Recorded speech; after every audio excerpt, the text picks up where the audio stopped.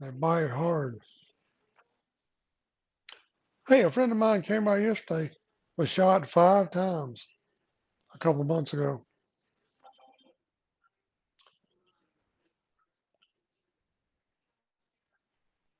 5 times a couple of months ago.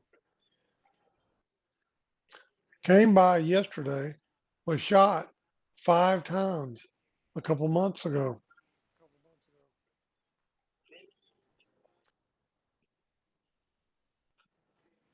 Yeah.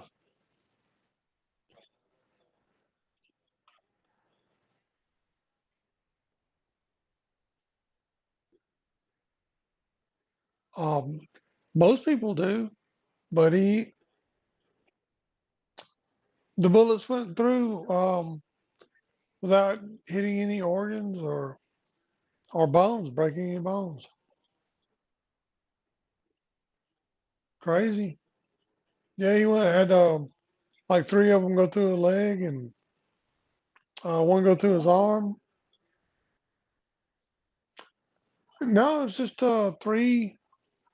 Well, maybe the ringleader was a kid that lived on his street, and his two other boys got with him, and they just fought him down the road. They were gonna like a highwayman robbery, and he don't have any money. Two other boys got retired. Just insane. But shooting him in the car. Yeah, essentially, he said that.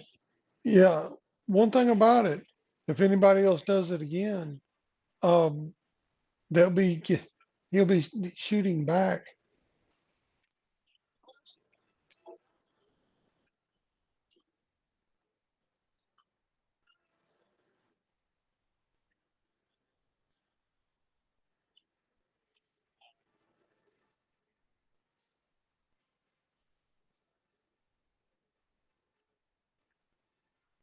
Yeah, there's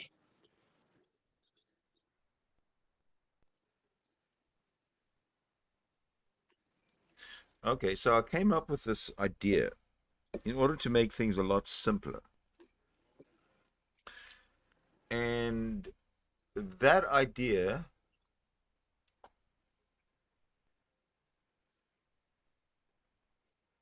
that idea is this. You know how we got all these Christians coming in and they're Christian this, they're Christian that. They're Christian this, they're Christian that, and they argue with each other, and they fight, and they scream, and they yell, and it's just ridiculous bullshit. So I've come out. This is how it's going to be in Sydney Winston's hangout from now on. There are two sides. Are you listening, everybody? There are two sides. There are atheists, and there are Catholics. That's how I'm going to differentiate between theists and atheists. Atheists and Catholics. That's it. The Christians are all lumped into Catholic because all the Protestant stuff is bullshit. It's nonsense. It came from the Catholic Bible, so we can discount all of that anyway, and we'll just deal with the Catholics. Crushing Christianity starts with crushing the power and the authority of the Catholic Church. What do you think? the Vatican would be a cool casino. No, I'm not really much of a gambler. It wouldn't be. I don't actually support gambling. They're gonna Well, have a it's not. No, no. casino Let me take that back. regardless. Let me say I don't. It's not that I don't support gambling. I only support gambling for the high rollers. But like people spend sometimes a good chunk of their wages on lottery tickets and going to the casino and stuff like that. You know, and I'm as if it's fun and you're not spending your last dollar at the horse races and you lose. If it's fun, then it's good. If it's throwaway money, but if you're dependent upon the lottery, the casino, to hit it big. Well, I don't know. Good luck, I suppose, is the only thing I could say. What do you think? I think the Vatican looks like a big drag queen show anyway, with all their gowns. Vatican looks like a drag queen show. Yeah, can't argue there. Cannot argue Yeah, there. Prada, baby. Prada? Is that what you said? Yeah, What, Prada. what does that mean? Designer, Prada. Makes the clothes for the Vatican, for Pope. What? I'm sorry, I'm not following you. Say again. Prada makes the Pope's garments. Pra. What is Prada? Isn't P Prada R like a A D A. newspaper or something? No, it's a fashion house. A fashion house. Italian. Yeah, Italian What am I fashion. supposed to know about fashion house? I don't know. Yeah, I it's a problem. Why do I know it? What do you know about fashion houses, for Christ's sake? I know they make clothes for the Pope. You know what really haunts me? Is this little video, the short video I saw of the Pope, the current Pope, this guy, the guy who's sitting up in the throne of heaven right now, Pope Francis. Francis. I saw a video of him in this Pope mobile picking his nose and eating it. A Pope.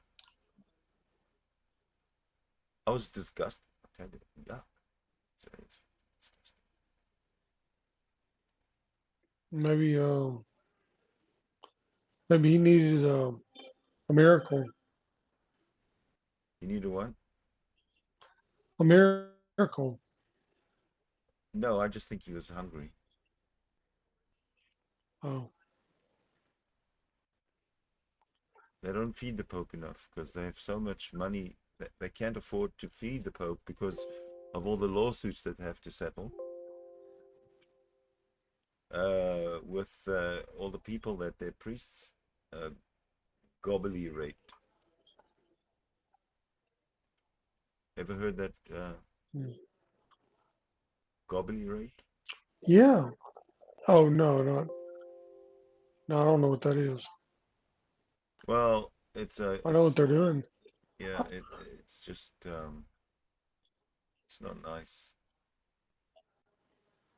No, not much those priests do is nice. Well, you know what? This one thing that's been bothering me for ever since I've found my bothering gene.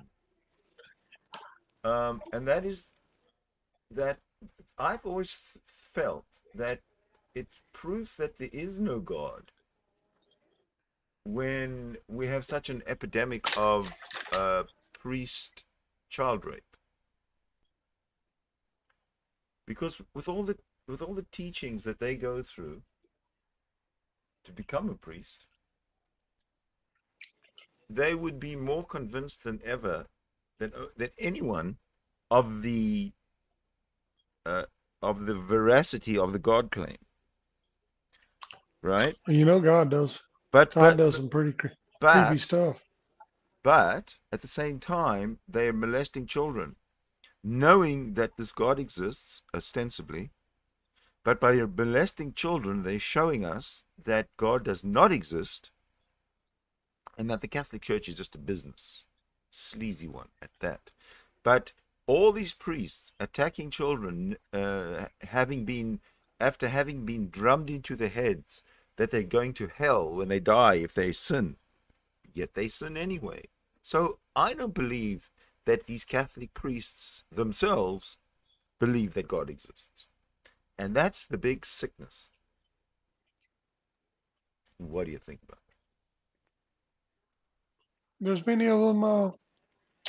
I saw the Vatican astronomer. He admits it don't exist.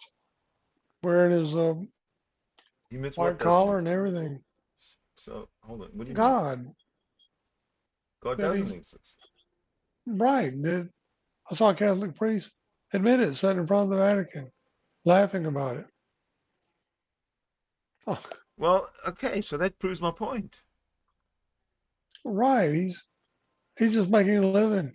It's a show. Stupid cunts. And he may be gay, him and his buddies. I don't I don't care, know. but yeah, but being gay is not a thing. It's not an insult. It's not a it's you know No, it's not. it's like saying, oh, Uh, he might prefer vanilla ice cream over chocolate ice cream. It's not a thing. no, don't. So why do you say it? Like a lot of them chooses God. Why? Listen here, 'Cause- Mr. Southern Redneck. Why did you say that?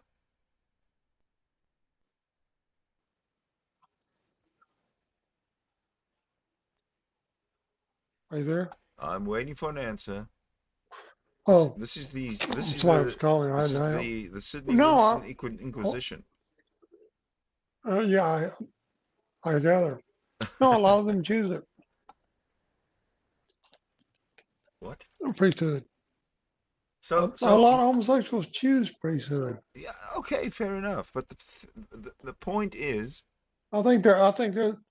I think it's probably overrepresented as far as general population, homosexuality in priesthood, than it is in general population. That's what it looks like. yeah. I haven't seen statistics, but there's just seems like a lot of them I've met have been homosexuals, How do you know they're homosexuals? which goes well. That's what that looks like. Their I know I can never mannerisms. tell unless they're flagrantly female. But how do you tell? Well, I don't know. Well, I don't look for it, so maybe that's why. But how do you tell? I still want to know. You notice when someone I don't, as I has said. effeminate characteristics. Yeah, You like I can't help said, but if notice. somebody's flagrantly effeminate, yeah, I can notice that. But gay people are not. That's not how you describe gay people, because they're just anybody. No, I know it, but right, but well then, unless there's somebody's doing that, flamboyant, I would have no way to know. Yeah. That's what I have no way to know. Uh, so why you bring it up? Because they have fun. That's what they're all hanging out together Who are you talking about? at the church. The priest,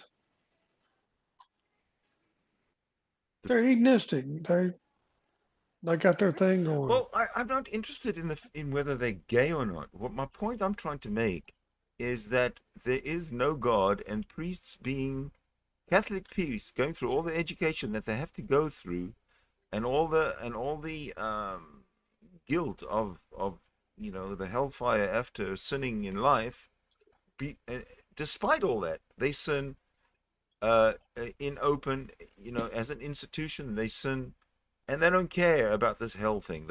The only people that care about hell seems to be the congregation, and not the clergy. So it's one big hoax, one big hoax and schmokes. Right. And Yeah, it's very inconsistent with their doctrine anyway. yeah,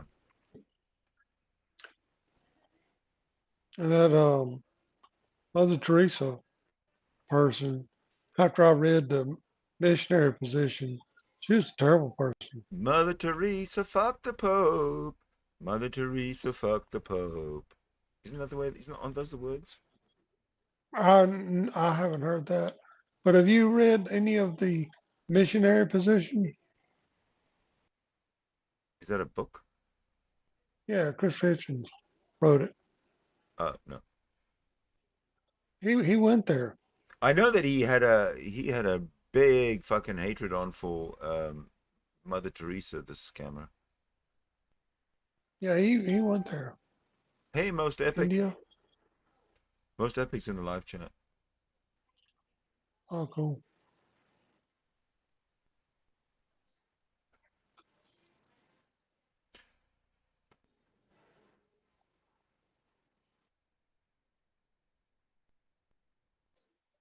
What am I trying to do?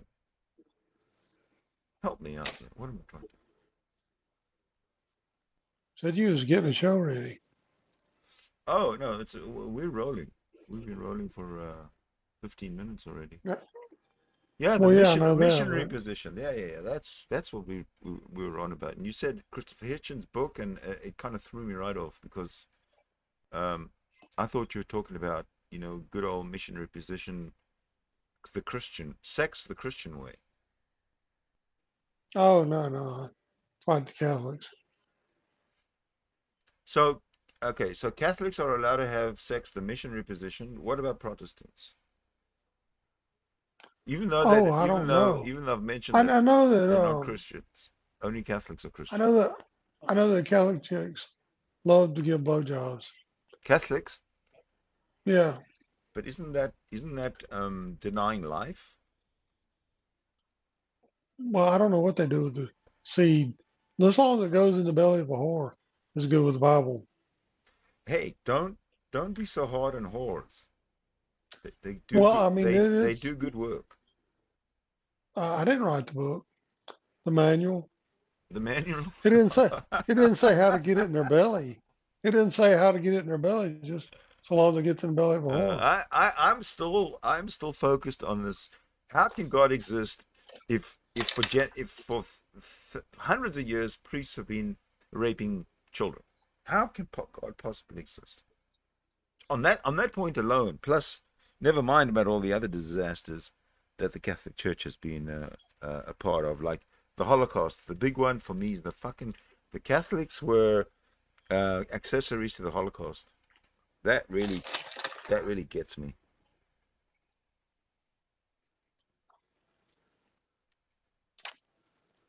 What do they say about it? Nothing.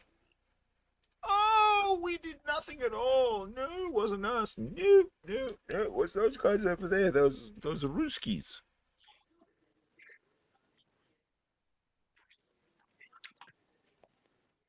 Most Yeah, I epic didn't says. make up. Most I epic didn't says. make up. I'm sorry. What? I didn't make up the story. I know. Some other people we know of the story, not mine. I understand that. So most epic, he says these cults are trying to look holy, but from the inside they're total hypocrites. Uh, and I agree with that. I agree with that. Oh, I got hiccups, dude, from coffee. How's that possible?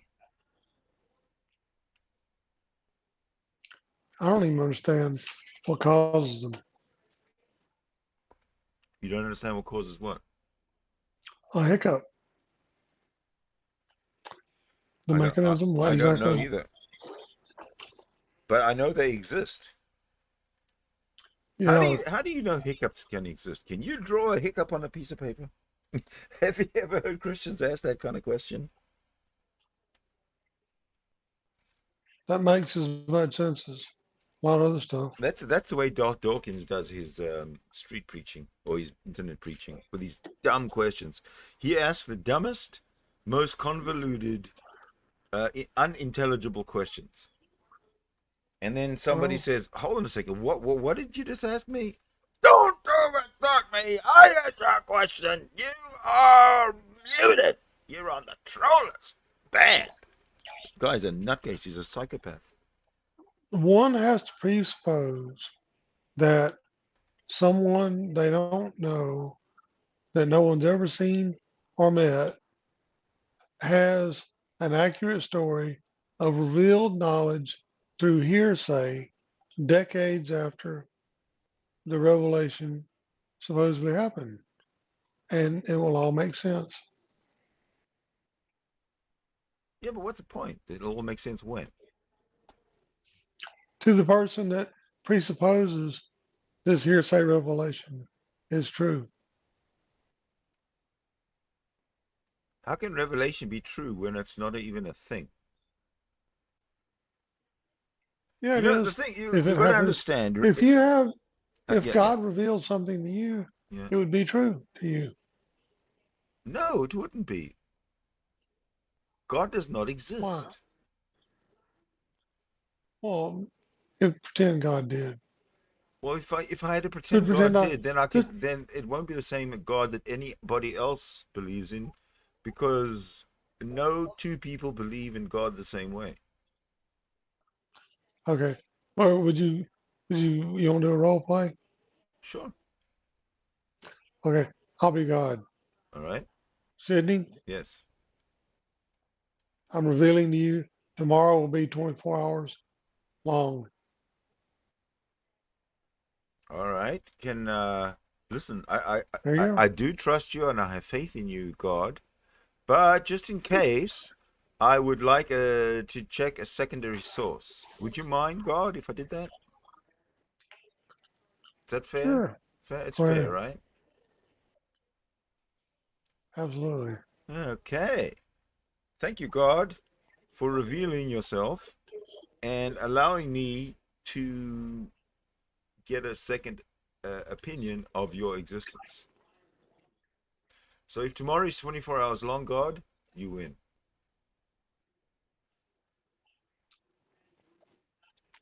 So I'll see you in 24 hours I'll and get we'll. back with you tomorrow. Yeah. Today, Hmm? just have to presuppose. Do you want to discuss the 11 satanic rules of the earth? Sure. Sure, why not? He says. Sure. All right. Well, They're unlike actually God's rules. unlike Everything's God's. unlike the 10 commandments of the evil god of Christianity, the 11 satanic rules of the earth, which are derived from the goodness of Satan, need only one of those rules to debunk all 10 of the evil god of Christianity's commandments.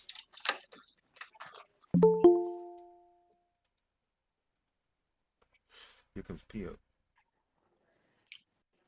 Theo, Hello, Pio. Wait. I'm waiting. Yeah. Okay. Oh, no, I'm here. No, I'm All here. right. Were you following along, or you just pop in? I just pop in because I saw there was a new stream, but I know kind of a topic about the satanic rules and the Ten Commandments, right? Okay. And you are completely right about that. Oh, so you listen? And Yeah. Okay. Carry on. and hello, skeptic. I just want to say, and also greetings to the panel because I saw most epic is in there, so I Yeah. have Most to epics kind in of. the chat. He says he can't come into the panel because he's got technical barriers. Issues. No, it's not Yeah. issues. It's just a barrier. Uh, No, he's got yeah. too much. So I'm sorry. don't be sorry. Just go on. No, I interrupt. Apparently, I do this a lot. I've been called out for interrupting, and I'm trying to overcome this heinous bad habit. No, you are not interrupting me. You are always welcome to interrupt me because I know all your comments are good. So, yeah, I'm just happy to be here. Oh, I haven't seen you. I haven't seen So you since the last time I saw you. That's been a while. yeah, it's been a while. Yeah, because of my work. Like I'm the one of the crazy people who is working, right? Congratulations again. And because of that, I don't have much time to spend on YouTube. Like I have to wake up in 5 hours, and yeah. Well, my But channel has just begun a new format, and that is this room live streaming is kind of gonna be a thing with me, like it used to be, like in the old days. yeah, oh yeah. You evolved I did. So I'm not. I'm not like. It's not like that. Haven't heard a long time from me, but I'm No. watching your channel, right? Oh, And you evolved, excuse me. and I'm glad about that. And you are doing good thing.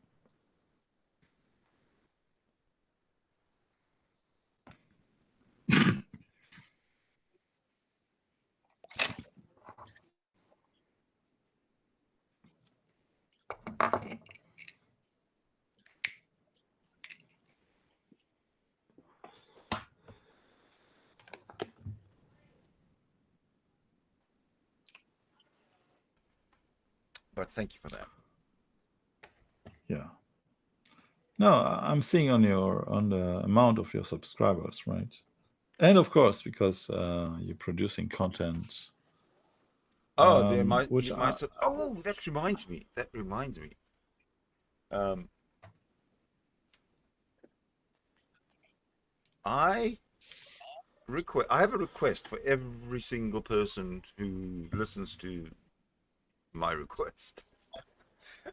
My request is, please either like or dislike the video. I really would like to get I'd like to get an idea of how I can improve and where I can improve. So at this point, for example, if I have a video out there that's got and there is an example like this. It's got 88 views. Okay, 88 views, and there's, I don't know, 4 likes, whatever, 4, 5, 6. I can't remember. But let's just say 4 likes. No, let's say 6 likes. That means that there's no, 82. Hold on, 82 people who viewed it and moved on. That's fine. But if they didn't, and I am interpreting that as 82 people who didn't like what they saw, because I got 6 likes or whatever, and that's it. No dislikes, just 6 likes. So I'm assuming that those are all dislikes. But if I want to get an accurate, no, you're wrong about that, Sydney. Because explain, it means please. just I've watched your video 68 times, and it was just just able to put 1 like. Okay, phew, phew. Now I understand. I'm not. My whole anxiety level has just plummeted.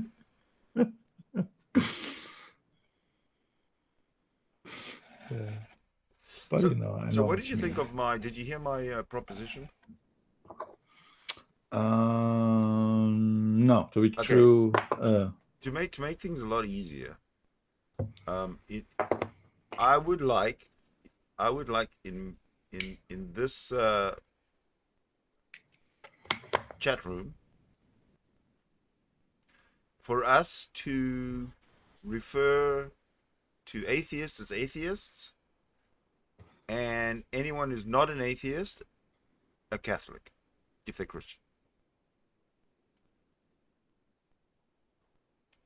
and to discount Protestantism altogether, because Protestantism didn't have anything, didn't rear its head until like the 1500s of the Common Era, which means they've got Protestantism has got nothing to do with Jesus.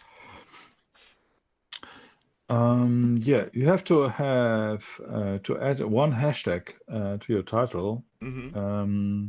which will be atheism, and then I nearly can guarantee you that a guy from Austria, it's kind of Dar Stockings followers, Otangelo, Yeah. will find you and join the stream. Because it happens Yeah, but because why would I want that? yeah, because you want like Catholics, Christians join the stream, or did I misunderstand that? No, no, no, no. It's not for that. No, I'm going to refer to anybody who is not an atheist as a Catholic.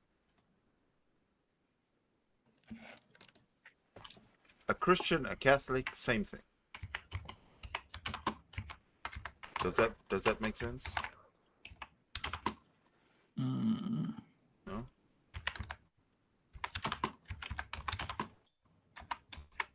You typing out your response to me?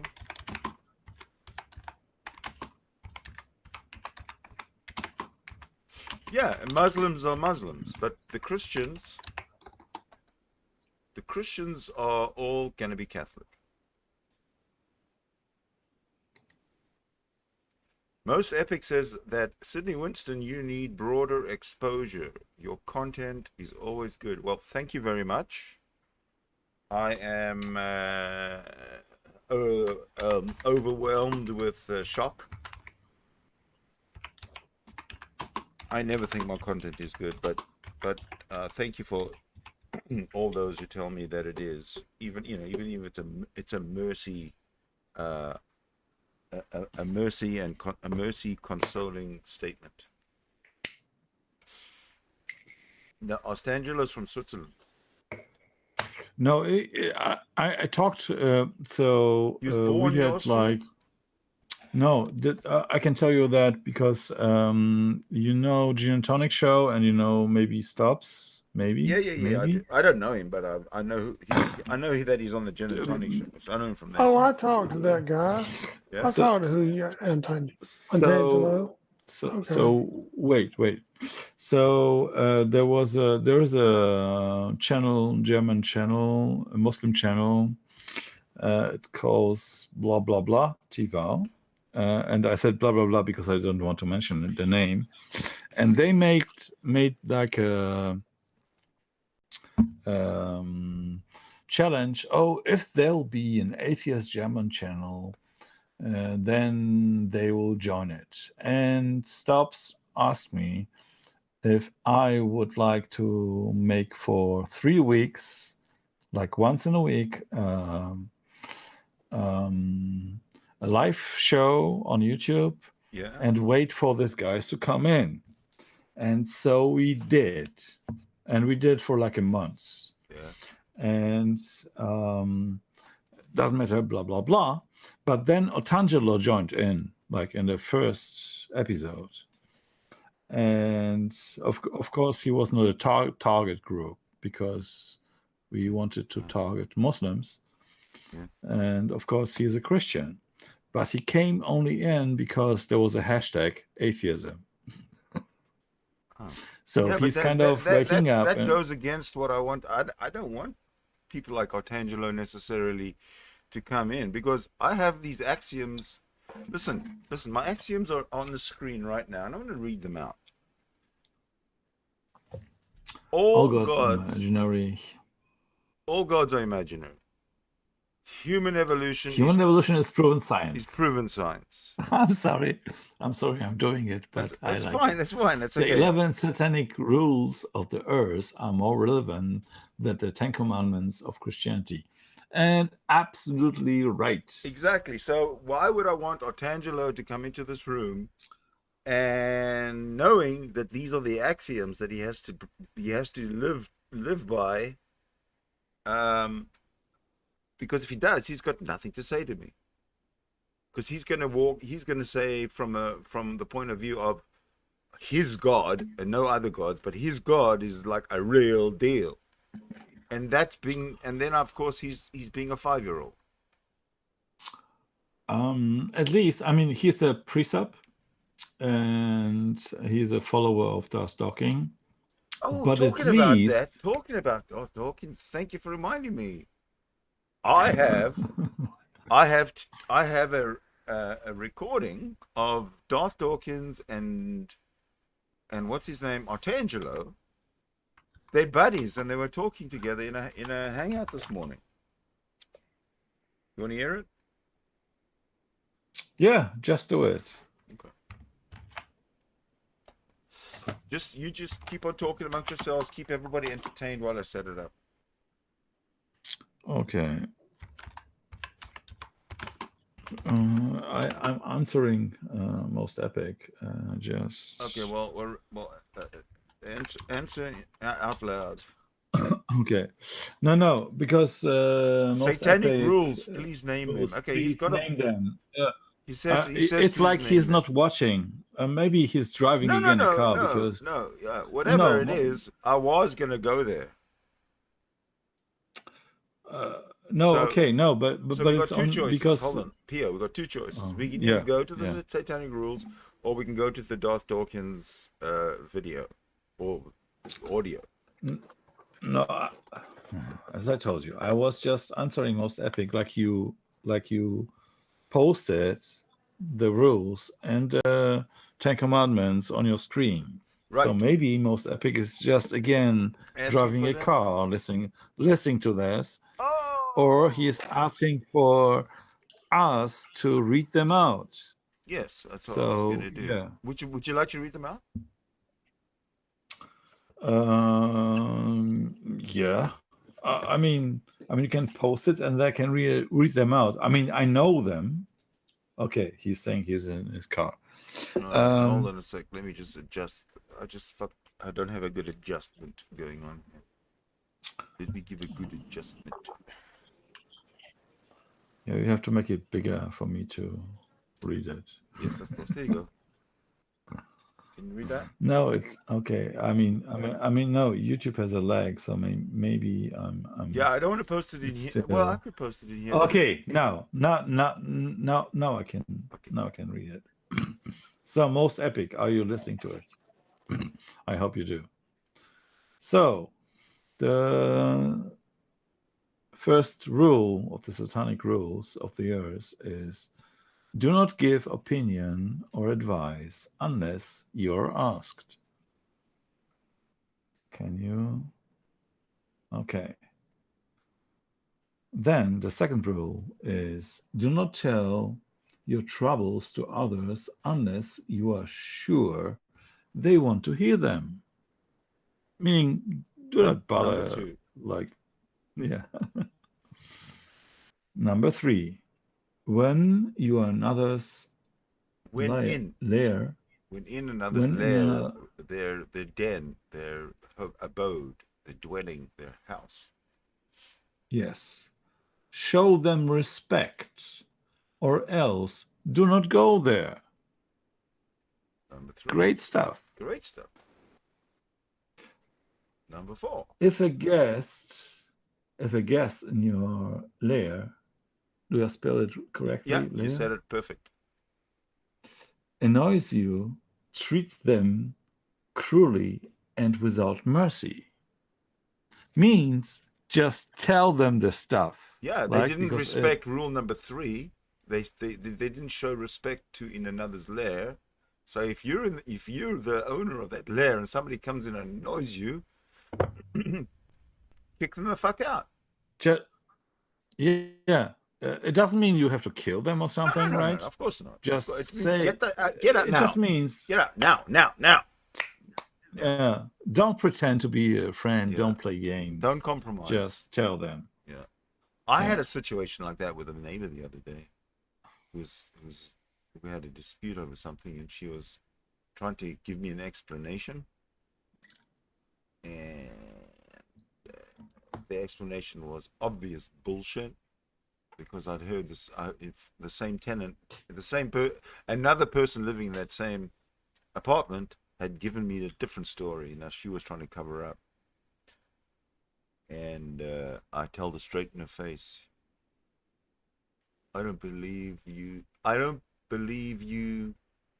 not even for a second. And then I said, good night. I closed my door. Stupid person.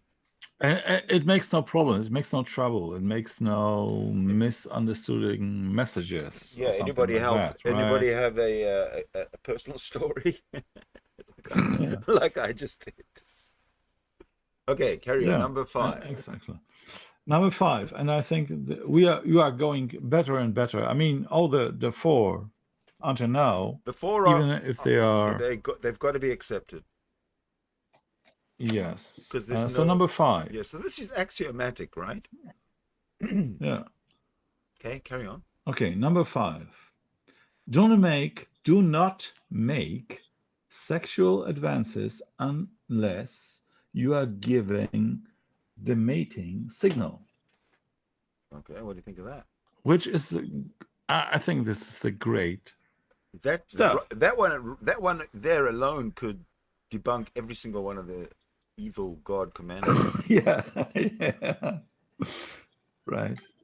Because it, yeah, and the Ten Commandments, there's nothing about that. Well, right? put it this way: if this was the rule of the land, there's no slavery, and there's certainly no sexual slavery. Yeah, right. Consent is not a characteristic of God. Say what is not a characteristic of God? Consent. Yeah, you're right about that. It's not a reflection of God's personhood and his character.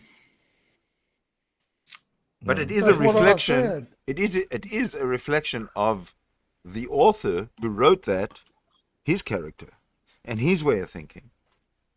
Well, that author is God that created it, and that's not a characteristic. Whoa, of whoa, God. whoa, whoa, Listen, whoa, listen. whoa, It's whoa, not fair whoa. because 3,500 years ago, when this was all written, God was a very common name in that time. Most everybody was called God. Usually the firstborn of every family was called God, and then they were called, Jack and Jill and Bill. But the firstborn, if they were a male, was called God. So, obviously God wrote it. Anyway, yeah. Let's move on. Yeah. Number 6. 6. Do not take that which does not belong to you unless it is a burden to the other person and they cry out to be relieved. What a great command. What a great idea. It's not only about, it's ethics. It's ethics. Yeah, because it's not only about, like, you can interpret it as do not take something from somebody, which could be interpreted right now like I want to stealing, right? But it's got much further than that, because it says if there is someone who cries out for help and shows you that he is crying out for help, please help him. So this is how I understand it. Yeah. Well, so the stealing. Mm-hmm. The stealing is the numbers. But so I want to make just one quick point here. If you notice that every single one of these that you've read so far is ethical, is ethically correct. Okay, so forget about morals and the nonsense that the Bible's going to come up with, but ethically correct and ethically ethically and axiomatically accepted. That's what I'm trying to get across. Okay, Sydney, but of course you have to make a little adjustment to that, because when we say something is ethical or moral, we are referring to our foundation, right? No, wrong. Of course. I'll tell you why. I'll tell you why I don't think you're right. It's because we're not talking about morals. Forget about morals. I do not like that word. I do not want to use that word because I do. When you're talking biblical, you can use the word moral. But when you're talking secular, then I prefer the word ethical. Oh, I don't know. Okay, so I mean, I don't want to fight it, but no, carry on, whatever. How I understand. So I have morals. I'm not a believer, but I have a foundation. Tell me one thing that's a moral. A moral. So one of your morals. What is moral? No, tell me one of your morals. Okay, killing baby is morally wrong. It's It's ethically wrong. Would you agree that it's ethically wrong? Okay. In other words, number 9. If you want to jump ahead and read No, we will not do it. We are just because we are not talking about the babies itself per se. Okay, I tell you We what. are talking about Let's carry on what's reading the the foundation list. is. Yeah, let's carry on reading the list, and we'll have a conversation afterwards. Okay. So, blah, blah, blah. Number 7. Cry out to be relieved. Number 7. Acknowledge the power of magic. If you have employed it successfully to obtain your desires. If you deny that power of magic after having called upon it with success, you will lose all you have obtained. This is maybe the one rule Okay, I don't really understand. I'd like to talk about right? this one Okay. quickly before we move on to the next one. This basically says, if you've ever said, "Oh, Jesus, I hope that that decision that he makes a decision X and not decision Y, because if he makes decision X, it benefits me. If it makes decision Y, I have no idea what the future holds." And then it happens that the decision made is X, and your prayers have been answered, basically. Now, we all know that is a pure coincidence. So if your prayers are answered, and I'm using the magic and prayers as the best example I can for an analogy, if your prayers are answered, then just leave it alone, go with it, and do not believe in what it is that you prayed for. But bear in mind that if you pray 1,000 times a day for something for 10 years, and all of a sudden something comes true, you got to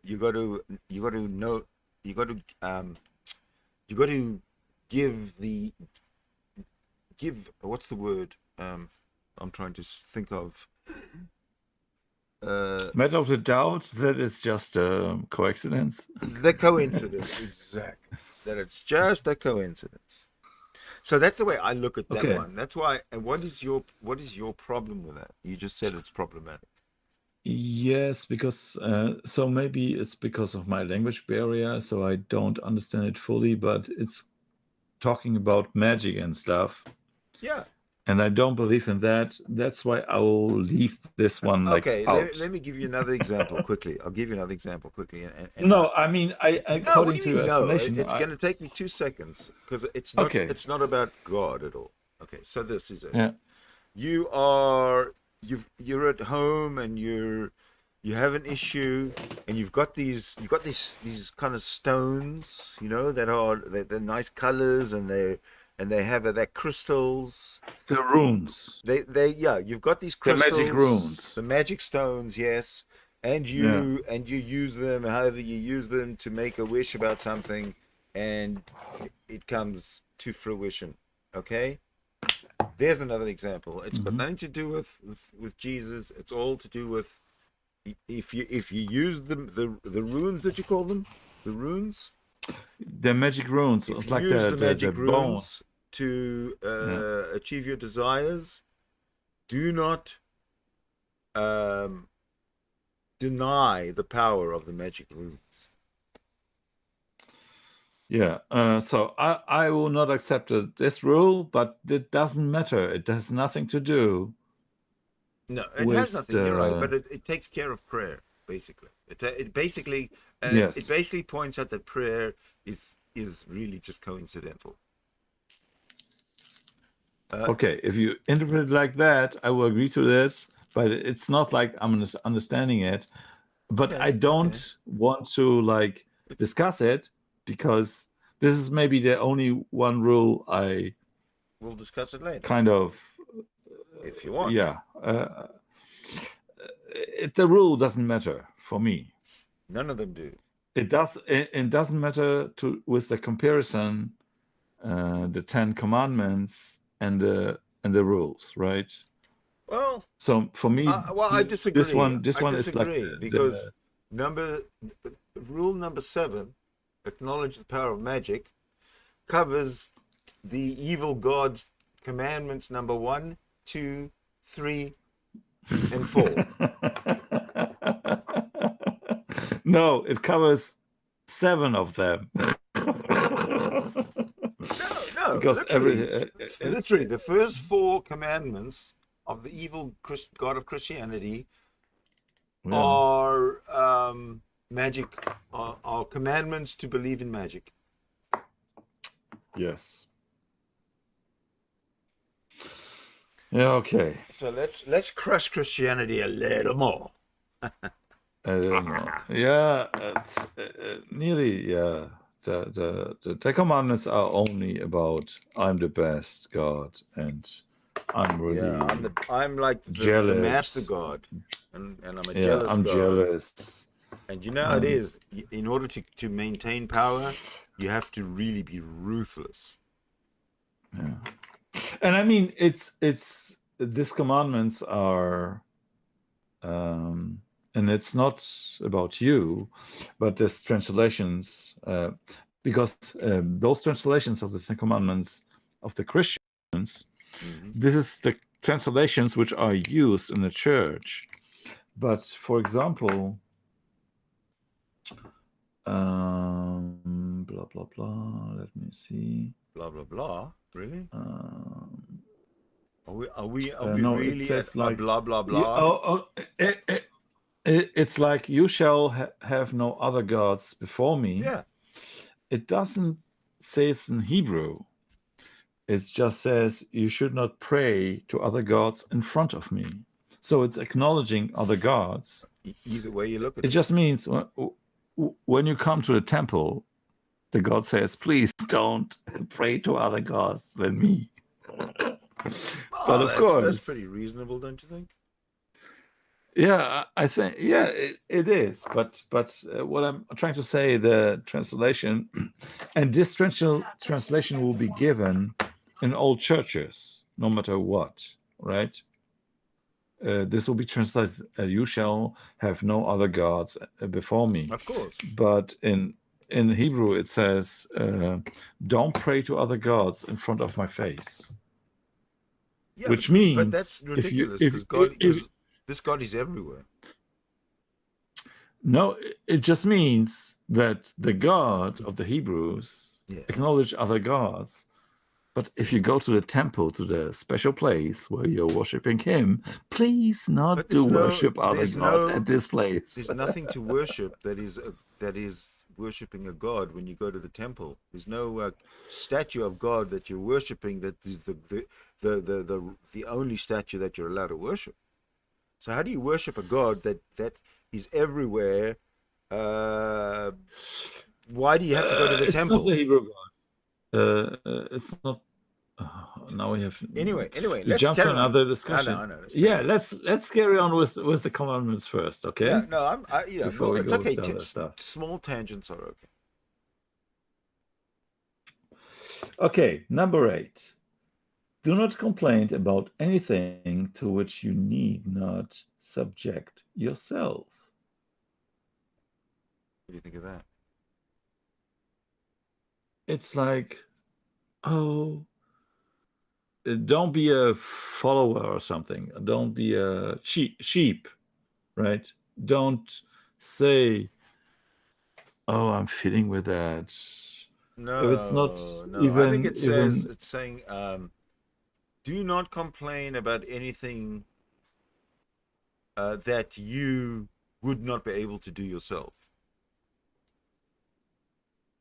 Subject yourself. Do not complain. In other words, if it's not, mind your own business. Yeah. I think that's what that one means. I agree. And then come the number 9, which is the most important and the best beautiful. This is the one that debunks all 10 of the evil Christian gods' commandments. Right.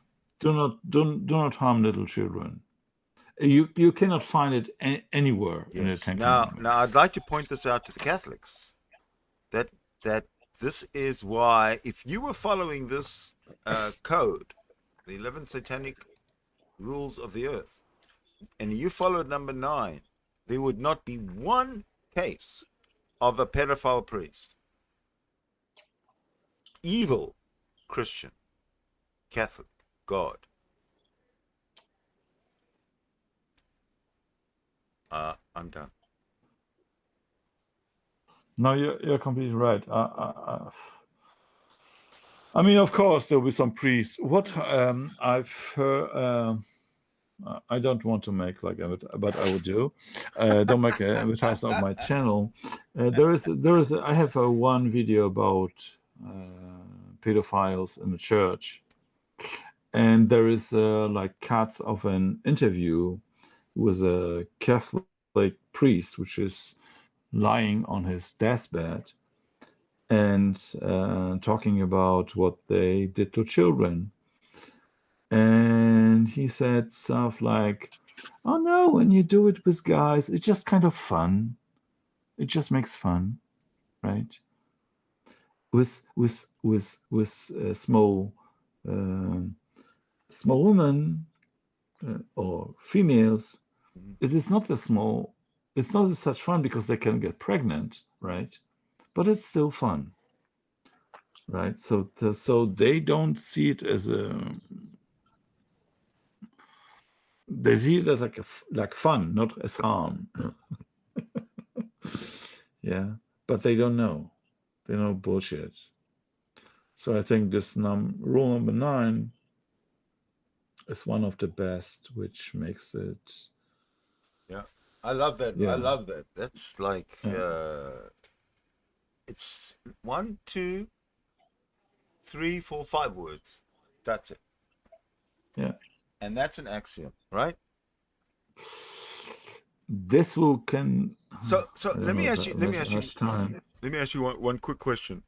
If you were to drum these 11 rules into a child's, if a child heard these 11 rules through the first, I don't know, 10 years of the child's life, as opposed to the 10 commandments, how do you think the child would turn out as somebody who follows what they've been taught since childhood?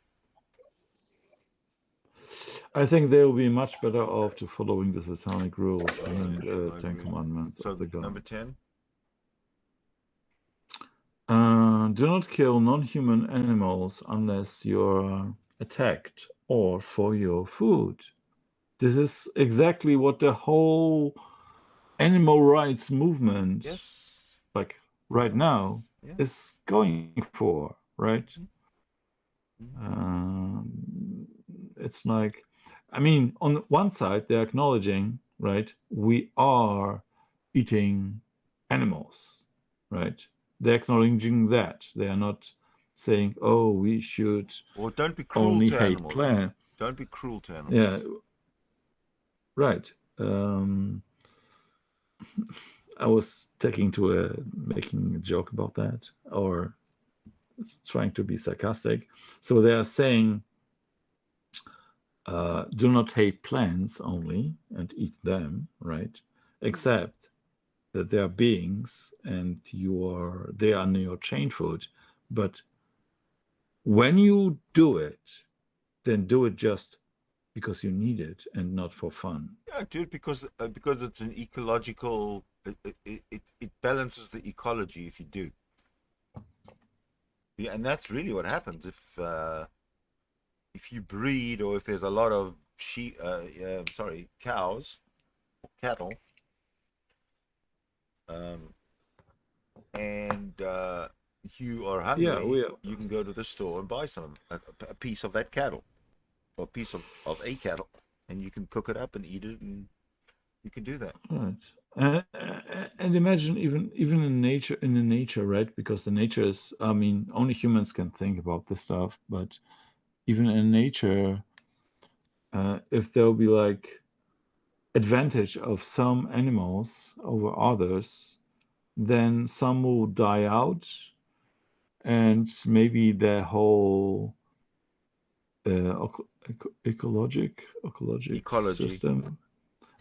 system will also collapse if there won't be some enemies who eat those, right? So it's acknowledging full. It just also says, don't do it for fun. Exact. Don't throw stones at animals and dogs and cats and birds and squirrels, and don't shoot them for fun, and you know, and don't torture them for fun. And if you do, that's the one thing I hate is animal abuse. That's the one thing that I'll stand up for before anything else. Carry on. But it's also acknowledging that there are cases where you are doing it because you need food, right? So it's acknowledging that you are humans, we are still Well, over animals. here, it's more if you're like attacked by a brown bear or a bear in the, you know, in the nature reserve or something. Yeah. You can, yeah, okay, kill it. Okay. In No. fact, hold on a second. Here in Vancouver, they've just completed a culling of coyotes because coyotes started to, you know, to become too close to humans and starts attacking and dogs and little kids. So they decided to thin out the herd, kill Population of yeah, them. and kill those that were sort of not scared of humans. They seem to have apparently completed that. But if there still be coyotes, right? I mean, it's not like you kill the whole population No, of no, no, that. no. There's I don't know. There's 300 coyotes and they killed 35, something like that. Maybe I'm wrong on the. Maybe I'm too low on the number of coyotes. But they killed a Okay. small number of them. That is what I read. Okay, I wasn't Yeah. there. I wasn't there. Yeah. Show me your proof. Show me your verse. Yeah. Oh, carry on, carry on. See how we run off on tangents? Yeah. No, we are pretty on our way. So number 11. It's a pretty nice one too. When walking in open territory, bother no one. If somebody bothers you, ask them to stop. If they do not stop, destroy them. No, Yeah. I mean, You have a right. tells you Yeah. it tells you if you like open territory, it means like Territory. Sorry about my spelling. No, your But spelling's it fine. It's says your pronunciation. yes. So it's like it's open territory means not only You know, like do you have a you friend who's don't called know. Terry? You remember Terry? Fuck, what was his name? I'm not aware. No. Do you know people named Terry? In fact, not. You've never met a guy who's. How about a woman whose name is Terry? No. I will know it. How about Thierry Henry? You've heard of Thierry Henry? No. Pronounce it territory Yeah, if no you man. like. Okay, sorry. Okay, so it just says behave if you go to an open. Oh fuck. Field. Mind your own business outside your house. Yes, and don't behave take any like shit. that. Don't take any Don't shit. bother anyone. But if somebody bothers you, then please ask them to act the same way. And if they don't stop, then you have every right to stop them. Yeah, you have every right to your peace, your freedom, your personal space, everything that that these 11 rules allow for you in order to have the best possible life. Certainly be equipped to have the best possible life. If you don't have it, that's too bad. Yeah. So I don't know. Have I proven that the the satanic rules of the earth are more sort of modern. Why don't we use these as as our ethical code today, and not the evil Christian God's 10 Commandments? You want to read those, Pio, and compare them to what we just read? Yeah, so number one, you shall have no other gods before me. Yeah, I'm the God, I'm jealous. Jealousy is a sin. It's in the Bible. So God is a sinner. Yeah, that's what's number one. Rule number one. Okay. Yeah. Yeah, no, you read them and you interpret them. I'm going to shut up. Okay. I've got nothing to say about this. No, it's true because jealousy is a sin. I don't remember the Genesis quote. It says that being jealous is a sin. So, but the first one it just says God is a sinner, right? Then you shall make no idols. What a waste! What a waste Yeah, of commandment. it's like the first rule. Just put it in the other words. Yeah. You shall not take the name of the Lord your God in vain. Yeah. Again. What a waste. Again, the same rule. Please don't mention the name of the God in bad context because he'll be He'll be pissed butthurt. off. He'll be butthurt. Yeah. So you shall not take the name. This have we already. Keep the Sabbath day holy. Yeah. Can't you say God's name in the Holy of Holies? Yes, you can. Yahweh.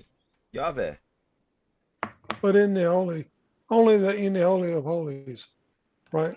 Yeah, but I said Yahweh, so I've broken some commandment of some theological commandment. You see, that's the difference. No, yeah, you're not even allowed to speak out this name. Yeah. Fuck you. Yeah. Yahweh. Yada yada yada. Yahweh. Is that where that comes We're gonna from? start a whole new phrase. Remember they used to say da da da da and yada yada yada? Now it's gonna be Yeah. Yahweh. You are not allowed to speak out his name. Yeah, That's in fact, why that's what we should start doing. That's what we should. Us atheists should start doing that when we're talking to theists. I saw Here's Jews one on right now. Seinfeld. Yahweh. Perry is here. Speaking of a Jew, there's a Jew pop in. No, What does it's yada always yada you. yada mean? No, it's a Hebrew Israelite. Hello, Perry. Hello. Hey, what's up, y'all? How Hello, y'all doing? Perry, buddy. How do you Sydney. like, my brother? How you doing, buddy?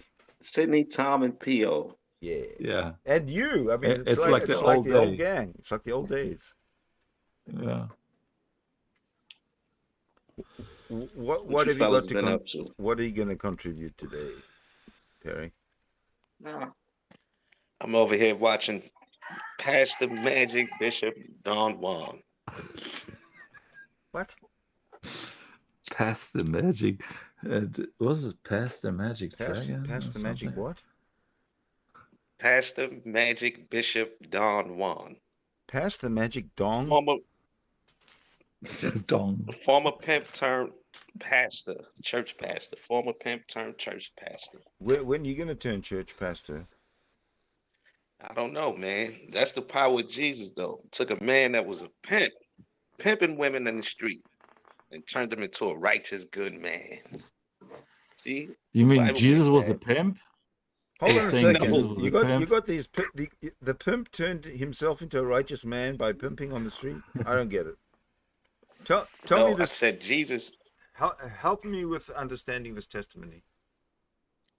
I said Jesus turned a form He of said pimp. literally Jesus was a pimp.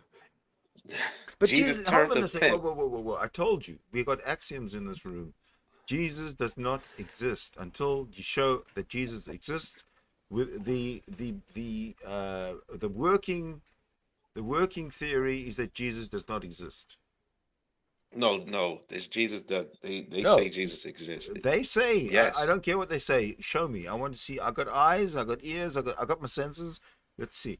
You got to look up. But I don't have to Look up look. the No, I want. writings. Bring Look me look this Jesus. Bring me this Jesus. Or he look doesn't up the exist. Bring me this look up Jesus, the or he writings. doesn't exist. Look up the Yeah, writings of Perry. Tacitus. No, Tacitus no. Yeah, was a Roman historian who wrote about Jesus. He's written yeah. about in And he history. said, this is what he said. There was like 500 people who saw him, right? It doesn't mean he saw him or there is like one guy who really saw him. He's just talking about the people Well, he was who recorded by saw him. multiple historians at that time. So you said multiple. Okay, can you name two, three?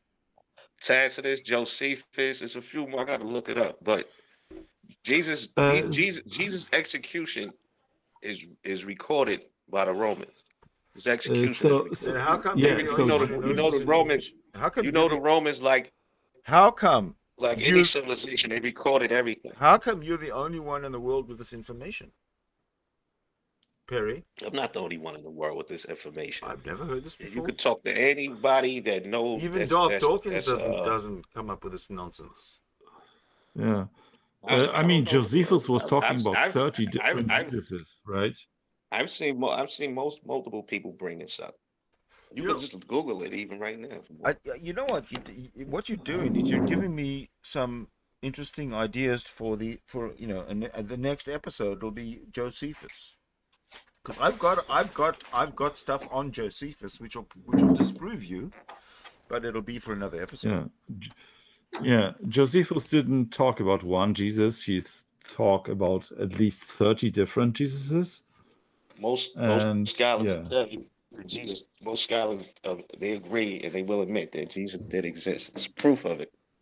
Yo, Now, what there, they there are don't Why millions agree on, of somebody now, admits Jesuses. something and that's proof? Wow.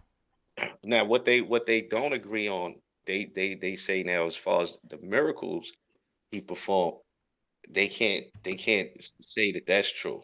But as far as Jesus the man, they know that he existed. It's recorded.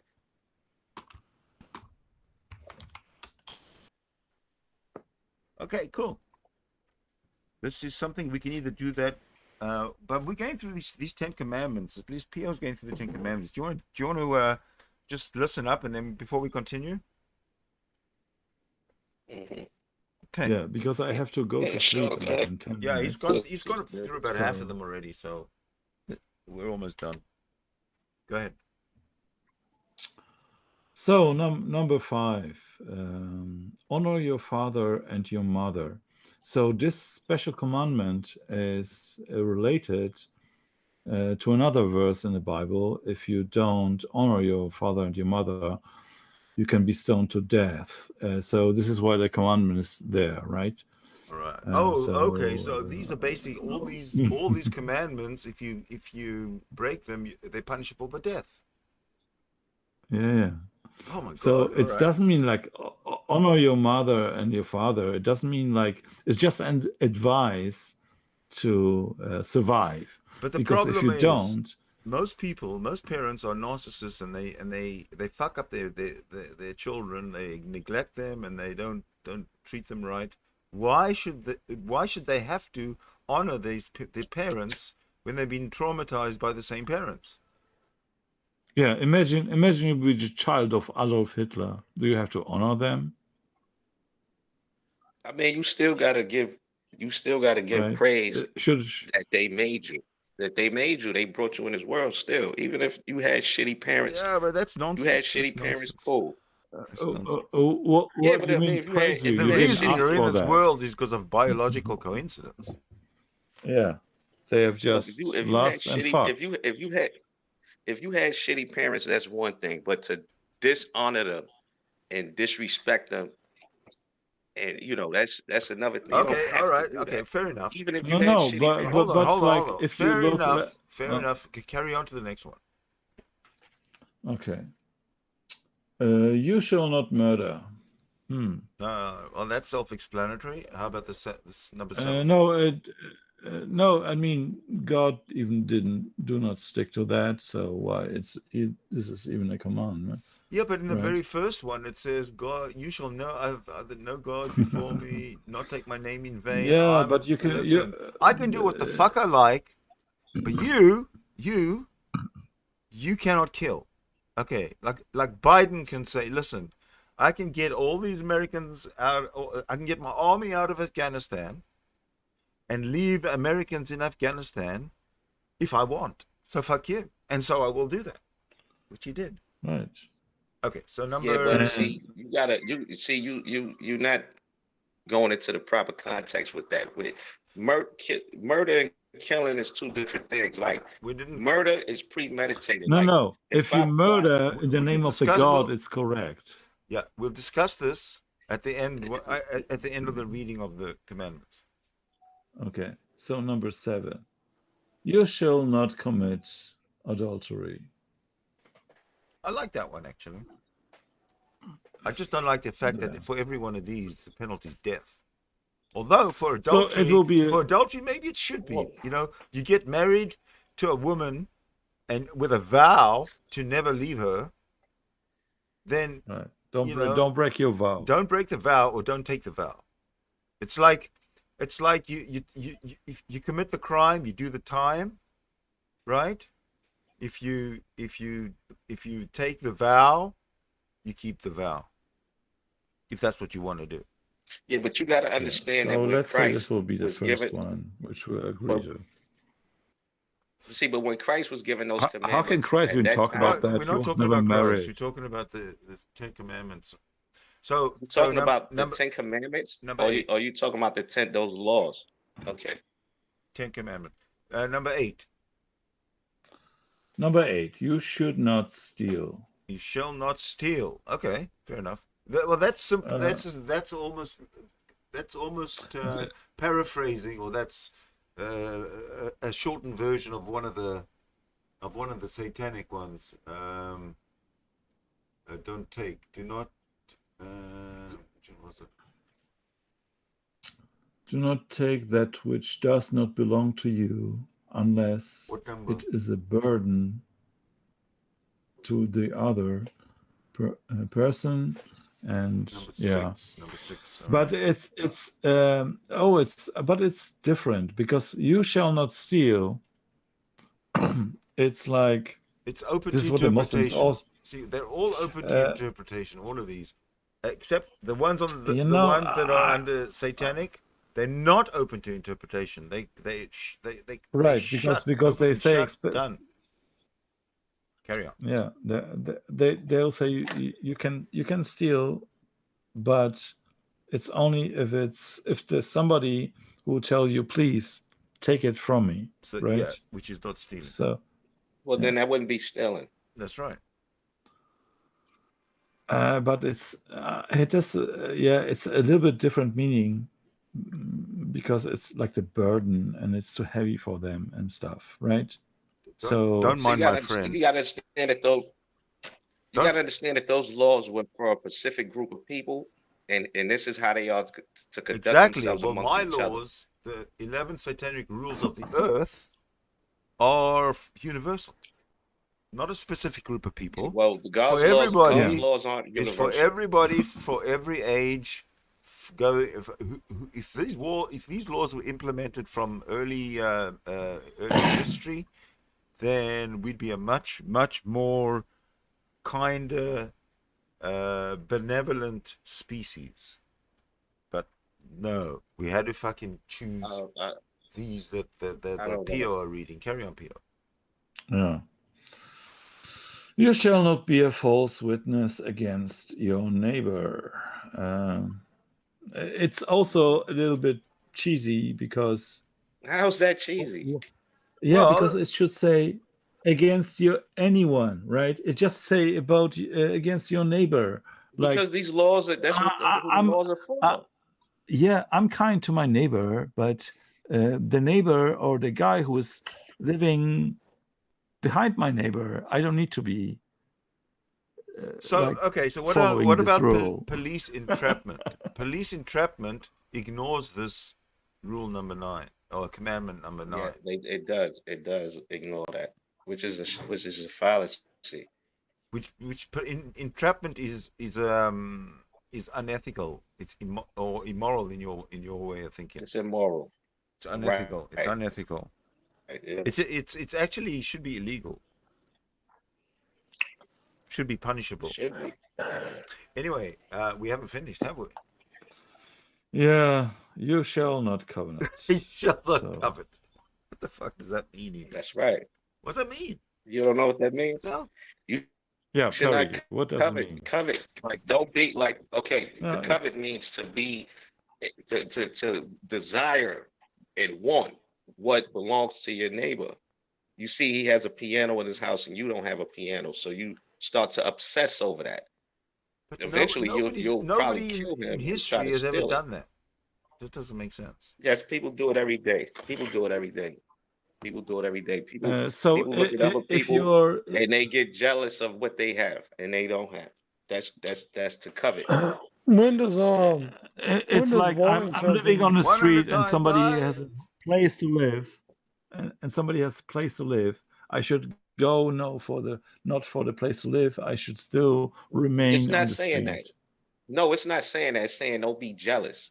You know what I mean? Like don't get mad at me because I have a nice house and you don't have a place to live. Don't get mad at me and get jealous and envious of me because that's just Well, I going to thought you lead was to bad things. But nobody does that, Perry.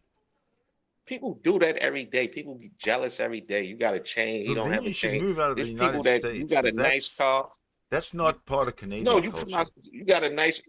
You got a nice car. You come outside. Somebody then keyed your car. That's covet. That's someone that was covetous over what was yours. Like that's jealousy. You know, you got people that do a thing we call dirty So macking. You got it's a nice like pretty girl. it's like you shall not have other gods before me. It's basically saying thou shalt not hate on me. So Don't hate on the so next man. Don't be a hater. all right.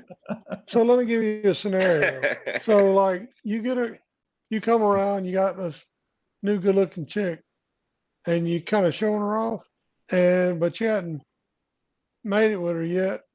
And your friend comes around and because he gets jealous, he throws the cock block on you and runs her off. Yeah, Is that what you're talking about? right, exactly. Something like that. Or like if you got a pretty girl, That's so like ghetto. like for instance, Tom, like you got to let me just say this real quick. Let's say you got a pretty girl, right? Or you got a nice looking chick, and I start telling her things about you that are false. Like Tom is a homo. Tom used to be a drug addict, or Tom has an STD. So I'm hating on you. You see what I'm saying? Like Sounds like you're covet- making sexual being a advances. covetous. I think that's the mating call. It sounds like And what that'd it be a is. But I sin, mean that's right? called dirty. That's No, called dirty no, macking. that's the Uh, mating call. That's hating, man. That's what you're Yeah. doing is Dirty, you that's sexually dirty harassing. macking, man. Gentlemen, sexually harassing I have to go Tom. to sleep. I have to say goodbye now because I have to go to sleep, Okay. right? Because Thanks I for have to go to joining. work.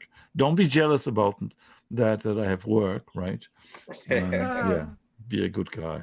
All right, man. Get some sleep, bro. And And see you God next bless time. you. Thanks for the Yeah, reading get some of sleep. I the know how it is. Yeah. cheers. So hopefully we Sometimes I see. gotta be the one at May 6 in the science bless you morning.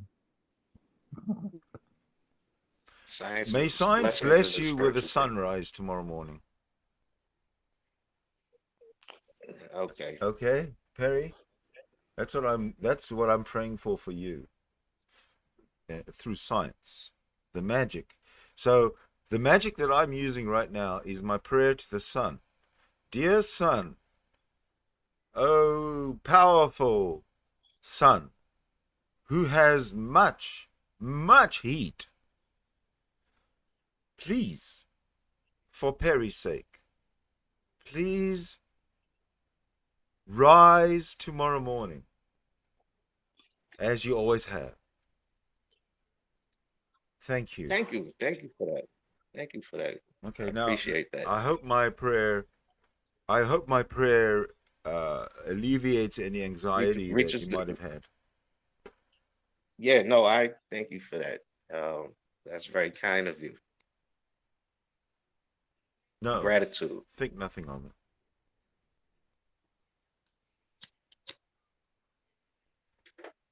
I mean, we Yeah, man. So all we're of old those, but all of friends. those, all of those laws are good.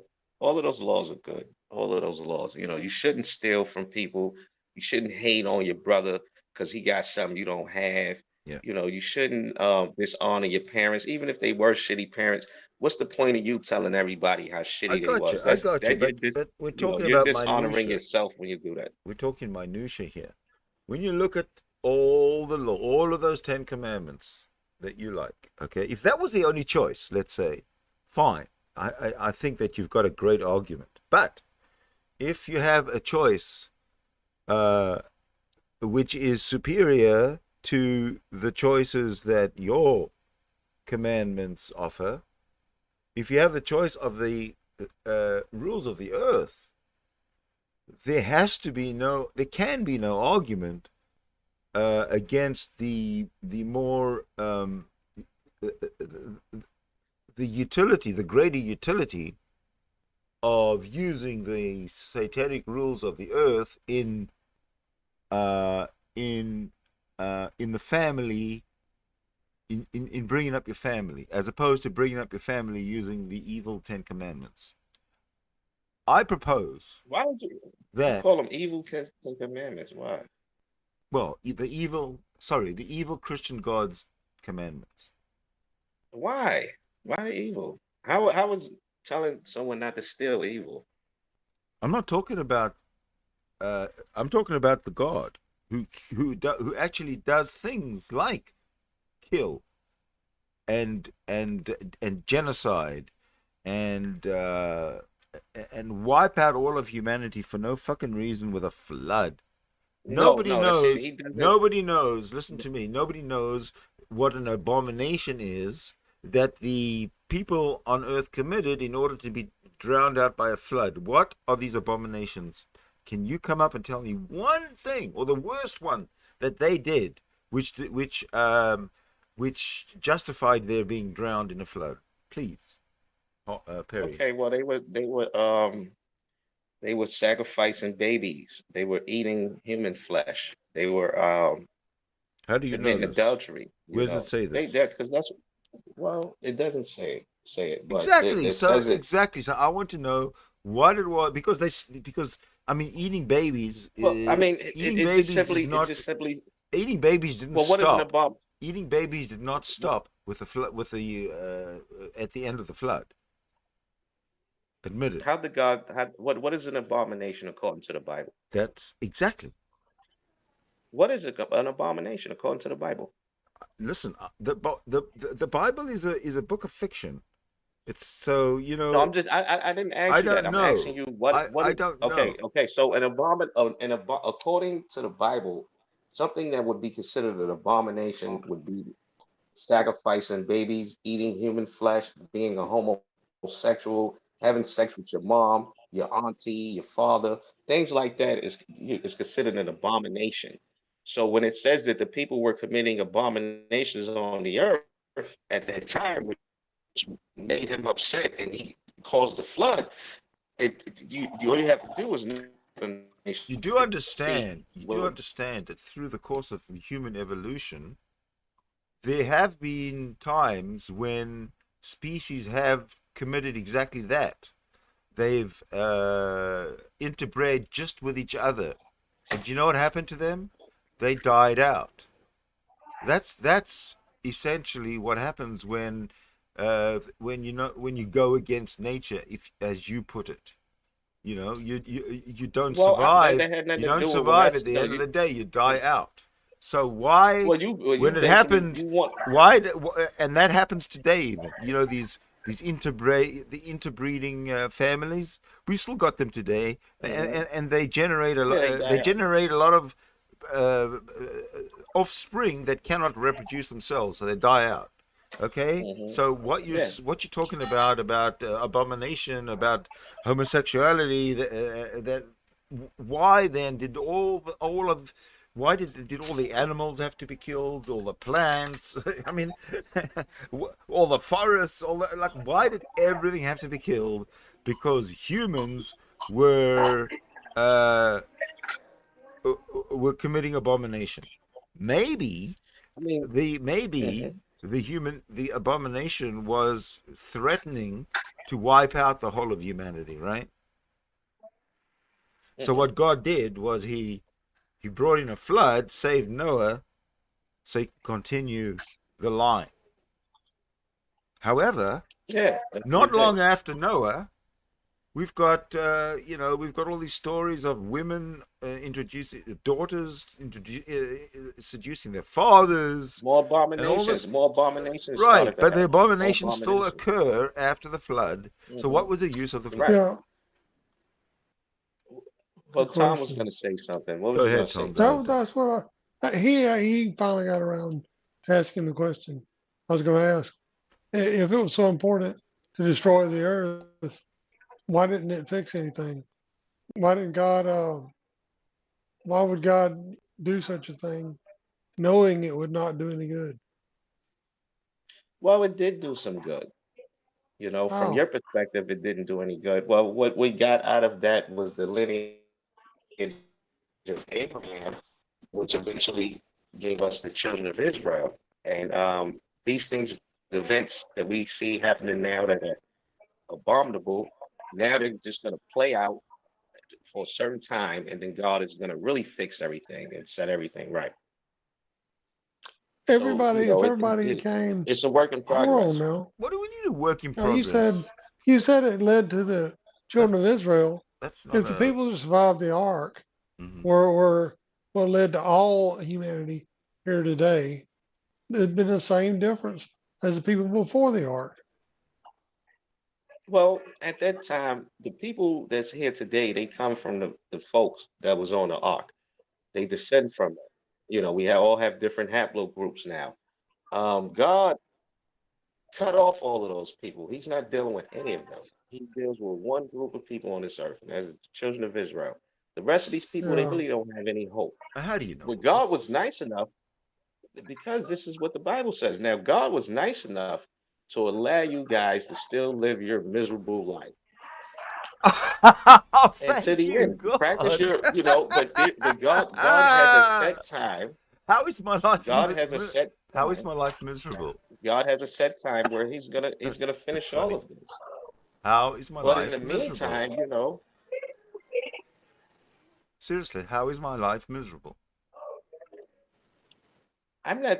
I mean, don't personalize anything, Sydney. I'm just saying that most You people just that know. that You said we are complain living about. miserable lives. Please. No, I'm just saying people in general. Most people in this world are miserable, Sydney. You You know said that. you when you're talking to us, me and Tom. Well, I didn't mean it in that way. I just meant like in a general sense. Yeah. So are we not But part that's of the? Are we? but God, Are we outside the general sense? I don't know. Then You might be in the general, or you might be outside. I'm not sure. look. I know that you are a Catholic. Okay, I know A that. what? There's no ifs, ands, or buts about I'm a what? that. You're a Catholic. You're a Christian. I'm not a Catholic. Listen, I am a there's Christian. I atheists, do follow God. and there's Catholics. That's it. How- No, I don't believe. I don't believe that at all. It's not a belief. I It's believe in the Bible, and I believe in the God of the Bible. I'm not a listen. Catholic. In order for me to be a Catholic, Your I would have to follow the tenets your of a cult, your Catholic, and cult, I don't follow the tenets of a your Catholic. cult began in 1500 of the Common Era. That's not that. That's Okay. only 6 or 7 or 1500. No, my Five. I don't before there know. was It's a lot of years ago, a few hundred years ago. before there was even a Catholic church, you had churches in Ethiopia. The So there's biblical Exactly, people but they were following the not Bible. Protestant. They were Christian. Well, why do I you never think the said I was book a of No, Protestant. they weren't Thomas? even Christian. They were like, Why isn't the book of Thomas in the Bible? The Book well, of Thomas. why is the Book of Thomas on the Bible? Yeah, I'm curious. I don't. I don't I don't know. know. I mean, maybe the Book of Thomas, it doesn't align with the scriptures. You know, God is very specific. And look, God is way higher than us. All How do right, you know okay. this? So How do I have to hear? Why do I need to hear I about mean, God from you know how you? I know this? Because God created everything. Why do I need to You hear know, about God from you you? didn't create you didn't create yourself. No, neither did you. But why do I need to hear about God And from you? we know What that do the you first know? human What do you know? we know that the we, we know that the first human had to be an adult already, because there's no way a baby could have raised themselves. Oh, that's such nonsense. They come from Nod, right? I mean, there's no way the first human was a baby. They say, you know, what came first, the chicken or the egg? The chicken, of course, couldn't have been the egg. If the egg came first, it wouldn't have survived. The chicken. Dude, So Right. God it created man. doesn't work like that. Like yeah, boom. Oh, there's a chicken, and it came out of the egg, but I can't figure out which. How did he get into the egg? Didn't work that way. Evolution It is was an adult chicken that was small created. changes over time. Yeah, but that's still a theory, and there's a reason why that's a theory. When you look at the way that DNA works, the way that cells work, the way that the smallest molecules in your body works is programmed to work a certain way. It's programmed, meaning something created it. Are you You're it's teaching? Are no you way in the trying to world. It's teach? no. Are you It's trying? Hold on a sec. Are you trying to give me a science lesson, and you are a Christian giving me a science lesson? Well, I tell you what. yeah. I'm gonna teach you Christianity. Is that okay? I want That's you to learn your cool. Christianity You've al- from I mean me. you've already been doing that. But I'm just telling you that science I'm gonna agrees. teach you? Will you accept to learn your Christianity from me? Yes, I will accept to learn what I can from you. Okay, But fine. I'm Hold on, telling hold on, you hold on. that Not so science fast. agrees with the Bible. Not so fast. It does. It does agree with the Bible. Science agrees with the Bible. Okay, now you're just making a claim. I am making a claim. All right, now who were Science we agrees talking with the about? Bible. Who were we talking about before? Well, I was telling you that every protein, every DNA cell in your body No, no, no. is Who? pre-programmed. Back to the Bible. You don't Back, get that. You don't get that from dude, evolution. stop it, stop it. You were talking about the Bible, and you mentioned somebody, and I said, who the hell was it? Well, Josephus? Was it Josephus? Oh, Tacitus. No, no, no. The proof of contemporary proof of Jesus' existence. You were talking about that. I said there's no proof, And and you. I mentioned Tacitus. Let me go see when Tacitus lived because he might not be contemporary. Tacitus. Historian.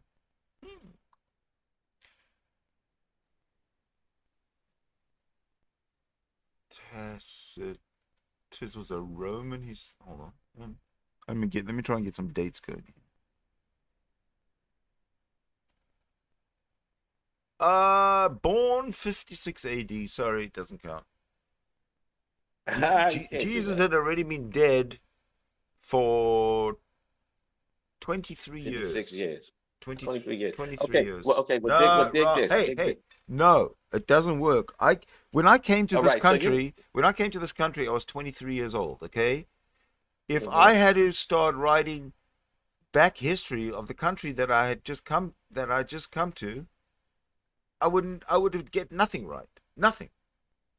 So don't give me that. That's not true. Listen, there's events that happen Especially 23 years. considering that I'd have to Hold get it on. through Relax. word of Sydney. mouth. Sydney. Come on. Especially Sydney. Come on. considering that I would have had to get it through word of mouth.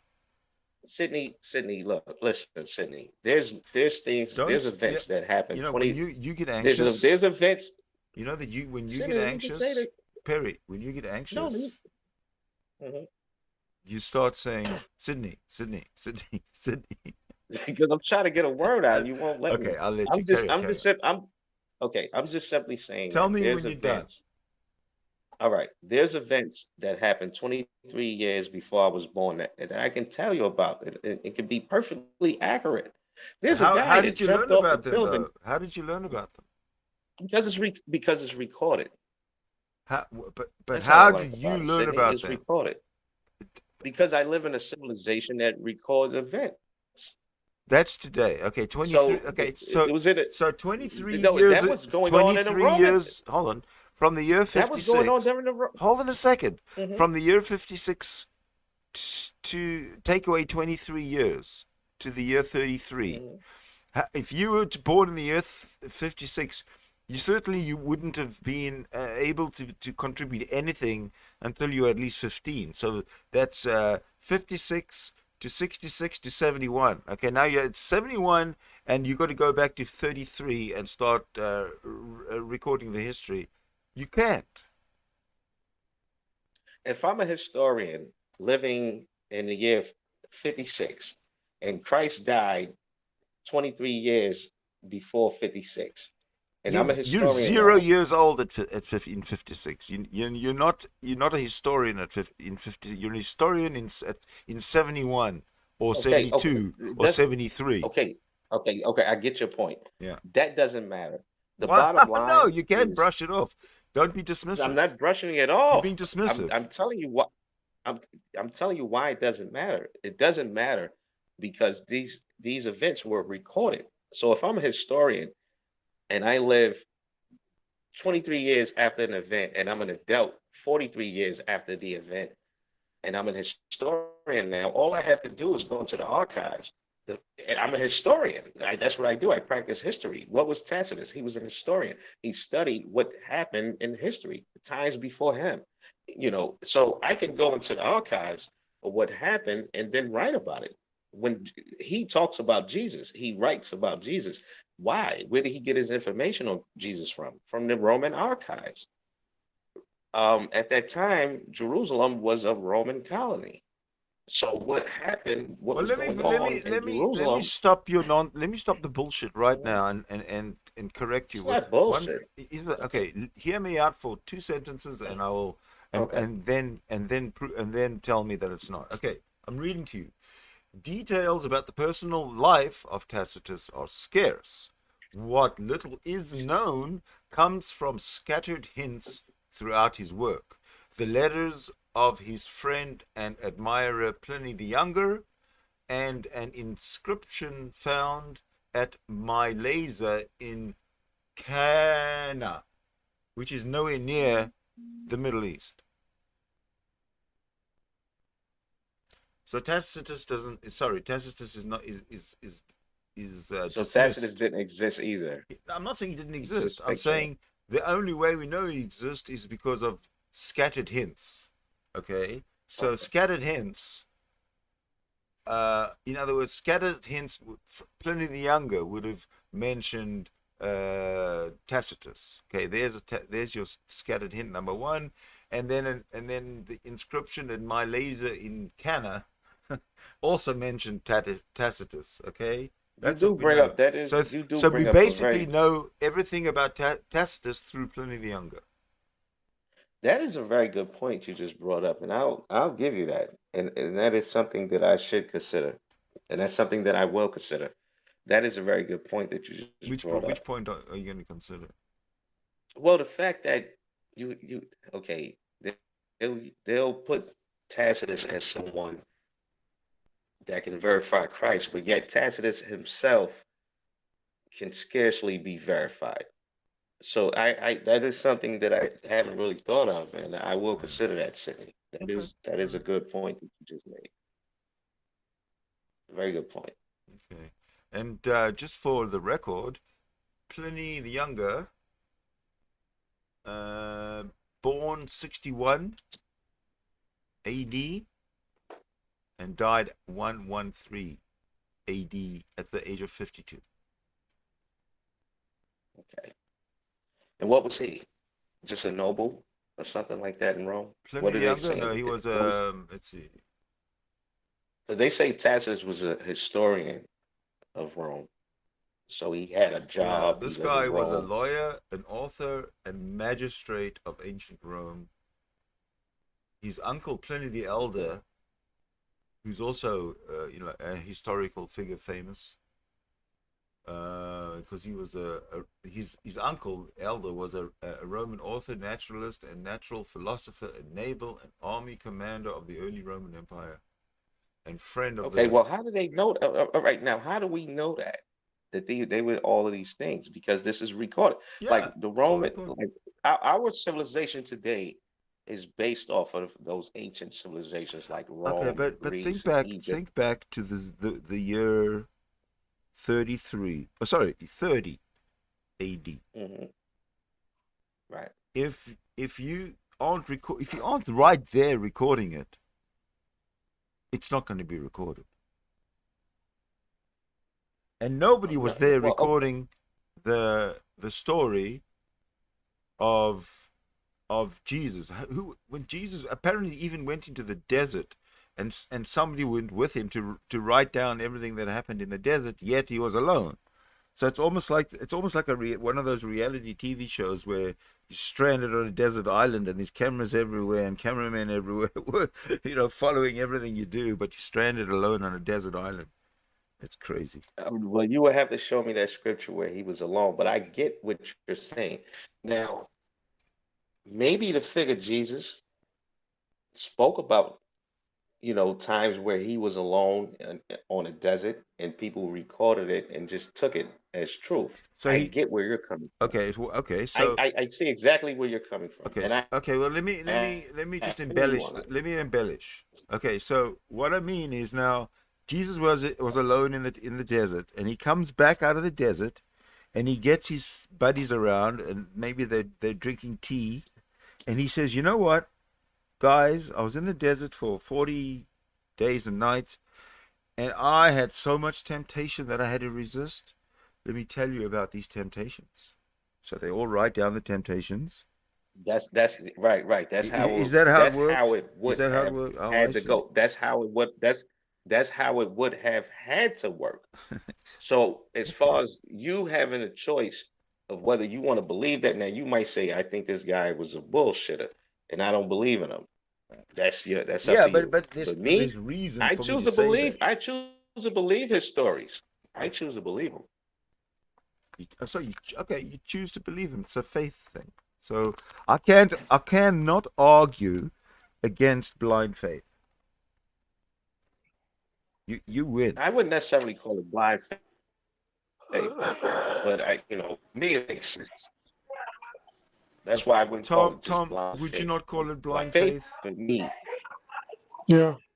Yeah, And there's hearsay evidence. exactly. Well, you know why I wouldn't call it. You want to know why I wouldn't call it blind faith? Tell us. Because if see, okay, for instance, I know for a fact you that stick up kids, guys that rob, they don't live a good life. Eventually, you're gonna go to jail or you're gonna die.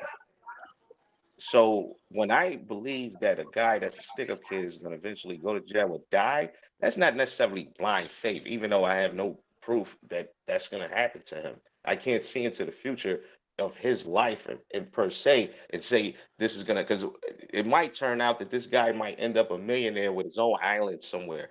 But the bottom line is it's not blind faith when I know that normally the way that goes down is like this. Let me ask you this. You said a lot of maybe and might, that might turn out this way, maybe that way. Um, that would be coincidental if it did turn out this way or that way, right? Whatever it is that is going to turn out this way or that way. It's I coincidence. wouldn't even. It's I mean, the to you actual it would be. outcome is coincidence. I mean, to you it would be, but to me it wouldn't be. How wouldn't it I be? would look at it like, How are you because looking? to me, I would look at it. Uh-huh. I would look at it like, maybe God, because I can't understand a being that created me. So, like, I can't fully understand That's him. because a being did Like not his create you. No, thoughts. that makes perfect sense. A No, a being being did did not create me. create A you. being did Don't create me. try and look for an No, a being excuse. created me. Don't try and look for an excuse for a being to have created you, when it's quite obvious that a being didn't create you. Nah, I believe a being created You, me. I don't think that. you're doing what the Catholics do. They start off with God I don't. exists, and I'm going to explain everything with a conclusion that fits the I would never premise do that. that I would God never do exists. that. You've just done that. I would never. No, I didn't mean to do that. Not on your platform anyway. But all I'm saying is, Don't I hold back. just explained. Don't hold back, dude. I just explained to you how everything is pre-programmed. That is a You didn't creation. explain to me That that is not. everything is. You made a claim. That's not an No, I said explanation. that. Well, okay. Oh, it is. It's a claim. It's a My claim claim, is and it's unsupportable. So don't make so. unsupportable claims when So you D. So know. so D. So D. So DNA is not pre-programmed. Correct. Proteins are not pre-programmed. Correct. Let's go into science. We can look this up right now if you want. Well, why go look it up if you haven't read enough science to be confident? I gotta get it. With, I'll be honest. I'll be honest with you. Why I haven't looked it up yeah, during this conversation is because my computer just broke. I gotta buy a new one, and I'm talking to you on my phone. I So I'm understand. gonna get a new. I'm gonna get a new computer because my Apple just it shut down like a few weeks ago. So Yeah, I'm gonna buy a new one. my But system's starting to has for a long time. It's been acting up and being, it's got me. It's sort of feeding an anxiety. well, I gotta start all over. But it's still it turns on here and there, but it's shot. It's done. So Done. I'm gonna get a new one. So I'm not able to look up things and present it to you at the moment. But we're just having a No, conversation. Hey, Perry. just give me your general knowledge of history, and I'll give you my general knowledge of history and see if they coincide, if they agree, or if they don't agree. Mhm. So far, the biblical history, I know the biblical history. You don't Perry. seem to know the biblical history. And with all due respect, your knowledge of the I biblical. know that I know the biblical history and how it correlates with with history that is modern, that is considered, that is recorded. It all correlates. Like when you look at, like we No, can but go it into don't all science with it this. don't all correlate, man. It really don't. Do you Well, know who show me an Thomas Paine is? example. Do you know who Hmm? Thomas Paine is? Thomas Thomas Paine. Paine. Thomas, He wrote the no, who was that? pamphlets. One of your relatives? No, he was one of the founding fathers. He wrote a book, pamphlet, Common Sense, and Common kind of sense. sparked the Yeah. revolution. This is from when, the 1700s. Yeah, All right. 1760s.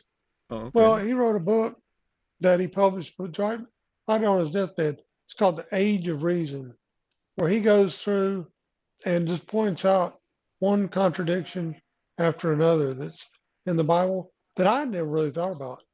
But apparently he put a lot of thought into it. How thick is this book? It's uh it's not that big. I Because I don't wouldn't remember. mind doing a reading of it. It's called The Age of Reason. Yeah. Thomas Isn't that Thomas the one that Paine. Christopher Hitchens really always mentioned? Yeah, he did. He did DB a Cisco critique says of it. hi. Hello, DB. Come join Yeah, us, DB, if you can. he did a critique of it. Really enlightening. I got It to was check that one probably out. The Age of some of Reason. y'all are, why didn't Yeah. I think of it I'll see that that way? if I had now I used to operate with you guys when I had my laptop working, I would have just pulled that book up right away. Well, I'm going to do a But I reading really of have that to. book. I got to get a new I'm going to one. do a reading of that book, and nobody's going to stop. But I've been doing really good, guys. I'm making like $1,800 a week. I'm still working, which is I don't think that's cool. I should have my own business by now, but I'm working and I'm generating a lot of money.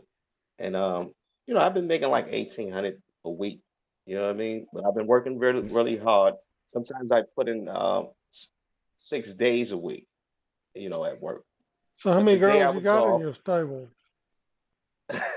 No, man, I've been working, dude. I'm not no pimp. I don't pimp.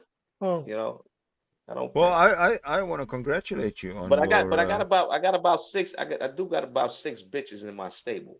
If you want to know, you know what I okay, all mean. right. Listen, are they all Bible believing Christian bitches? No, I don't. We don't have biblical conversations. These are conversations that I only have with certain people.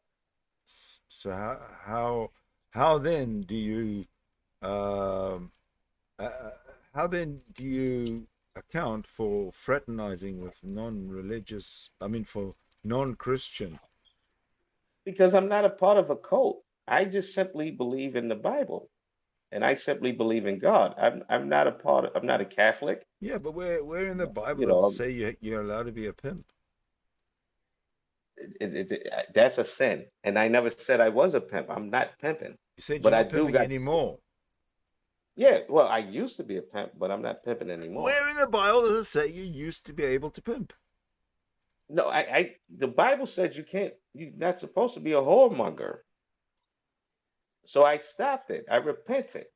That's called You repentance. can't repent against a specific law of God. Yes, you God is can. not merciful that way. Yes, he is. No. See this, and I wanted to tell you this when Po was reading the Ten Commandments. I wanted to point out the fact that the Ten Commandments, even though they are the same laws that you find in the Old Testament, Mhm. during the time of Christ, the Jewish people, the Israelites that were living in Jerusalem, which was mainly from the tribe of Judah and Benjamin at that time, they were stripped of their sovereignty by God. So God Hold on, told hold on, them, hold on. We always get to this point where No, you assuming that this God I'm not that assuming doesn't anything. exist No, exists. I'm telling, no. I'm I I told think you. Hadrian, Look, that's not the Hadrian's point. the one look at stripped the them of their screen. That's not the sovereignty. point. This is what I'm trying to tell you, Sidney. Perry, look at the What screen. All gods are imaginary. So what are you trying to pull by by saying that God said this and God said did this and you're that not and the other? listening. You're not listening. All You're not gods are listening to me. imaginary. Okay, that's how I Okay, listen that's to it. great. Okay, tell me Okay, about your God. that's Tell me great. about I your get. imaginary Okay, God. Let's go. Tell me about okay. it. Okay, yeah. According to my so-called imaginary God, right? Thank you. By the Yes. time Christ comes on it, by the time comes on the scene, certain laws, there was over 608 laws that Mm-hmm. God gave Israel. A 613. lot of those laws, okay, a lot of those laws they couldn't practice anymore. Like civil laws, putting a man to death, putting a woman to death for adultery, things like that. Christ said you can't do that no more. So Christ You was can't put going. Hold anyone on to a death. second. Christ was going against God. No, Christ wasn't going against God. He was just simply telling them that your situation has changed. So you like God is taking away your sovereignty. So you can no longer practice your own laws the way God told you to practice them. Like you can't put anyone to death anymore because you're not even governing yourself. Israel, at that point, Jerusalem had a Roman governor. So they wasn't in charge of themselves at this point. When did the So Romans take no over? When man, did the Romans take over Jerusalem? that's a long history. Yeah, I don't want to I'm go asking into you. that. When did the Romans take over Jerusalem? And they had control over Jerusalem by the time Christ came on the scene. Let's just say that. Well, obviously, but how long had they been It's just around? look. I mean, that's How long had irrelevant. the province of Palestine been part of the Roman Empire? Oh, well, we can go into the Maccabees. You had a situation, You don't when know. Just say Alexander it's the. okay to say you No, don't no, know. no. I do. It's I do know. okay I do. to say Okay, I don't know. Okay, you I don't don't know. know. I don't know. Okay. Well, I don't okay. know. We can work it out. Anyway, listen. This is the way we'll work it out. Yeah, we can work it out We can work it out this somehow. way. We can Okay. So work it out. in 323, um, 323 what? BC or AD? BC, 323 BC, Okay. um, Alexander the Great took over everything. Right. So that's when the Right. Hellenistic period begins. 300s. Okay. So you go back 300 years. Hellenistic period begins. Now, Palestine is sort of still on the fringes of the Roman Empire. So they don't speak Latin, right? They speak Aramaic, Hebrew, and then once the Greeks come in, then they also speak Greek. Okay, so it takes a while for all this to happen, a long time for all this to happen. But by the time the Romans and the Jews start having the absolutely stupid fallout you have no idea. You won't believe what the big fucking war was all about. But I digress. By the time the No, let's Romans go on. come, No, I want you to tell me. by the time the Romans I'm come, learning now. yeah, by the time the Romans come, it wasn't until the destruction of the temple in the year 70 that they fully conquered Palestine, and it was part of the empire. Until then, it was just on the fringe, and the Jews were fighting with each other, and sometimes the Jews that were fighting with each other asked the Romans to help them, and then sometimes the other Jews would ask the Romans to help them. It was just an absolute mess for a long time, for hundreds of years, a couple of 100 years anyway. Okay, maybe maybe 100 years. So that's the situation you have in the Middle East. You got no Roman, you got no Latin, you got nothing other than Roman police. That's all they were there for, is police and collect the taxes. That was it. So at that time of the year 30 to 33, the Jews were fighting each other.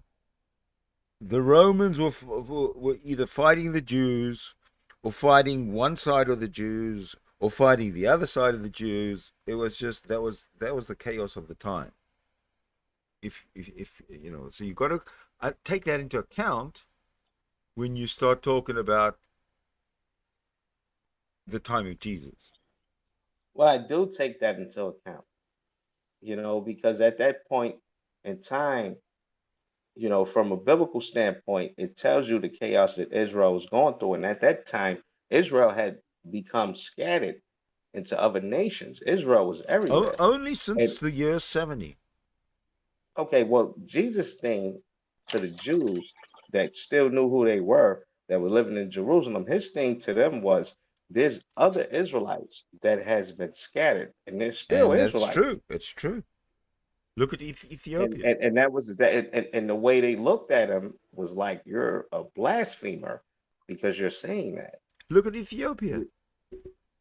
Well, I wouldn't. I don't know about Ethiopia because with Ethiopia, when you go into the scriptures and it talks about the northern tribes being carried away out of the land by Nebuchadnezzar, who was a I just world said power. the scriptures. Just relax, relax. Let me just get this off real quick. Relax. Sure. Okay. Oh, deep breath Babylon, and out. the Babylonian kingdom was huge at that time when they took the northern tribes out of Israel. They're huge. And they under Nebuchadnezzar. The Bible has this recorded. It tells you that they replaced the population with a lot of Ethiopians. So now when you go into the New Testament, they talk about Samaritans, who the people from Jerusalem didn't really see as true Israelites. They were Samaritans. And they had a right to look at them as not true Israelites because there was a time in history when Nebuchadnezzar took out the northern kingdom and transported them into Babylon and replaced them with Ethiopians. So now you fast forward the clock to today, you have a lot of Ethiopian people that saying, yeah, I'm from the stock of Israel. And what I'm saying is a lot of them believe that due to that event that happened with Nebuchadnezzar, which the Bible records. I just happen to believe in that event that the Bible records. You don't believe in it. The Bible is a work of fiction. You can't I take mean, you don't anything in the believe in it. Bible. You Yeah, cannot take I do. anything in the I take it Bible. all serious. I take it all serious. You can All of take, it. you can take the parts that you can verify with an outside source other than the Bible seriously, but you can't take Well, anything the that's thing with just in the Bible and nowhere the else. thing with Nebuchadnezzar The can be thing verified. the thing is, you can't take anything that's nowhere else other than in the Bible as reliable. Well, the thing with Nebuchadnezzar could be verified by Of course, yes, outside sources. that's what that whole kings and judges and all that shit. It's all in that period. So yeah, Yeah, so that's all I'm saying, man. the Like, stories like the prophets, You know, the all the and I love and the the prophets. I and love the the prophets. I love those stories. apocryphals, what they call apocrypha, the I love the apocryphal apocrypha. literature. All of that stuff is just fiction. No, it's not. I It believe it all to is, be true. sir. It's all true. The book of Maccabees happened. Historians verify everything Okay, that's I tell you written in what. the Okay, apocrypha. I'll tell you what. I'll tell you what. I'll give you that, and let's talk about the Gospels. Every single one of those is fiction. I don't believe so. Okay, and I think okay, that's a good. It's it's a good not start. fiction. That's a good start to have the conversation. I mean, that's how you feel. Look, I'm I not don't here to feel it. change. I don't feel it. I'm coming to you with No, you're not verified. coming to me with no facts. I'm coming with. Nothing you're saying is a fact. It's your opinion, and that's cool. Like I fuck with you because you my brother. You Like no, but you you're, don't you you're not don't bringing want me to bring you me the no facts. facts. You don't want me to bring you the facts. Bring me the facts. Bring me the facts. Bring me the facts. Okay. I want all the What would facts. okay? I want all the smoke. I'll play your game. What would be a fact that would start to convince you? I don't know. Show me that it's not a fact that the Maccabees existed. No, no, That no, no, that no. I'm period. not. Dude, I'm said to you specifically about the Gospels, and what have the Maccabeans got to do about the Gospels? Well, that was a Nothing. time before the Gospels. The The Gospels were all Maccabean period. written. The Gospels The were all Maccabean. written. The Listen to Maccabean. me. Listen to me. The Gospels Mhm. were all written after the years, either on or Yeah, we know after the that. year That's after the 70, Maccabees. That's way after way the after. Maccabees. So, okay, so the Gospels cannot be trusted as a credible source I of think a that. credible source of history during the time of Mhm, Jesus, if that's the only mhm. source of that history. Yeah, I mean the I'll just call it the New Testament. You're talking about the Gospels. I'll just call it the New Testament. That is a credible source because it's telling you the history of Israel after going through all of these prophecies that are already recorded in the Old Testament. Like from the whole Bible is official. And when I say the whole Bible, I mean the Catholic Bible, which includes the Apocrypha. So you have the Old Testament, you have the Apocrypha, then you have the New Testament. And then it cuts off. So these are all the testimonies of the nation that is known today as Israel, or it was known back then as Israel. The true Israelites. And the Bible tells you that there's going to be prophecies. There's prophecies that tell you that, yes, they're going to be cut off. Their lineage, everything is going to be cut off for a period of time. But when Christ returns, he's going to return to an earth that is in pure chaos and is purely demonic and satanic. And he's going to take it over and he's going to set everything in its rightful place. And I believe that. I believe that's going to happen, whether you like it or not. That's going to happen. Is the Bible demonic? Is God wrong? Do I have a beef with God? No, because God gave mankind the freedom of choice. So this is the result of mankind, not God. God told mankind how to live and what to do to live and all of these things. And they felt like they were smarter and they can do things better. Well, this is the result of that. Your air is polluted, the earth is Excuse polluted. me, did you just say that God told you certain things? God showed us how to live, No, you what we need to specifically do. said God told me XYZ. But my Yeah, question is not on what he told you. My question to you is how did God tell you? God spoke to me once. Oh, well, what, only once? God spoke to me once. How long ago? I'm just an ant to God. I'm How insignificant to long ago God. did God speak to you? This was back in 2002, 2003. My question still stands. How did God communicate to you, with you? Through his voice. Like I heard his voice. It was loud and booming. Did you hear? Yeah, it was just like in your. Where were you when you heard his voice? I was living at my mom's house at the time. Back in 2003, I was 23 years old, 22, Yeah, going on 23, yeah. and I was sitting in my room. I was trying to understand who God was Yeah, you and the you were whole sitting in a concept. room. Okay, so you sit in a room, and with that when Mhm. God spoke to you.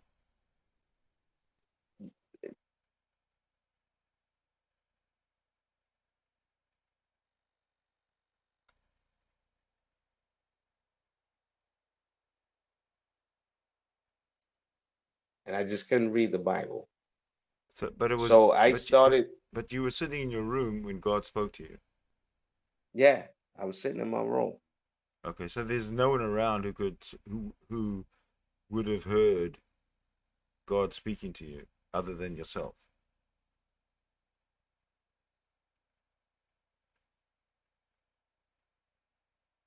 Correct?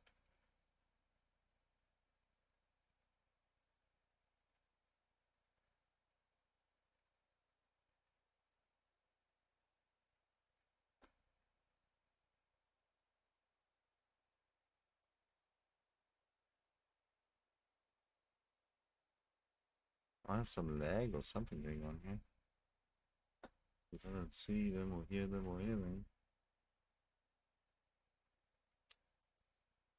Hang on, let me see if I can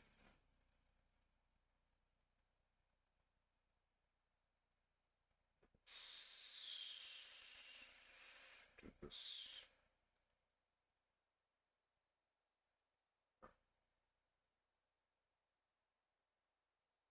Oh no, he left.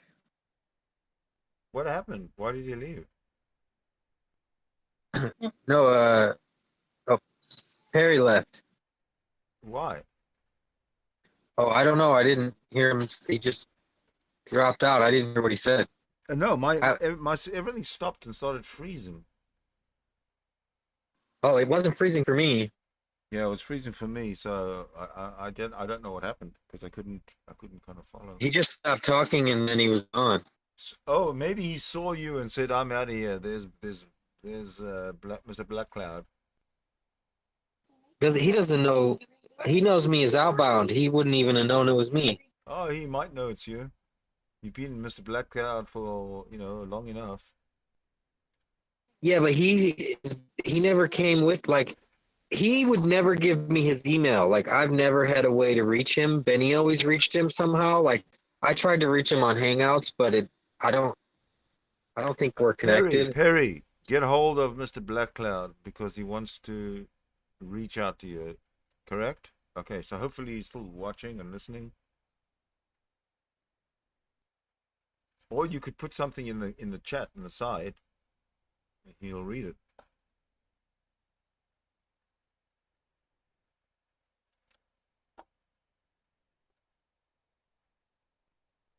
I think I'm lagging again. Say that again. Oh, you talking to Perry? No, yeah, no, I'm saying to you, write a message in the side chat, the YouTube side chat, to Perry, and tell But he's him, not in the room. yeah, tell him that you want to reach out to him and to send you his email. Oh, you mean the back chat? What it? Not the back chat. I don't. Yeah, the on the YouTube, we're on the live stream. Oh, I don't. I don't. On your channel? On your Yeah. what channel? What's the name of the channel? Oh, well, I'll put it in there. I'll put it in there. 'Cause- Okay. Don't worry about it. I'll do it. And, Um, and I forget. I used to. I'm subscribed to your shit, but they don't fucking email it to you anymore. what was he in? What name was he in here under? What? Oh, Harlem. Yeah, Harlem. I don't think he's. I don't know. I don't think he's watching it. Well, if you're watching Harlem, actually, yeah, if he's looking at the chat, he could just hear me. I mean, I already said it. He never would give me his email. I got no way to reach him. Like, He doesn't reach out to me. Oh no, Well, okay. Well, let's but assume I the think worst. actually Hold on a sec. maybe I do have him on Hangouts. See, the thing is like he's like lazy there, and there's like most people aren't like this, but some people are real fucking paranoid and lazy, and it's weird. It like makes no sense. But like he wants me to write him on Hangouts, I think, and like I gotta chase him around. You know how many people want me to write him on Hangouts? Like, No. you know, give me your email. I can put you on a list and hit you all at once. I don't want to. I'm not going one by one. Like when the group moves to a new place, if you haven't fucking chipped in, you just can't come along. You know, it's As like, far as I'm concerned, the group has moved right here. well, that's fine. I mean, you got left behind I got left behind where? here on Hangouts, Hangouts is making a comeback. huh? Hangouts is making a comeback. Oh, they still don't have a directory. This is it. You're in Hangout. Oh, I know, but only because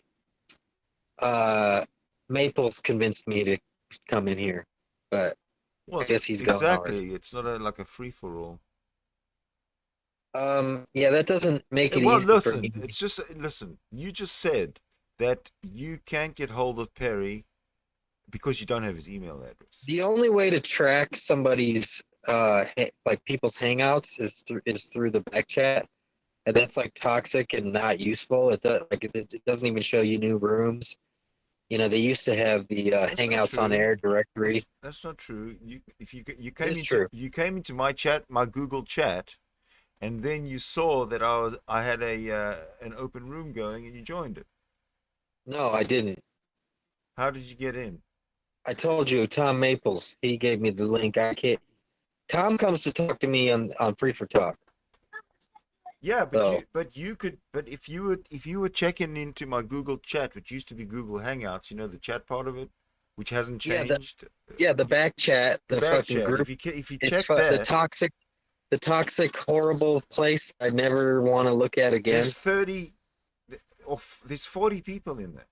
Yeah, but they constantly like post like blink blink. No, they It's fucking don't. like These are all people that are close people that have been in for a long time, look. and I they can't believe they I've don't been do on, that posting. They do that in I've been, based room, but they don't do that in my room. I've been on Hangouts for 7 years. I've seen your back chats before, and I'm not interested. Well, if you saw them 7 years ago, you can't make a comment about them if you haven't seen them this year. I prefer. See, it's not. Have you seen You them? can't fix it. Have You you can't. have you seen You them think this because year? it's your room. You think because it's your room, you fixed it. It's I not didn't your room. fix it, but have you seen the room this Listen, year? it doesn't. No, I'm not. You don't. You're not getting it. You don't get it. You just don't get it. You don't get it. There's nothing to get. I got it. Yeah. You didn't. You haven't seen my room this year, but you made a comment about my room this year. Is it still a big Hangouts back chat? Is it still a Hangouts back chat? Oh, Lauren, it's 1700 hours. It is a private Hangouts back chat. What have they changed about the Hangouts back chat? What is private even? What does that mean? How does that fix the That problem? means that if you want, if I have your email address, I can get hold of you and invite you. That's what it means. Okay, but so I can put a whole list in. Is that what you're saying? Not into my chat, no. Thank you. I mean, Oh I yeah, still you don't can know. add. Yeah, you can add. You can add people to the chat. Exactly. Yes. a whole list at a time or one by one? You can add a whole bunch at a time when you add it. When you add when you invite or add people because when you do add people or invite people, they call it. You invite them by email address, unless of course they're somehow in your contacts or whatever. But yeah, email address is Yeah, the thing. the last time I looked at it, I had to put them in one by one. And then the best way to do it after that would be to like Dude, duplicate the chat. you could just copy paste But- from a text You file.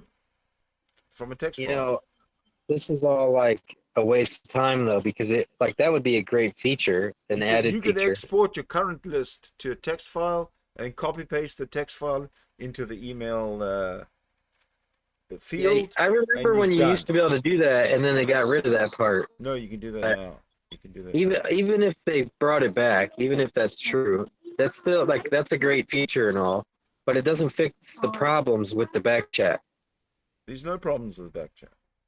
There's huge I do problems. not want to be on a list where people can just find me and start coming in and trolling me. I don't want to be. I don't want to do that anymore. I prefer the way it is now. I prefer I I prefer don't know. the Listen, first I have your I don't know what email. I First I don't. have your I know email you. address, and then I'll Look, I consider don't know what inviting you. website. I don't know what website stops you from doing that.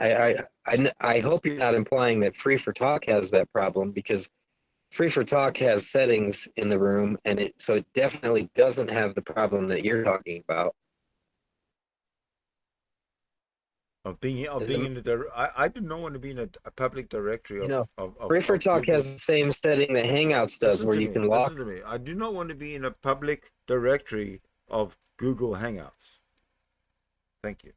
a public directory of Google Hangouts. Yeah. Okay, why not?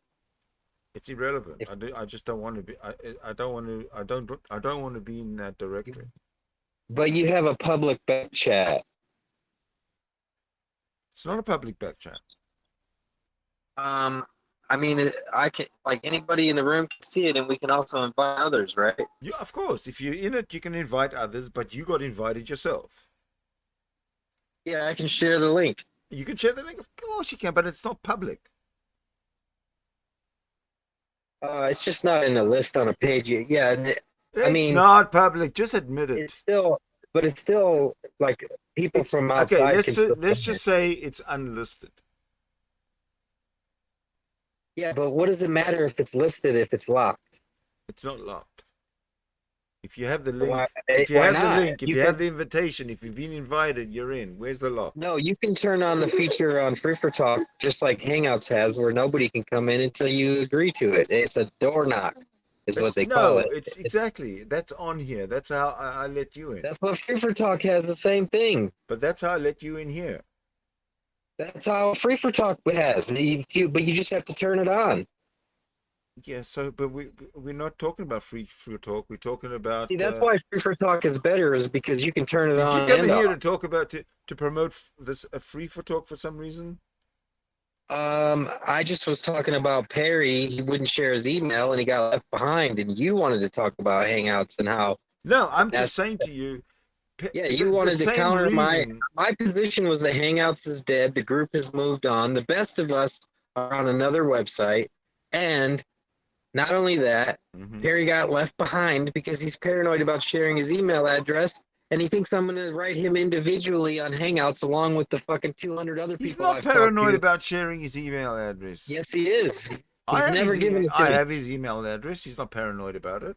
Well, he's paranoid about giving it to me because people say I'm a big troll. that's I'm the biggest that's troll on the one- internet. that's I'm one going to hack his particular. credit cards, and Yeah. I'm going to hack his computer and tell Right, everybody all the exactly. nasty child porn So that he that's has. you. So that's you. Yeah. That's not everybody. Right. Well, no, it's Perry's. But see, it's not. It's just Perry. He is has what it every is. right. Maybe he doesn't want to talk to you. It's just Perry projecting his faults onto me because, see, the Look, thing Perry's is I a have human being, and he deserves I respect. have a lot of other people's emails, and I haven't stolen any of their credit card information. Perry is as much a human being deserving of respect as you and I. He disrespected me. Oh, did he? I extended my respect to him by offering to add his contact to my database so that he could receive the notifications, but he opted out, so he's not interested. I think Perry could come back in, and you guys could hack it out if you let me moderate, so to just moderate so that you don't overtalk each other. That's what I wanted to do when you were talking to him, but then he just disappeared. Okay, here's an invitation to Perry to come back in, and with me as a moderator and referee and conflict resolution Well, facilitator. there's no conflict. I'm just saying he doesn't want to give his email. He gets left behind. You know, it's his choice. Well, gets left behind from what? Maybe he says, I "What mean, the we fuck do get I to. need to give my email for to get left It's like behind from the what?" greatest place. I get to argue with all the Christians like the old days, and I got a ton of Nobody Muslims. And that stuff sometimes is there's some Hindus. that is so old days. People We're from around the world. we're way more intellectual now. Well, that's fine. I'm still lizard brain, and I'm having fun. Well, you can have fun as lizard brain if you like. Listen, you don't have to. Religion's not the only thing we go after. That's just the one that excites me the most. Yeah, no, I don't go after Christians. I go after Christianity. Have you bought any Bitcoin? Have I bought any Bitcoin? Yeah. Not since the first 10 I bought when they first came out. Well, you should buy more. Nah, the 10 I have are, they didn't cost me very much. How much are they worth now? Yeah, but it's not done going up. I know, but how If much you are have they worth? 10, are you sure you have 10 and it's not like point Yeah, 10 or they were really cheap when they first came out. Wow, what the fuck? do you still have access to them? That's a lot of money, dude. Yeah, of course I have access to You know you can sell, you don't have to sell like one Bitcoin. You can like sell like little, you can spend like it. five. Well, anyway, I don't want to talk about Bitcoin because I don't really care about Bitcoin. And I'm just gonna let them sit in my box. I mean, sit in my. Well, that's fine. Yeah, you don't have to spend it. I'm just telling you. Maybe you are. Yeah, Maybe you do. well, okay. Maybe you need The it. Axiom. Hey, I don't blame you. It's not done. I'm telling you to buy more. You should buy more, honestly. I hear you. I hear you. Thank you for your advice, and I will take it under advisement. But I also want to tell you. Anytime the news, like just recently, it dropped again. That's when you want to buy it. Every time you hear about a big drop, buy it. I do want to tell you about the axioms of this Sydney Winston conversation room. Number 1, all gods are imaginary. And number 2, human evolution is proven science. Do you accept these? I don't know if they're axioms. Do you accept that all gods are imaginary? Definitely. Do you accept that human evolution is proven science? So they're axiomatic. But I want to talk to people who don't believe those things. Then they aren't things to believe. They're facts. They're That's why you like hangouts. They're non-debatable. That's why you need hangouts, because it became the ultimate safe space, like on Discord. Listen, we go there every now and again, but it's you know, we're diverse now. We do varied stuff. We're able to do, you know, reaction videos and reviews and whatnot. Retro. Sometimes I run a retro hangout from years and years ago. I'm not bad mouthing the YouTube stream. You know I'm down with that all day. What are you bad? But you can do that on free. You use an OBS, so you can do that on Free for Talk. I don't want to go for Free for Talk. Give me a reason to go to Free for Talk that YouTube would. I've given you multiple, because it's got everything Hangouts has, but better. I can't imagine any better. Can you give me an example? Every single aspect. Can you give me an example? The audio's better. That would make okay. Well, that's irrelevant. The video's better. That's also irrelevant. As long as you got the bandwidth turned up. So it's irrelevant. It doesn't have the toxic backcheck that any moron that's in there can fucking post in all the fucking time, making your phone go ding, ding, ding, and it doesn't require you to check such a stupid fucking place to find a link to get in the room. It does have a side chat for you to do all that text stuff, but only with the people who are in the room, willing to talk on voice, or at least listen on voice, so that you don't have to necessarily type back to them every time they type to you, especially when you have a job like I do where I type all the fucking time. And I don't want to type. Everybody just wants to fucking type to each other. Even speech to text sucks, because I got to correct little words every now and then. It's fucking annoying. Just if we're gonna sit here and type to each other all day, we could just go in a room and talk to each other. Absolutely. Like, what are you doing? You know, I agree with you. I absolutely agree with you on that one. We could fucking talk to annoying. each That's other. why the back chat. That's why Hangout sucks so much. That the back chat was But always this the is worst thing about Hangouts, Hangout. and this is Hangouts, and we're talking. What do you? Hangouts You're being doesn't very have contradictory. the directory. Okay, I know you don't like that. It doesn't have the directory, and it requires you to Yet go you to the still back found chat. it. Yet you still found it. I didn't find it. I was coerced into it Exactly, by and you. people. But the point is that Listen, I'm not you were. against using The point is Hangouts. that listen to me. I'm The not point, against using Hangouts. I used Hangouts for years. Mr. I'm just telling you, Mr. Free for Blackloud, Talk is better. I use Free for Talk way more. Mr. I use Blackloud, I Zoom want to too. make a point of I order, use Mr. Zoom. I Blackloud. use Free for Talk. I use Hangouts. I Yes, use yes, we Discord. know. I go on Discord. We know But all about it, Mr. mostly, Blackloud. I'm But on Mr. Free for Talk. Blackloud, I'd like to make a point of order. It's better. It's just plainly better. Mr. Blackloud. Sometimes I'm on Facebook even. So that's pretty rare. Sometimes you're on motor mouth mode. Oh, I'm always on that. Yes. Yeah, and then it's got the DMs on there now too. You can direct message people. You can do that. And here. it's only if You can do that. it's here. only if you're friends. You can't direct message anyone.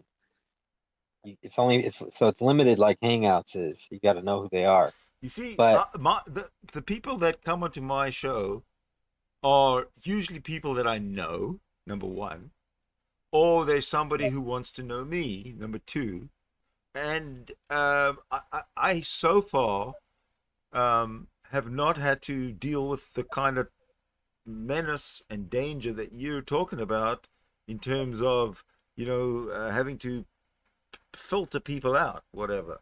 I don't have that issue. That's like I mean, yeah, you want an echo chamber. I don't have an echo chamber.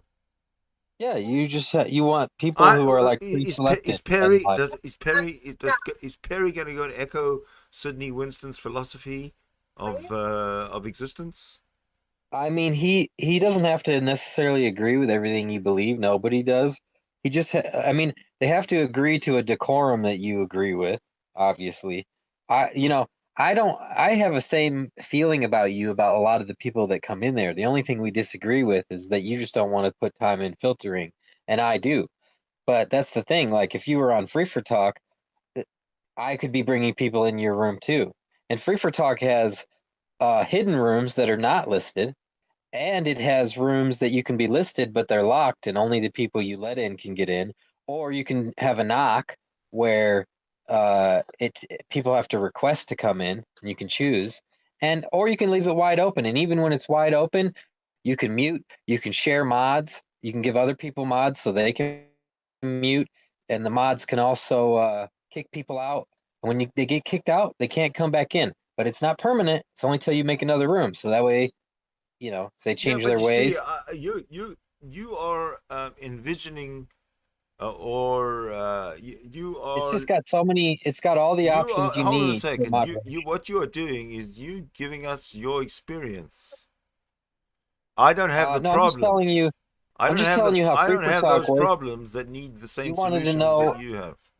You wanted to know about how Free for Talk is better. Yeah, but that allows me to filter people, and then I'm bringing them to your Free for Talk room. Why don't you bring When I him knock to, why on don't you- you why don't you when I- just because- why don't you bring him to this See, room? if you were on Free for Talk, why don't if you I bring saw him? you- Why don't you If bring I him saw to this? you with a room on Free Why if don't I you saw you- bring? Why don't you bring him to this room? You've got the link. Because I'm already on Free for Talk. Why would I bring him to this room? Well, you're not on Free for Talk. You're here. I'm only here because I was on Free for Talk. So, in other words, you're not going to be here for long, or you've switched here from Free for Talk. What are you trying to tell me? I'll be here till I get bored or till I have to do something else. But okay. You know, yeah. you know who you sound like. But then I'm not coming back unless Free for Talk brings me here again, and it's difficult.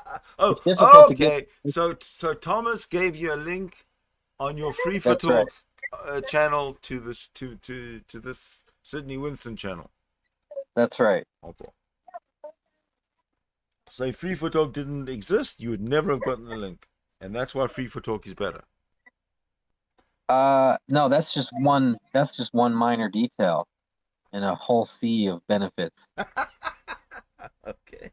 But how come Uh, if your room is so full and you're enjoying your trolling so much, how come you're not doing it as we speak?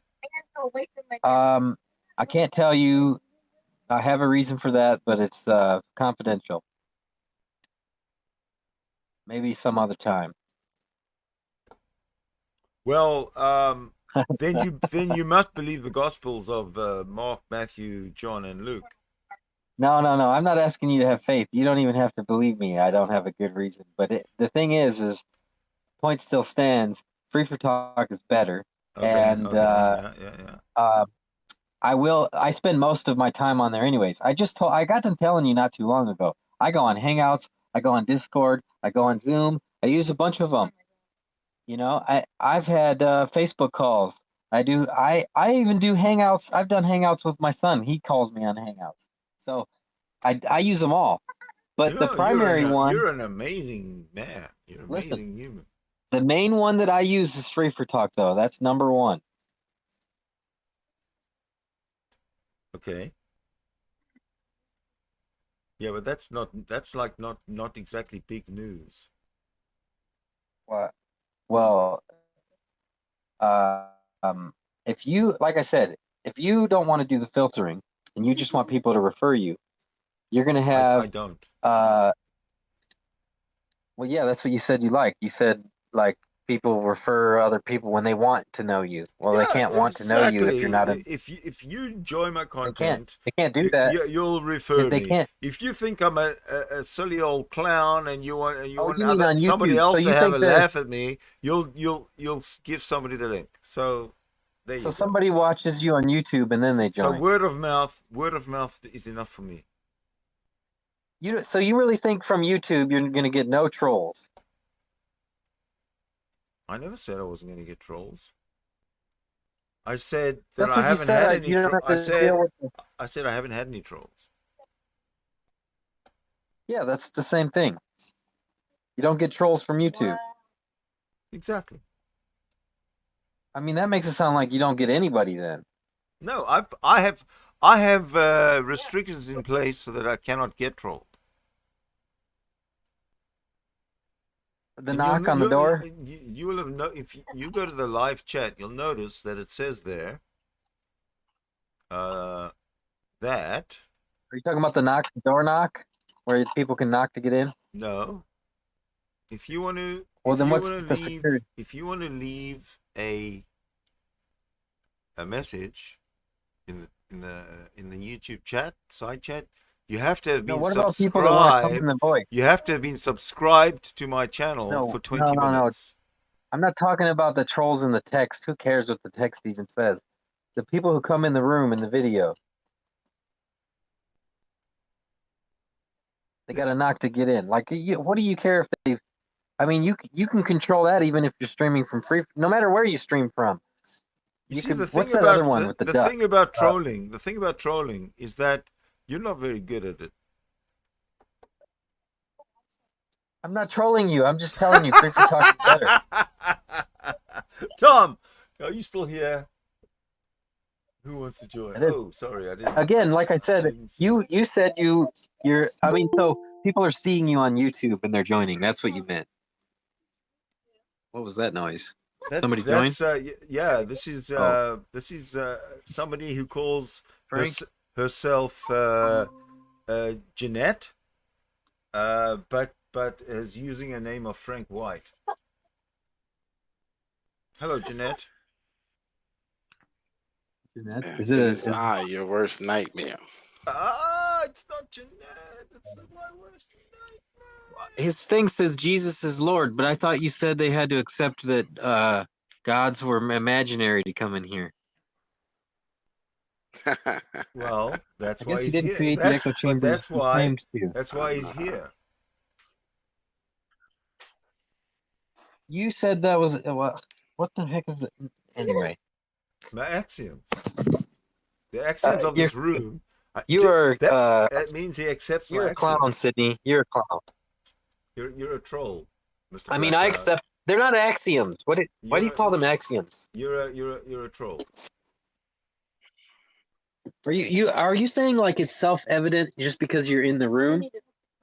I mean, that's kind of funny. Who said self-evident about anything? That's what an axiom is. It's a proposition that's self-evident, so it doesn't need justification. Exactly, like the the first law of logic. like A the equals number A. one. A equals A is axiomatic. Yeah, exactly. All gods are But imaginary. It's a god, axiomatic. I don't Because think gods, so. it's impossible for gods to exist. Therefore, all That would gods are be imaginary. considered your default position. Your what do they call that? Your like a disbelief That would be my until premise. you, Premise one. the idea No, that you not don't premise just one. believe things Axiom until they've one. been Can I talk to my friend who just joined us, Frank? I mean, Let's talk to Frank. it says Jesus is Lord on there. He should be evangelizing, shouldn't he? Oh, of course he will. As soon as you give him a chance to talk, I'm sure he'll start go into full deluxe preach. And he's not even. Do you lead a church, Frank? Or Jeanette? No. Sorry. No, I'm did not. I dead name him? I did name him. I'm not a It's leader okay. of It's a. okay. It's public knowledge what his name Frank White is. An Frank- online? Frank Do you have an White. online congregation?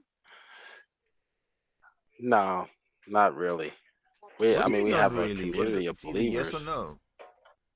Maybe one day. No, Maybe one day. no, I wouldn't consider myself a pastor. Just a believer, a Christian.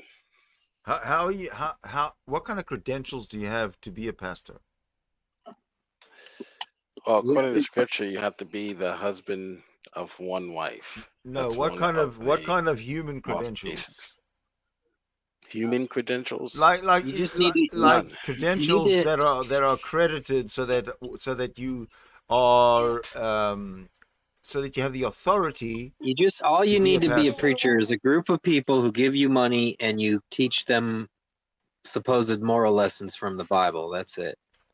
Mr. Blackcloud is a very simple man, so please allow for that.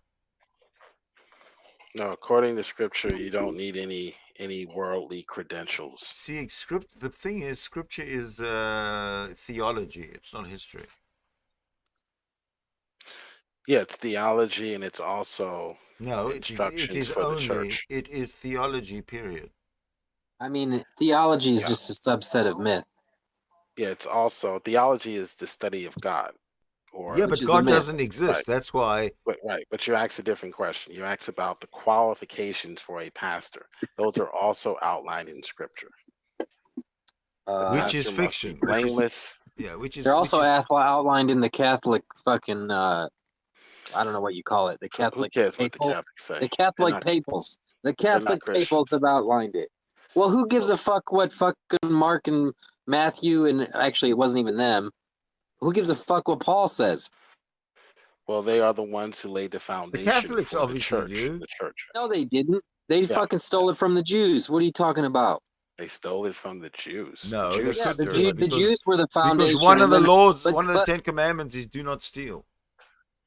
The Jews were the foundation for the Christians. And wait a minute, the Jews weren't the foundation because they had a foundation of the polytheists of the Hebrews. Oh, wait a minute, but that wasn't the foundation because that was based on Babylonian and Sumerian it's like, come on. Well, Yeah, the that's not scripture very also convincing. says- That's not a very convincing The argument. foundation, and then founded on Paul's writings was the Catholic writings. It's just, I mean, nothing's changed. It's been the Oh, yeah. same. Yeah, It's the why- same stolen, plagiarized myths that they've. Pretend you're on a podium. Well, you have and to you're demonstrate talking. that they're myths, not Hold just on, assert hold such. on, dude. I don't. Hey, That's just fact. people, Oh, you have to demonstrate people. it. Hello, If it's a fact, demonstrate. hello. Don't Can just you throw it guys- out. can- Look, man, I can't give you a Just to a Mr. biblical Black, history Mr. lesson in Mr. fucking Blackcloud, Sure, one please sentence. don't yell. Just talk. If you want to learn about all that stuff, it's not like it's hard to find. I'm here. Prove it. Just talk though. Prove Don't it to yell. Do you? Okay. I mean, wouldn't it be sad if that actually were to happen to? If I were to give you like a full Give me lesson one. in like all Give me all one the proof biblical that history. it's a myth. give you one proof. Historical myth in the Bible. Are you talking about The whole Bible historical is a myth. claims? There's nothing in the Give Bible me- that's not myth. He's bloviating. Give me one. You know how to count the one, right, liberal? Jesus was born. Jesus was born. What's your evidence that that's a myth historically? Myths don't. You don't have. Do you think you could have evidence that Hercules didn't exist? Yes. What? How does that work?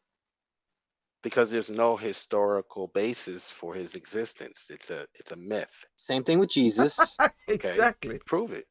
Or is this just an argument from Exactly. Wait a minute. You Exactly. just did the same thing with Jesus. Hercules. Same thing with Jesus. You He's just did the right. same thing with Hercules. He's Like right. Let's say whatever reason that you have for Hercules not existing, Jesus' story is actually more fantastical than Hercules' is. fantastical doesn't prove historical unreliability. Prove it. Can I ask you a question? Can I It ask you a actually, question? it literally does. Like, see, the thing is science has figured out that there's like rules in nature. You know, you can't violate the way chemistry works. You can't violate the laws of physics. Like we figured out shit like that, right? So Yeah.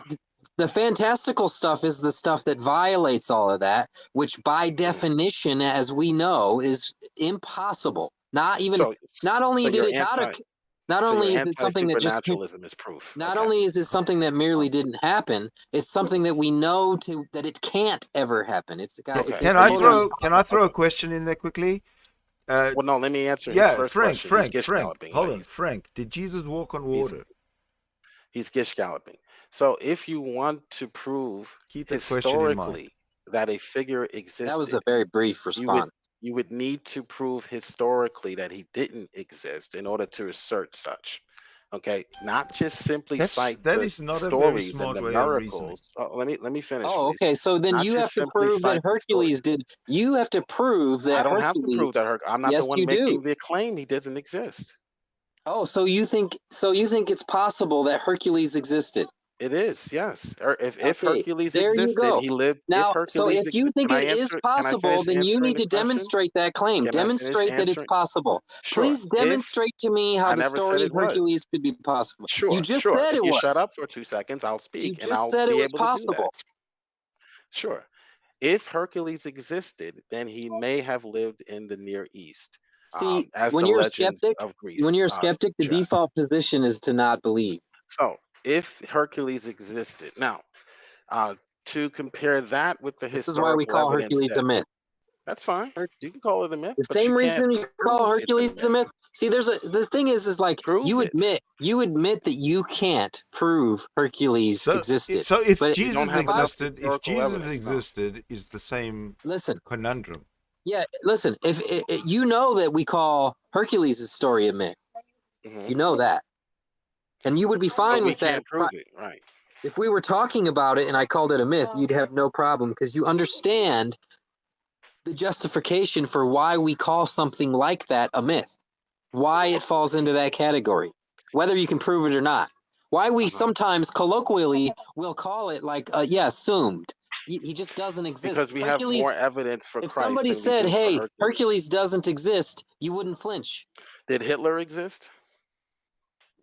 I mean, Hitler had. We have like massive. Okay, and so do we for Christ. Why do We you have think? evidence for Why do you Christ. think the evidence that Thank we you. have for Hitler is the same as the Never evidence we said have that. for? Never made that claim. You're Then straw why? manning. Then it's You not don't know relevant. how to debate, do you? So you're bringing up something you must be an admit was atheist. totally irrelevant. What's the point? If Hitler, You if must you be an admit atheist. Hitler has better Are evidence, you an then atheist? what is the reason for bringing up Hitler in You comparison know, to I Hercules? brought up Hitler to suggest that we believe these historical figures existed because of the evidence Yeah, for because they're their not existence. fantastical, and we have way more evidence for them. The evidence for Hercules is not There's as none. strong as for Christ. So I would believe Christ existed That's actually before incorrect. I would believe Hercules existed. That was incorrect. We have zero evidence for Christ. As a matter of do? fact, we have evidence Don't? that it's a lie. What evidence, what contemporaries of Hercules are writing about Hercules in the Stone Age? The same amount as Jesus. 0. Same, yes. Jesus, Paul is a contemporary of Jesus No, Christ. Paul said that he met a fucking vision of Jesus years Okay, after what his is death it? on the Okay, road to Damascus. He is had a Paul a hallucination. is He had Paul a he watch this, guys, watch this. Is Paul a contemporary of Jesus Christ? Yes or no? no.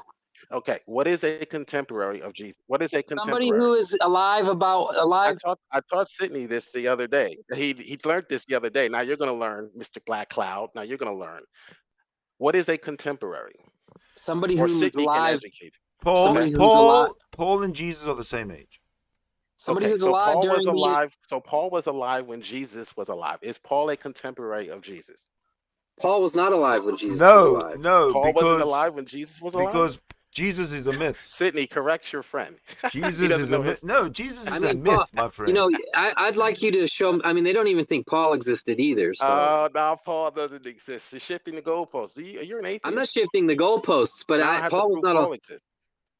Paul was not alive. then. Historians, secular and Paul is irrelevant. conservative You know what? alike Let me tell confirm you Paul's something. existence. Jesus is just as relevant as John the Baptist. In fact, in John the Baptist has a higher standing in theology than Jesus.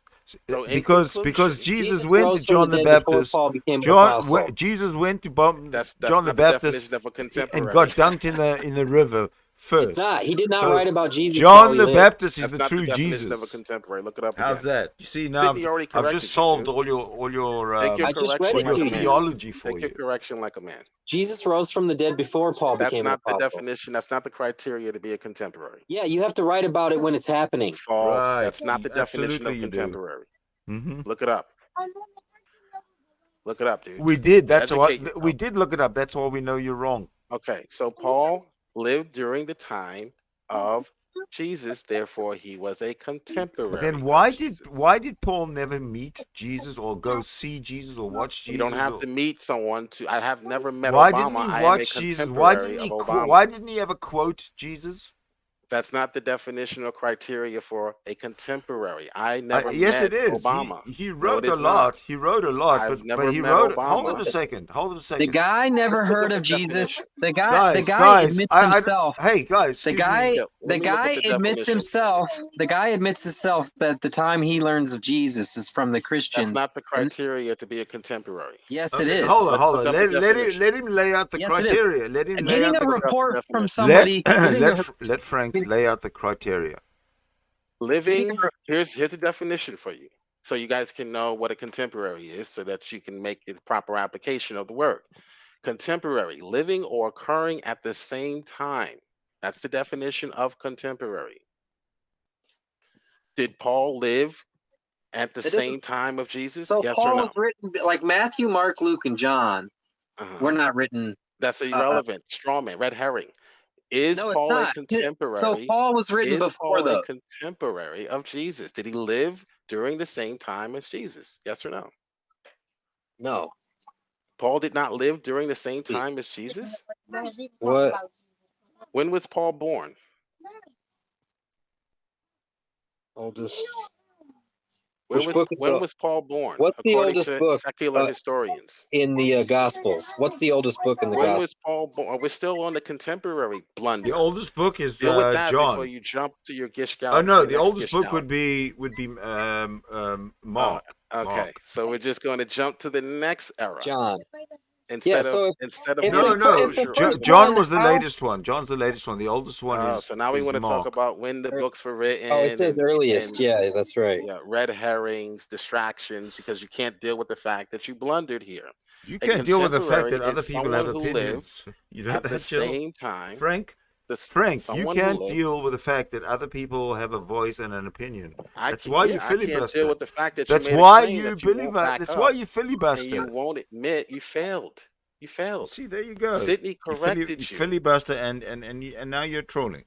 I'm not filibustering. I'm still on contemporary. You're trying to jump to when the Gospels were written. We're talking about What's wrong what with is that? a Well, hold on. What's wrong with contemporary. that? What's wrong with that? If you think Well, the what's wrong with that is it's dishonest. if you It's think the dishonest. That's Gospels what's are wrong. contemporary, then we're on point. I said Paul was a contemporary of Jesus Christ. Stop moving the goalpost. Were You the said he Gospels wasn't. contemporaries up- of were the You're were the moving the writers goalpost. We're not talking were the about writers the of the Gospels contemporaries of Jesus Christ? Gospels. We're not talking about the Gospels. We're talking Were about the Paul. writers of the Gospels We're not contemporaries of talking about the Were- Gospels. We're talking about Paul. were the When we get writers closure, were the I'm not answering writers your question till were we the get writers closure of on were what the a writers contemporary were is. were the writers of the Gospels contemporaries of Jesus You can Christ? talk to the chat now. I'll wait until I get an answer okay. about contemporary. Wait. were the writers of the were the writers of the Gospels contemporaries of Jesus Christ? Please put your answer in the chat or join us in the room.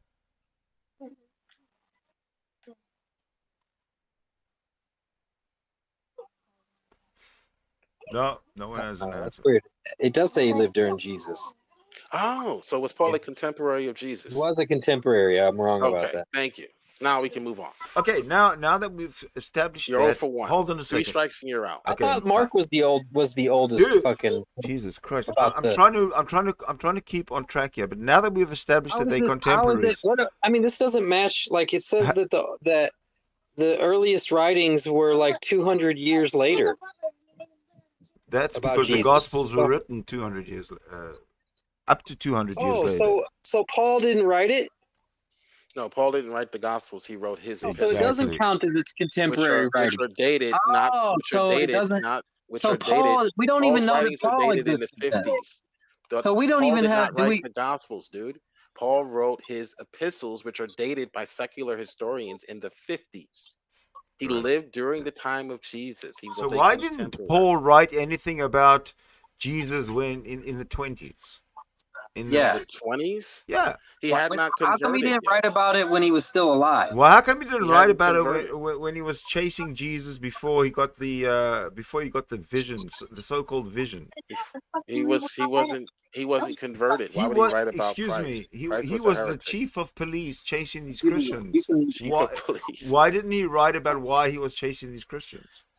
He wasn't a believer. Why would he write about some desert I'm talking about dwelling, write about his job and why he's doing what he's doing. miracle worker who he thought was a heretic? Oh, He did listen to you. You don't even persecute the church. Listen, you don't even He listen. persecuted- You don't even listen to what I. You didn't even listen to. Hold on. He didn't even listen to what I said. He answered.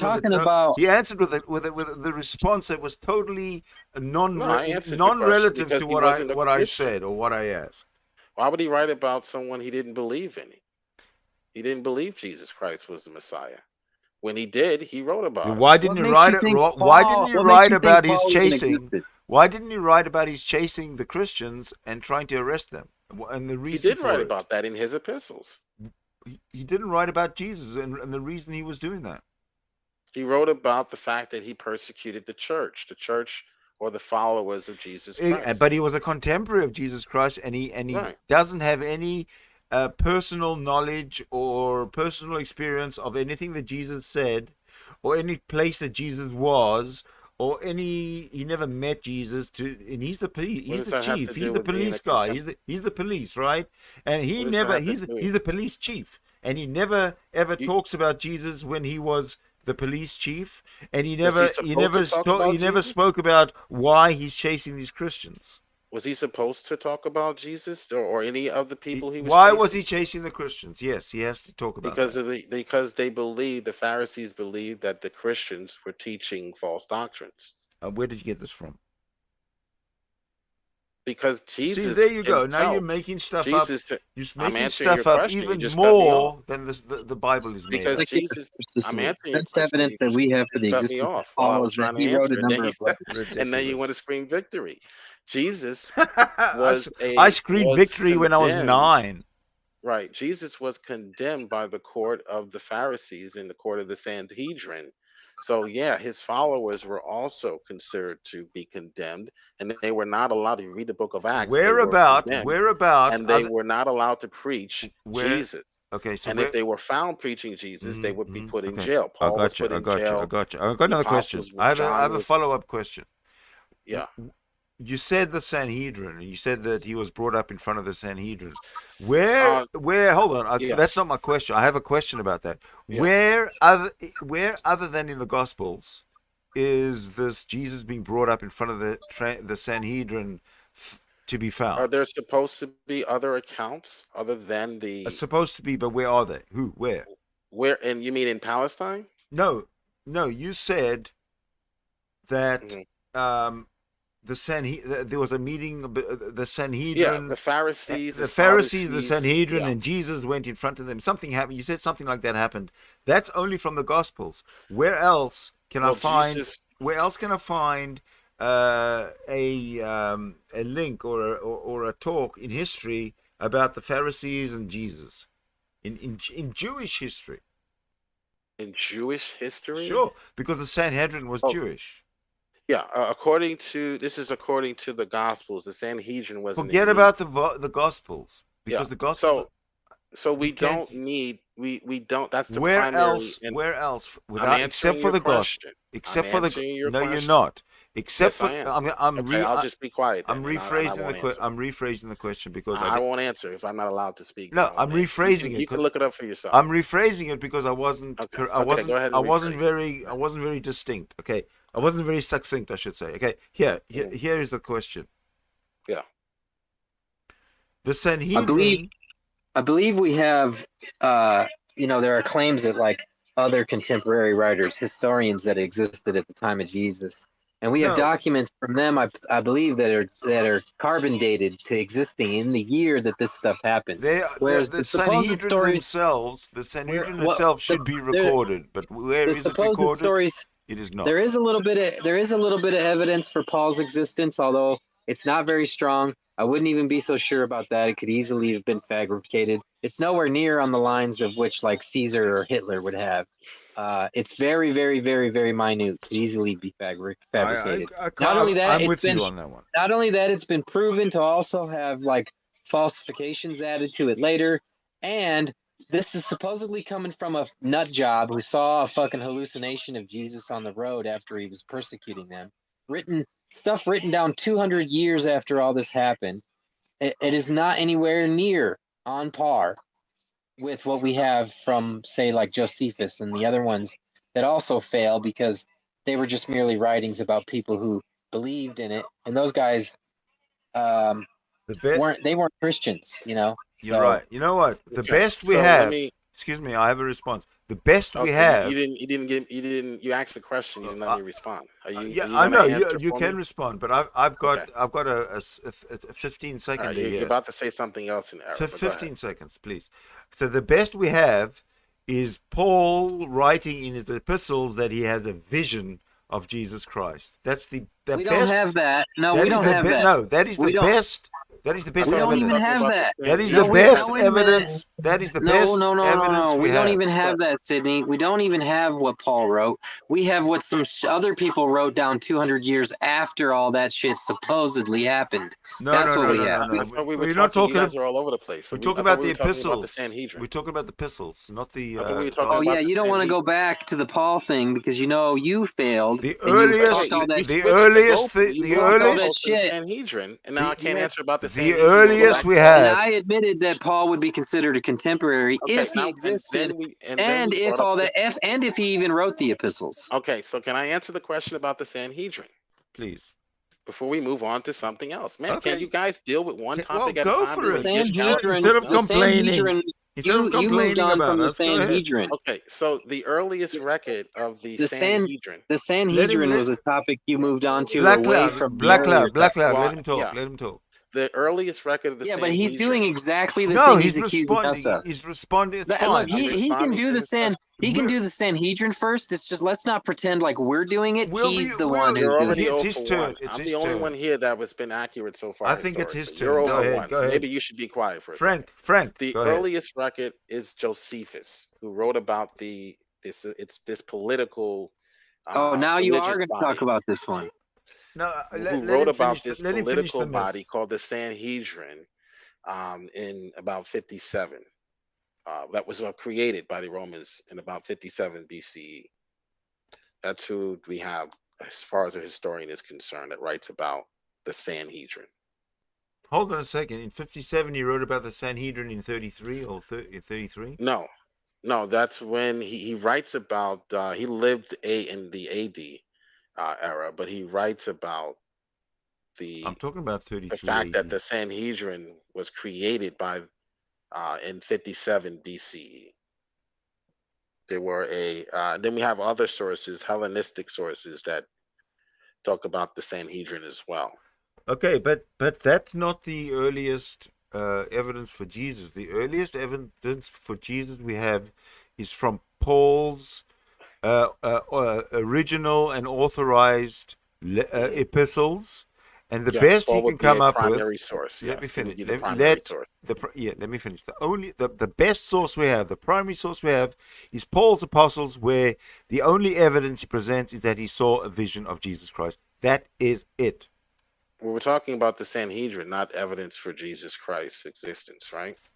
We talk So no, Paul no. talks about He's trying to deflect from that for a Yeah, I while. know. so I know he is. I it's know about he okay. is. So now we want evidence for Jesus Christ. That's No, Paul. we have evidence That's for Paul. Jesus Christ, and the best Yeah, evidence Paul we doesn't have, count. the best Paul's evidence not we have for not- Jesus Paul- Christ is Paul's Paul. not a contemporary. Paul Paul may have Paul's been a vision. contemporary if what the claim about what he wrote was true, but unfortunately we don't have writings from Paul. The So- earliest No, evidence we we don't have have No. of Jesus Christ is Nope. Paul's Ask vision. Bert Ehrman that same question. He'll The tell you that earliest that's not evidence we have for Jesus Christ is Paul's vision. That's it. We don't. Yeah, earliest- Paul. Okay. It's not. We don't even have Paul's vision. I mean, we just have writings written well after Paul died that are just claimed to be his. And in Paul's writings, well, the earliest extant, the earliest surviving manuscript, but in Paul's writings, who did he say taught him? Assuming only if we assume they're Paul's writings. Who did he right? So who did he claim taught him? We have no evidence that Paul ever wrote anything. We just have stuff that's claimed to be Paul's writings. Because your criteria for the Bible is much higher than any other historical writing. No, I'm Because just if pointing you're out that these are biased. literally the differences that we don't have when you see somebody like Hitler of your or bias, Caesar. yeah. Or the other guys But that we're we talking- obviously have evidence that exist. And you obviously don't want to have the same criteria also for a I have human the that just same- does things. I have the Like same a human that leads a country is not a fantastical idea. I So have if a- something violates the laws of physics, like you're going to need some massive fucking evidence in We're order to talking prove about that thing historical exists. claims, not supernatural claims. I have the same criteria for ancient historical writings like Livy and Caesar and Socrates that I have for this ancient writing. The historical same thing is criteria. only one aspect of it, and it's not something you can dismiss because if you think that he was just a man, then your little thing on your picture about Jesus is Lord is going to be need to be Well, changed. I don't think that. I have If faith. he's just a in- man, he's not Lord. Well, I never said that he was just a Ooh, man. good But point. if you're going to Okay, argue so this, then if that you're gonna means argue that means you myth, can't dismiss the fact that it has to be extra proven well beyond fucking Hitler by fucking thousands of times. Fucking, we're No, talking that's about a whole false. nother level. No, it's not false don't- because you're acting like something that historically- we know is impossible is now possible. Okay, historically, if all I have to do is prove that he existed historically. Now, if you were asking a different question, if you No, want to move the goalpost, see, why do you have to? Why are you trying to let him equivocate? let Why him are you finish. equivocating? Don't We're not interrupt talking him. about just approving a man that existed. Let him finish You're his equivocating sentence. though. Let him If you finish wanna his move the sentence. Let the goalposts, man if you wanna finish move- a I mean, sentence. The man just said that no, he doesn't have to prove that, If but you that wanna is move- his fucking position. if So you want yes, to move the goalpost to talk about proof that Christ was who he says he was according to Scripture, as far as the supernatural claims, we can move. I don't have to prove that. That's your belief. That's your fucking No. job. I said if you want to move the Which conversation, I'm not trying to move the goalpost, conversation. I'm just talking about the existence of Jesus in Sure. any sense that you present him. He's going to come with these I problems. presented him historically. There's evidence he existed historically. Now let's move on to the supernatural claim. No, you haven't. You failed on that one, and you didn't even respond to my There's know no what evidence contemporary that was. Jesus I'm exists. You sorry. never There's once no conceded historical. the point. Like I conceded that Paul might have been a Hold on contemporary a sec. if Frank, those things are true. Frank, If you those can are- make a claim. If You, they're true. I actually made a mistake by admitting that to you because it really needs to be You made a- couched you in made a if lot of the mistakes. stories no, were no, true. I Because if made he- the if same Paul- mistake with him, if and I Paul had never to. wrote those. I had to eat if humble Paul- pie. I had to eat humble pie If myself. Paul never, we don't have writings from Paul's time, so if he never We don't wrote have them, writings from Paul's time. we don't have Paul's fucking writings. We don't. We don't have Paul's writings. No, we don't. What? We have documents that were created much later. The Okay. the contents of the pie were very calorie rich. I want to add.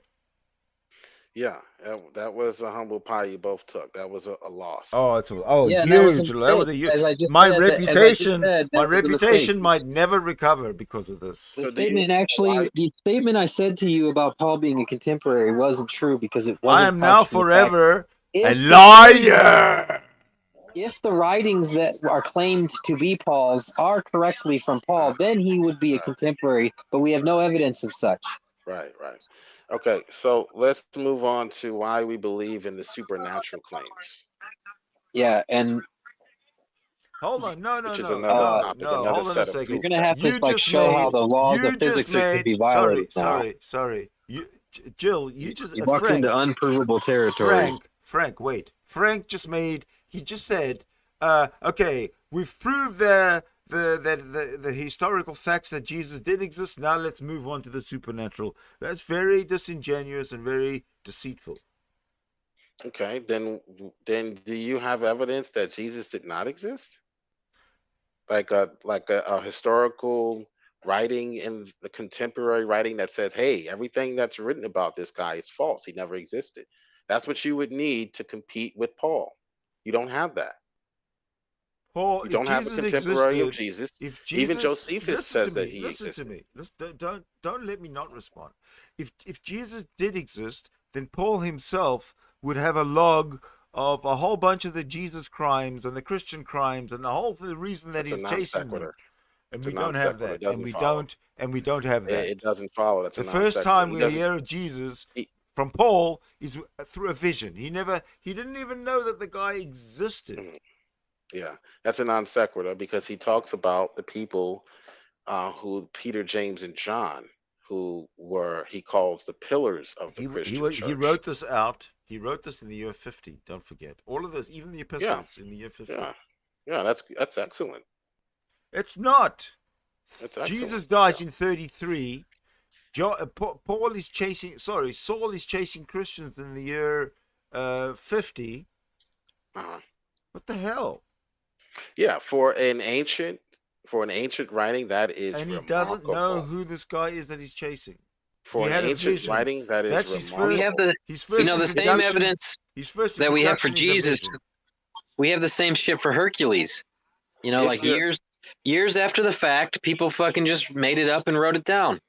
what's the contemporary for Hercules writing about Hercules? We don't have one for Paul. We're talking about Jesus, right? Is Or are we Hercules talking about is Paul? Hercules a Greek god or a Roman god? Yeah, we don't have one for Hercules, and we don't have one for Paul. Okay, we're talking. Well, we do have one for Paul. No, we don't. You Yeah, we have a do. story about somebody who might be a contemporary if the story was Okay, true.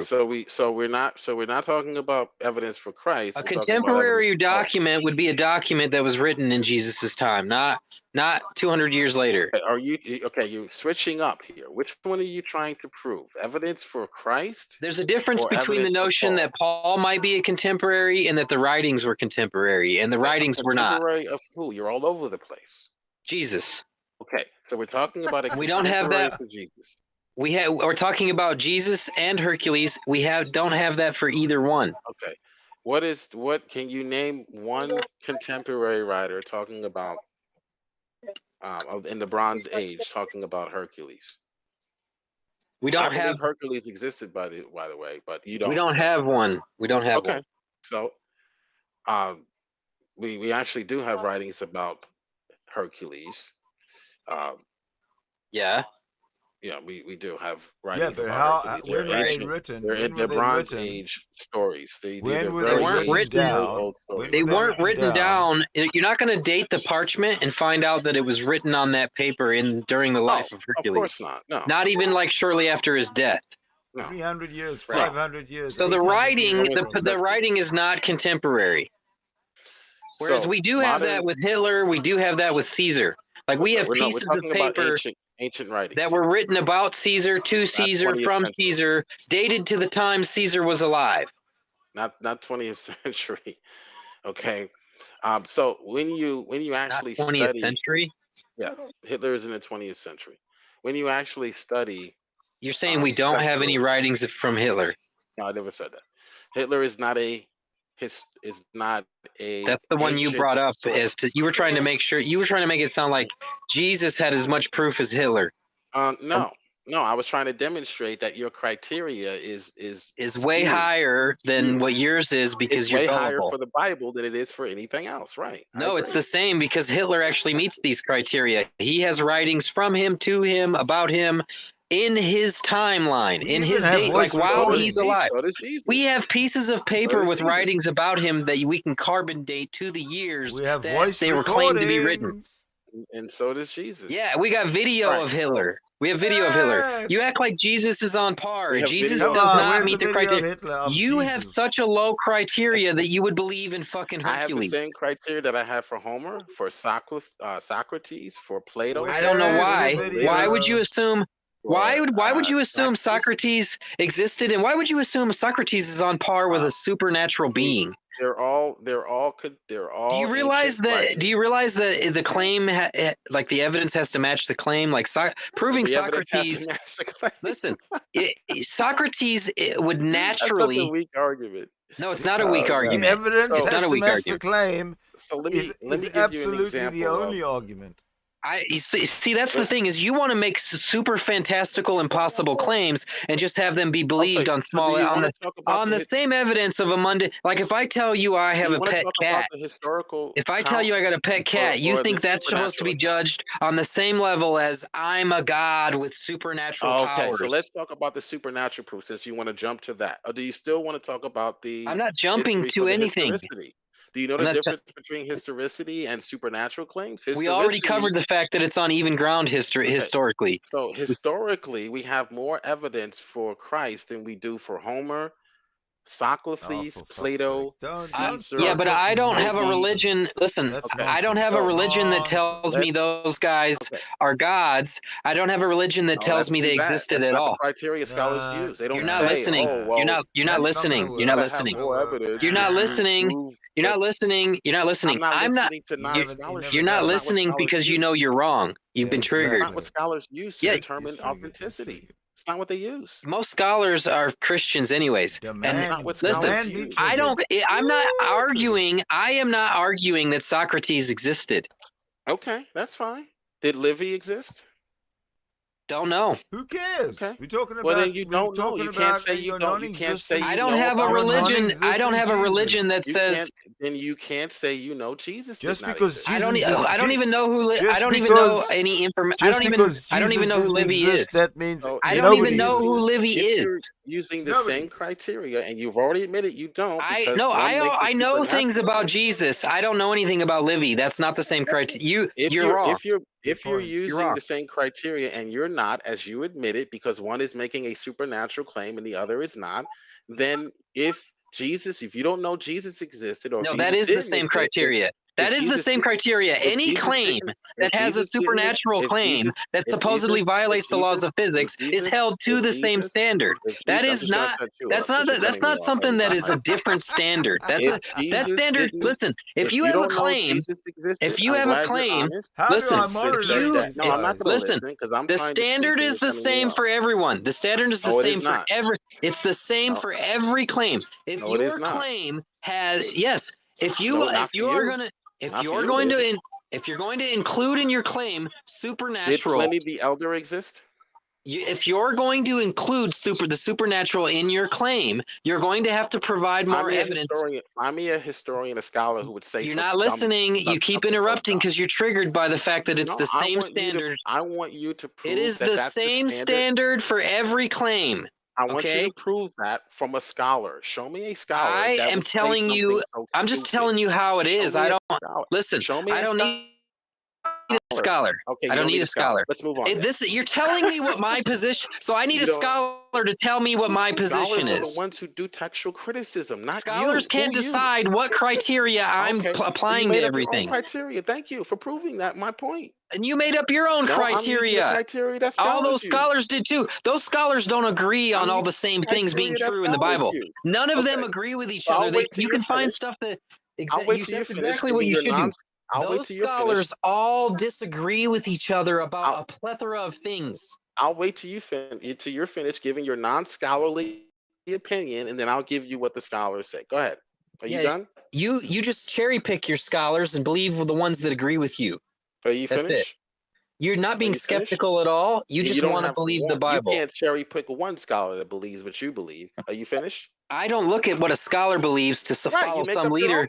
I don't look at a scholar to follow some leader because of his opinion. I might look at what a scholar shares as far as an argument or evidence, but that's the only thing I'm paying attention to. I'm not going to try to name drop in order to impress somebody like I memorized some book that was written. That doesn't make any sense, because if you have an argument that's worthwhile, it's going to stand on its own regardless of who taught it to you. It does stand on its own. I also have people that apparently not, because you're relying on an anyone. appeal to an authority. You don't have anyone that stands with you. Not one. Not even a secular historian will stand with you.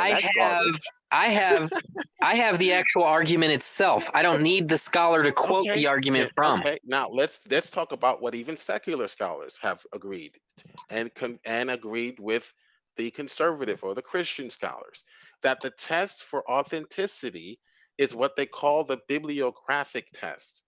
Okay, it actually deals with not your criteria, which you've created out of whole cloth, which is reasonable. But it deals with the criteria. No, according to you, it's reasonable, not according to scholars. No, I don't. Then the scholars are unreasonable. Can I finish talking? You had your chance to give the your scholars garbage. Listen. You had most your of chance. the people who study religion are religious and they have a bias. To give your garbage. It's not like it's a science that you can test. Okay, it's one of the worst fields that we can look into as far as how proofs work. Okay, it's the least reliable. You done? Okay. No, I'm not done. Okay. You didn't listen to what I was saying earlier. I listened to your non-scholarly opinion. That's fine. Now it's my turn. No, your non-scholarly opinion. Okay, I'm giving you what the scholars suggest. There's only one scholar that's ever done peer review work on Jesus. I'm giving you There's only one. I'm giving you what the scholars say. There's only one, and I'm telling you right now, he's a mythicist. He's an atheist. He's an anti-theist. The only peer-reviewed work on Jesus is from an atheist. He's going to try to dominate the conversation. I bet you don't know his name. I bet you can't name drop that scholar. You don't know who he is, do you? You have blind faith, sir. That's I can drop a fucking. You're the non-scholarly opinion. Are you done? Okay. Because you and a group of people call something scholarly. I told you I'm not done. You haven't started listening. You haven't started listening. You're still not listening. You lose. I lost. You lost, dude. You can't even let the opponent speak. This whole thing was a distraction from the Paul stuff anyways. This is all a huge 5-minute admission that you lost. That's why you're distracting. That's why you never admitted your failure about the writings being contemporary instead of the man that was in the story. The writings being... We haven't even done that debate yet. Let's deal with one thing at a time. Yeah, we already did. Are you done? Okay. I'm not done. Okay, you're not done. Keep going. You can turn it into an echo chamber if you'd like. I'll just be silent. No one really respects you because you don't have any scholarly. You give your opinion. Nobody really cares. But go ahead. It's going. No, I don't want him to I just want him to listen. I am listening. I listened to your non-scholarly bull BS. Now it's my turn to give what the scholars say. I gave you the full breakdown and made you look stupid, and now all you're doing is calling it BS. No one to back you up but yourself. No one to back you up but yourself. Right? Okay. I don't know why. If I start name dropping, what does it matter? Name dropping. Give me a scholar that would suggest that those are the tests that actually scholars that are used to determine historicity. I did give you one. I didn't tell you his name, but I did give him to you. But you don't know who he is. You gave me one, but I don't know who he is. Exactly. Because you didn't give me one. Yeah, he's the only guy that's got peer-reviewed work done on the historicity of Jesus. The only one. Okay. Are you done? I keep telling you no. I keep telling you no. I'm not done. Okay. All right. That's why you never will debate me in an actual platform where you're not allowed to get scallop and filibuster. Because you can't debate somebody who's got nothing. You get embarrassed. I'm educating you. I'm educating you. You already lost in the contemporary. You're not paying attention. So I already won. You need to start taking notes. I already won this debate. That's why you won't let me speak, because you don't want to go 0 for 2. That's why you didn't respond to my. That's why you didn't even respond to my points. You don't want to go 0 for 2. All this time you're talking at the same time as me. Go ahead and talk. Go ahead and talk. You could have actually said something, and you're not saying anything. You're not saying anything at all. Another failure. Talk about Biden. Another failure. You probably voted for, you loser. What, you like Biden? I thought you were calling me the liberal, and now you're going to defend Biden? Talk about another loser you support. You're dude. I'm not a fanboy for Biden like you. You can't. You're no match for me. I thought In you were a church Jesus history, follower. I thought you you're would no go for match Trump. for me, dude. I figured you'd be a Okay. Trumpster, not a But let's Bidener. just troll now for the rest until Sydney finishes the stream. Let's just Hey, troll each other oh yeah, because you you're bring no up match, politics, dude. and I actually respond to your Well, statement, and that's sure, trolling. because you won't let me respond to your evidence. You keep saying things. You just made a statement at me about Biden, and I replied Your to it. evidence. Yeah, I'm You're, trolling now because you we're won't let me actually respond. having a back and forth. It's just No, you're we're not. avoiding actually No, we're responding to not. any of the No, we're points I not. made against you. You're avoiding letting me speak or respond to what you You've said. been speaking the whole time, and I'm even answering what you're saying. Are you finished giving your evidence for historicity, No, your own I'm opinion? never done. Okay, As you're soon never as you done. make So another don't mistake, lie as soon as you and make say another that you are mistake, I will trying cut to have in. an open discussion. Then be honest and say, I don't want to have an open discussion. Not only am I trying, I just want to it's like we're not trying it; we're actually having it. No, we're not. It's just I a haven't- meta conversation. It's a meta conversation. Okay, you can continue your meta conversation in your echo chamber. I'll be silent. I would have figured you'd have been a Trumpster, not a Bidener. I don't know. You sound like a black guy. Maybe that's why he likes Biden.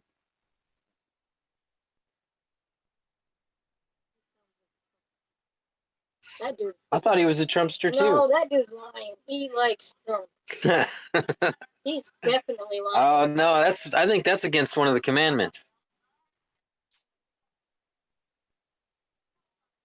Naughty, naughty. What's a contemporary?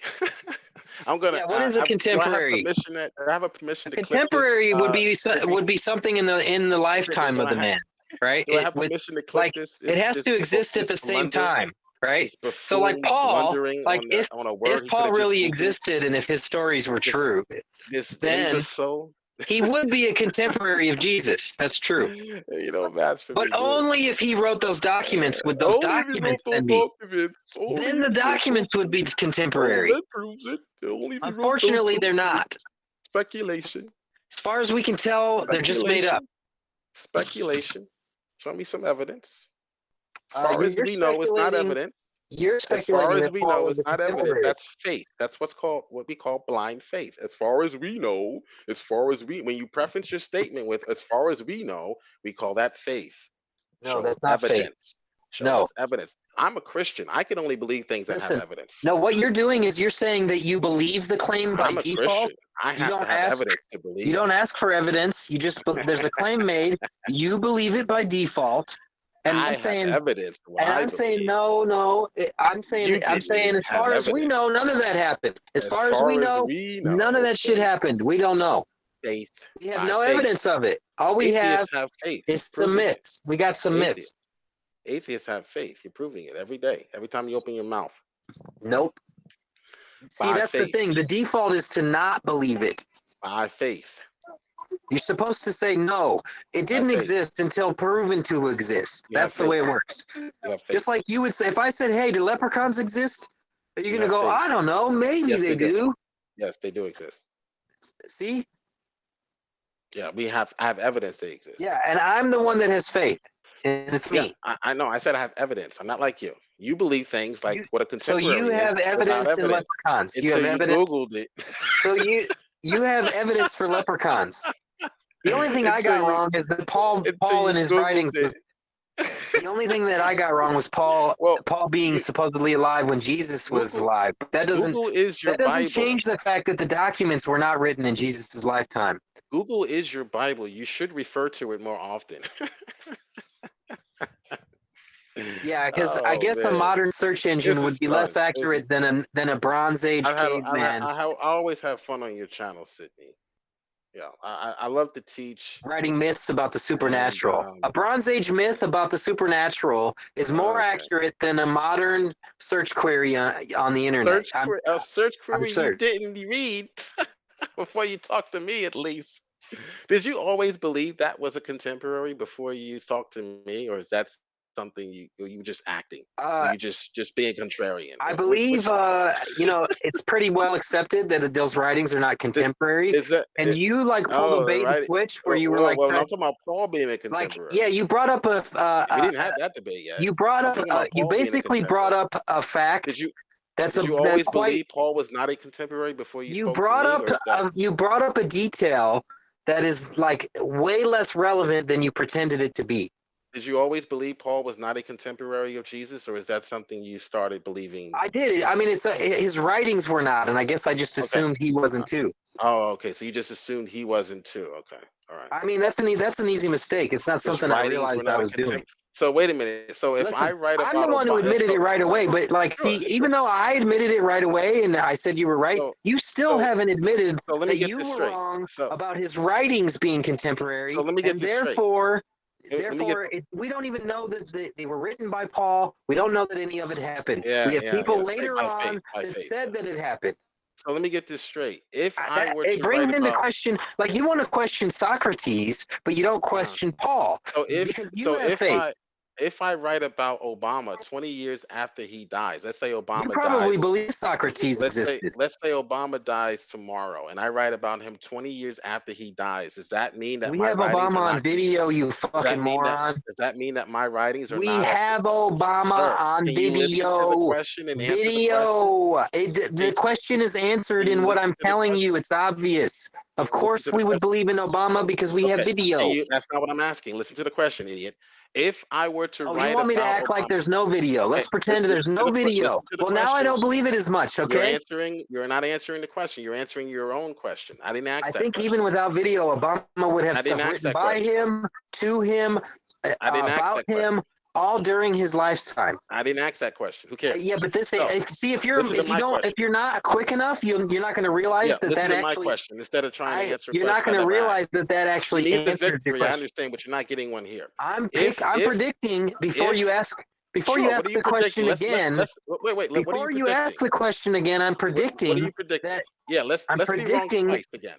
I'm predicting exactly what I just said. I'm predicting exactly. Go ahead. I want to hear what your question is going. It's going to fall into the same category. I want you to be wrong again. What am I predicting? What am I going to ask? Go ahead. Why do you want me to repeat the same thing 50 times? I didn't ask the question yet. You said you can predict, but I'm going to ask. I repeated it like 3 times already. Are you going to get a pen and start writing this stuff down? Again so we can hear, so everyone can hear. Why do I have to repeat the same thing 50 times for you to hear me? I hear what you're saying. So you don't know what I'm going to ask. Oh, do you? Do you know what I'm going to ask? Why are you asking me again? Every time you ask me to tell you for the 5th time, I'm going to ask you why I have to tell you 5 times. So here's what are you going to get a fucking pen and start writing it down? Afraid? Why? What are you afraid of? Why are you afraid to answer questions? I'm not afraid. I'm afraid that I'm going to have to ask it fucking 5 more times, and then you're going to tell me to tell you again. Who cares? Let me ask my question now. I'm very scared of that. Okay, sure. If Obama were to die tomorrow, and I were to write about Obama 20 years later in 2041, does that mean that my writings are not a contemporary of Obama? Answer that question. Yes or no? Correct. Okay, so what you're doing is not even relevant. No, what you just said is not relevant because we don't have Paul's writings. We have stuff written down by other people. It doesn't matter when you write. It does matter. We don't have parchment that is dated to the time of Paul. If we had a writing from you 20 years after Obama, the parchment would be carbon dated to the year of 20 years after Obama when you wrote it. So because I decide to write later and not exactly when the person you decide to write later. It's not you decide to write later. It's we don't have anything written by you at all. We have 0 written from you. Maybe you wrote it, maybe you didn't. We don't know because we have some shit some other people wrote down 200 years later. We don't even have what you wrote down. All right, let me show you how you wrote it. Let me show you how because a lot of stuff gets fabricated, and sometimes we can tell it's fabricated because we can see like parts of the writing that don't really match. Okay, right. We can see that stuff sometimes. You can't, right? So let me if show you how. If people will make up parts of writing and stick it together with other writings, then it's also believable that they might just make up a writing entirely. Sure, more faith. Especially when it's a writing that has no fucking verification other than, hey, some other people just popped out of nowhere and wrote it up. You're supposed to be an atheist. We have the same fucking thing. All the writings about Jesus are non-contemporary, non-verified writings. We don't even know that, like, first of all, most of them we know weren't even written by the people of their name. They even claim to just be word of mouth written down. And Paul's, I don't know if it claims that or not, but even if any of them don't, it still is not. It still was written down well after the fact, and we have no way to verify if it was ever written by the people We have no reason to believe it was ever written by the people it was claimed to be written by. Okay, so if I write one day after Obama dies, are my writings a contemporary of Obama? That's irrelevant. I don't know why do we have That's to how go over that. stupid your argument is, That's you not what idiot. happened. That's What a not what dumb we don't argument. have that with Paul's writings, you moron. We don't even have that. Okay, so if We I write don't a have year, Paul's writings. if I write a year, I'm showing you how silly your argument is. If I write a year after Obama dies, does that mean my We writings are don't not a have that contemporary? from Paul. We don't I'm even asking you have a that. simple, a yes or no question, dude. We don't have that from Paul. We don't have that from Paul. I never We said don't we have did. that from I Paul. never So said we it's did. irrelevant. I never said we did. So then it's irrelevant. I'm showing you how stupid your argument is, because it doesn't matter how long I wait to write about Obama, whether it be 5 years later, whether it be 10 years later. That's assuming you wrote it. You're assuming that we have a paper from you that you wrote. You're assuming that we have a piece of paper from you that you wrote. You are assuming that. Debunked. You are no, you just debunked yourself. What a dumb argument. Like we would actually have to have Paul's writing. You are the only one who uses it. We have to have you're Paul's not a writings. contemporary. You have to write while the person is alive. That's the dumbest thing I've ever heard in my life. Well, I guess that means Dude, I could just write something down. I'll write a book. I'll write a book right now, and I'll sign it Paul, and I'll just put whatever the fuck I want in it, and I'll say, oh, by the way, this was written after all my epistles. I've changed my mind again. I guess I just hallucinated. Jesus is not real, and I made the whole thing up. If you're gonna try to defeat Christianity, I'll write that. I'm going to give you the same thing. Except mine's even better. It's stronger because it's not 200 years later. It's 2,000 years later. If you're going to defeat Christianity, you're going to have to do better than that, my friend. You're going to have to do better than that. My evidence is so much stronger. I'm going to write the book, and then you'll have evidence. Better than that, man. This is sad. It's the same thing. It's the exact same that you have. Okay, I'll give you the book, except my evidence is stronger because you can actually talk to the guy who wrote the book. You'll be able to talk to me after I write it. You're going to have to do better than it. Oh, you have to be alive. The people, no, I'm not saying you have to be, but it's definitely stronger. Be alive for you to write about. So it's stronger when they're dead. You're saying it's stronger when they're dead. It's irrelevant because historians write. If I can interview somebody today, that's less proof than if I get a writing from them for fucking 200 or 2,000 years ago. That's right. That's exactly right. Contemporary historians will write about. We don't have writings from Paul. They do, and we can't interview the people who wrote down Paul's writing. They write about people who have died, and they do their bibliography. The person has died. They're not alive when they're writing about them, but that doesn't mean that they're not contemporaries. You created that category because, again, you're creating categories of evidence that were not applied to any other writing. That scholars why are you ignoring the fact? Other writings. You're just gonna latch on to that as a distraction. Now you want to push that and force. You're just gonna repeat it and repeat it and repeat the same thing. It is valid or relevant. It's not. That's not what scholars. I didn't say that was relevant. That's not my argument. You're the only one talking about whether the writing. Dude. You haven't attended one seminary. You haven't attended one class. You're the only one talking about probably Paul's never writings. Graduated from high school. You're the only one. You're the only one who's talking about Paul's writings being contemporary because we don't have that. Paul's writings what does that even mean?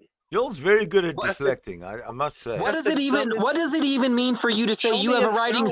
What does it even mean? What does it even mean for you to say you have a writing about Obama years after he died? What does that even mean? It means that I am a contemporary of Obama who just did not write about him while Obama was alive. But we don't have that from Paul, you moron. Whether you call it,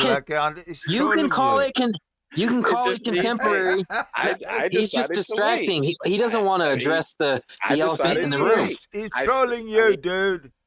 He just doesn't want to. He doesn't want to address the pink elephant in the room. He's the lofty kitty cat. The magical. It's the magical flying pink elephant in the room. So let's get to what. No, that's not a pink elephant. Can't you see? It's Jesus. Not real. Let's get to the supernatural. Why I believe in the supernatural claims. Now this is so you're just gonna totally ignore that. That whole thing. Why would I don't pay want any to. attention We don't to want to that? know why It's you not believe. what Well, it's a scholars glaring determine. problem with your side of the story, and you're not addressing You it. We just don't want to created know it why you whole believe in cloth. the supernatural. You No, that's created not that the. criteria. No, that thing you're talking about me Where did you creating. get that from? That thing you're Not a talking about. scholar on the planet who argues That thing that you're talking about me absurdity. creating is the only. You're the only one focusing on that because I didn't even bring it up. I never You even. You just. created You asked absurdity. me. You just You asked have to. me. The person has to You're be asking me alive. a semantic question about what falls into a certain category So instead wait of a minute. looking at what. Who died recently? You're not like with an unbiased look trying to look at the evidence that you I'm actually looking have at for the Jesus. criteria that scholars use, not Yeah, the you're ones that looking at the atheists make semantic up. definition of whether Oh, something falls well, into a category in of order for a Jesus word to or not. exist, he would You're have worried had about the to. definition of the word contemporary order because for you want to have a semantic argument. You're just having imagine somebody you're using this having a argument. semantic argument about the word Semantic contemporary, argument. and yes, Oh you're talking God, about no! I used the what dictionary, falls dude. into the definition. I Right, used the exactly. dictionary. Semantic. Right, All you're right. talking to So exactly. You're telling me I'm using the word wrong. So let's move on, dude. You don't have anything as far as historical evidence. I don't know that how. If I was using the word contemporary wrong, how does that make Paul's non-contemporary writings exist? writings. Show me that category. Show me that category on the internet. Show me somebody dumb enough to use that argument. Irrelevant. Doesn't if make I us say, have something from Do Paul. you exist? We Do you still have exist? nothing from Paul. Do you exist? We still have nothing from Paul. Do you exist? We still have nothing from Paul. Okay, in order for you to prove that you exist to me, you still have to. In order for you to prove, well, let me just That's say a this. dumb. That's a fucking stupid question. Do you exist? That's No, it's not. Let me show you why. non-question. Let me That's finish. a non-question. Why I'm making that. That's a non-question. Let me explain my rationale. He doesn't want to admit his failure and that we have nothing from Paul. He doesn't want to admit that's a huge failure, and he won't even address it. Yeah. He's going to ignore it and distract. Dude, you already lost that He debate. wants to use the semantic argument to distract because you don't want to admit that we have nothing from Paul. He is very skilled. He didn't say that. He is very skilled at that, though. You got to admit. Jesus was alive. That's not nothing. Okay. Yeah. So let me ask you this. We don't have Paul writing when he was alive. That's nothing. In order for you to prove you exist, you have to be 400 pounds and 6'9". Hey, have you? Otherwise, you don't exist. Have you seen a picture of me? I know you. That's how you exactly operate. what you just That's did. how your faith operates. That's how your faith operates. Are not contemporary. That's a category you're You're just projecting. That's another distraction to ignore from the fact that you have nothing from Paul. You have nothing from Paul. You have nothing from Paul. That category. You made that category up, and now you're trying to force that. You have nothing from Paul.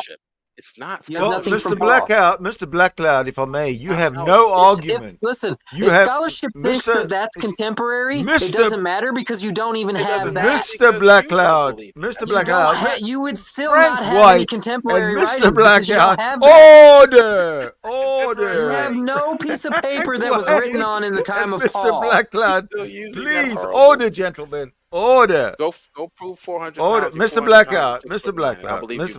Blackcloud. Listen, God exists because God says that God exists. Don't you get it? Okay, so you want to move on to the supernatural claim? No, we don't, because we. I want you to admit that you have nothing from Paul. We want to finish this one first. We do. No, we don't. I'm not convinced. We have him writing after I'm not Jesus convinced. dies. I'm not convinced. Not by Paul. We don't have papers that were written on by Paul. Prove it wasn't Paul. Paul wrote in the 50s. Jesus was dead. Yes. The earliest documents that we have were 200 years later. But that's the Gospels you're talking about. 200 years later. The Gospels. We have nothing that was written in the time of Jesus about Jesus. Epistles. Go read your church Every piece of paper we have is dated no further back than 200 years after Jesus. There are no contemporary writings. None. Zero. Your own atheist comrade is refuting your statements. No, he's not. I don't even need to argue anymore. I'll let Sydney argue for me. That's funny. Oh man. Oh, that's a good one. Where did you find this guy? He can't even debate. But he knows how to yell. He knows how to yell. You've admitted you lost because you're ignoring what I'm saying. Dude, I've already addressed what you were saying. It's not the oldest document we have is 200 years later. That's not Paul's writings. Sydney already corrected you. I did. It would be 13 years later when Paul was writing, 13 or 14 years later. Okay. No. Yeah. Yeah. Can you add or subtract? Can you I subtract? mean, that was I just googled that. It said fucking. I am a public school math teacher. none of the subtract. I can subtract for you if you need the help. I'm a oldest public- thing we have from the Gospels is 200 years later. We're not talking about Paul's the writings are Gospels. dated in the 50s. We're Can you not subtract talking 50 about from the. 33? What do you We're get? not talking about the Gospels. We're talking about Paul's writing. He doesn't understand that. Yeah, he doesn't get it. He's just man, this is horrible. Forget about the Gospels. Pretend they were never written. I thought Paul was one of the Gospels. Oh God, I'm done. What? All right, I'll see you later, Sydney. It's been fun. This guy is a mess, dude. Go do some research. Nah, hang around. and Come on. then come back Don't and run have a around. conversation. I don't even know how that's relevant I anyway. want to have a conversation with Frank anyway. It's another semantic thing. It's like, oh, what category does this fall into? Who gives a fuck? Oh my goodness. Oh, like that even matters. what is it, Sydney? I'm my brain is just like. No, I just want to know if you have to go. But if not, then I want to have a conversation. I thought this was done. This guy's finished. Yeah, maybe. What do you want to talk about? Fair Sydney? enough. I'd like to talk about I'd like to reiterate my public apology to you about me thinking that Paul was born non-contemporaneously to the mythical Jesus. But I do want to say that Paul became Paul, or Saul became Paul, long after Jesus was dead. Yes, Jesus. He claims that Jesus appeared to him on the road to Damascus after his resurrection. Yes. Okay. Now, exactly. But he was not Paul at that point. He became Paul. Well, when God changes your purpose. When God changes his name to Paul. Yeah, he just changed his purpose. He didn't change him. I got you. So the law of identity says that Saul is Paul. He just changed absolutely his name. Exactly. No, the person, yeah. the physiological person is the same. Right. But right. theologically, Paul was Saul when Jesus died. Yes, some scholars suggest that Paul was actually the one who led the stoning of Stephen in the book of Acts. You're a scholar. What's your position? I think it would make sense for Paul to be there since he was, a part of the Sanhedrin. The Sanhedrin was like a major group as far as the Jews were concerned. So it would make sense. What do you mean a major group? Like a major group of hedge fund investors? What do you mean? No, they were a religious political group. The Sanhedrin was a religious political group. Yeah. I thought the Sanhedrin was a house of judgment, like the Supreme Court. Well, I mean, they could be considered the authority when it came to the law. Yeah. Mr. Blackcloud, can you find out what the Sanhedrin is really, please? If you don't mind. Maybe I might be running to the store real quick. I'll be back in a minute. All right. But okay. Is that the point is that Paul, Paul was not Paul until Jesus, changed his name to from Saul to Paul. Why is that relevant? Okay. So, question then is, if Jesus was dead when Saul became Paul, then how did Jesus change the name? Because Jesus resurrected, according to the story. He resurrected from the dead and he appeared to many people, including Paul. Yeah, but how did Jesus change? Why didn't he change anybody else's name? If everybody who he appeared to, why weren't their names changed? Well, the changing of the name is an old Hebrew tradition that we find even in the Old Testament. When God changes your purpose in life, he changes your name. So your name was very significant in an ancient Near Eastern context. Your name actually meant something. It's not like today where we just name our children Shaquisha, or some made up. Yeah. Do you know somebody Do you know somebody named Sequisha? I've had a few students named Shaquisha. Yeah. I'm so sorry to hear Um, that. so your name wasn't just a name. It actually meant something as far as your destiny, what your destiny was, what your purpose was. So in the Old Testament, we see Jacob's name was changed to Israel. We see Abram's name was changed to Abraham. So Jesus, after that same But what does tradition, that all mean? So what? What does it really mean? The changing the name? it means that I just told you what it meant. It meant that your destiny, your purpose now is going to be changed. So God has another purpose for you. You may have been Did you a know what the heathen. first purpose was, and now you're getting another one, or what? Well, yeah, your name, the name did have a purpose, the name that your mother gave you. But once you become born again, you have a new purpose. You have a new uh, um, So, goal, if you so, will. so, so, at the time of the vision, Saul became born again Yeah, and called himself right. Paul. Yeah. God changed That's his what you're life. talking about, sort of thing, right? Right. God changed his life. Yes. Okay. So Changed his destiny. what happened to Paul's wife and the rest of his family? Some scholars suggest the scriptures doesn't say, so we can only guess. But some scholars suggest that his wife may have left him after he became a Christian. How many children did he have by then? We don't know. Well, I'd like to She talk to may the have left him in descendants. fear that she would be persecuted. There's no Um, descendants of Paul to speak about. he Are never you wrote kidding about me? them, probably to protect them. He never wrote about them, probably for their protection Protection from what?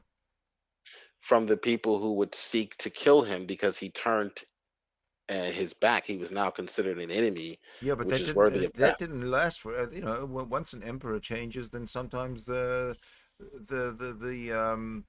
oppression against Christianity changes. So why couldn't the descendants of Paul be relevant? And Well, you're assuming that Paul was going to know that there was going to be, uh, destruction of the temple, and the end of the Jewish patriarchy, and the end of the I think Paul was temple. dead. Wasn't Paul dead by the year 70? Right. So you're assuming that Paul was going to say, "Hey, you know what? There's one of these days, these guys are going to stop chasing me. There's going to be regime change." No, if you're trying to protect your family, No, I'm not at all. right? So, I'm at the saying, time, hold on. I'll tell you what I am he saying. decided. Let At me the tell you time, what. he decided not to write about him. He didn't know the future.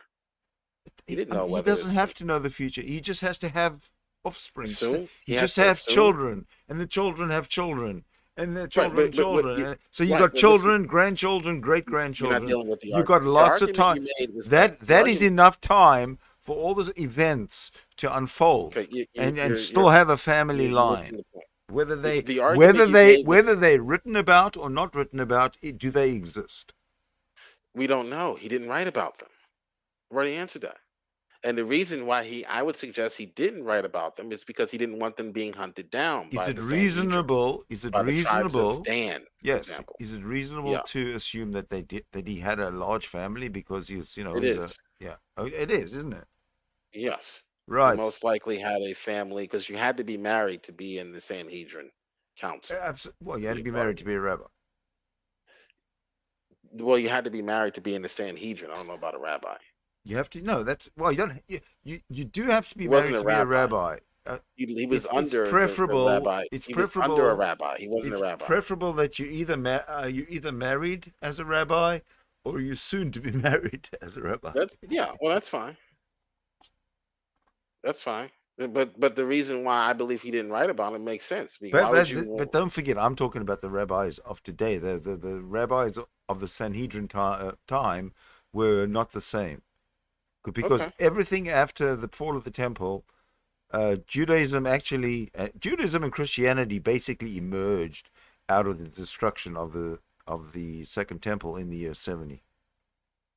Well, actually, it happened much earlier than that, according to the Apostle Paul, because we have Yeah, the but earliest Christian creed. before that, you wouldn't have been able to distinguish between a Jew and a Christian. They would have looked much the same. But after the fall of the physically, temple, or after the fall of the temple, that was it. They started to diverge and become distinct. you mean as far as physically, or actual worship and liturgy and belief or doctrine? Because the doctrine is certainly contrary to, or not, could never be, Well, um, well, once the the same or considered once the equal.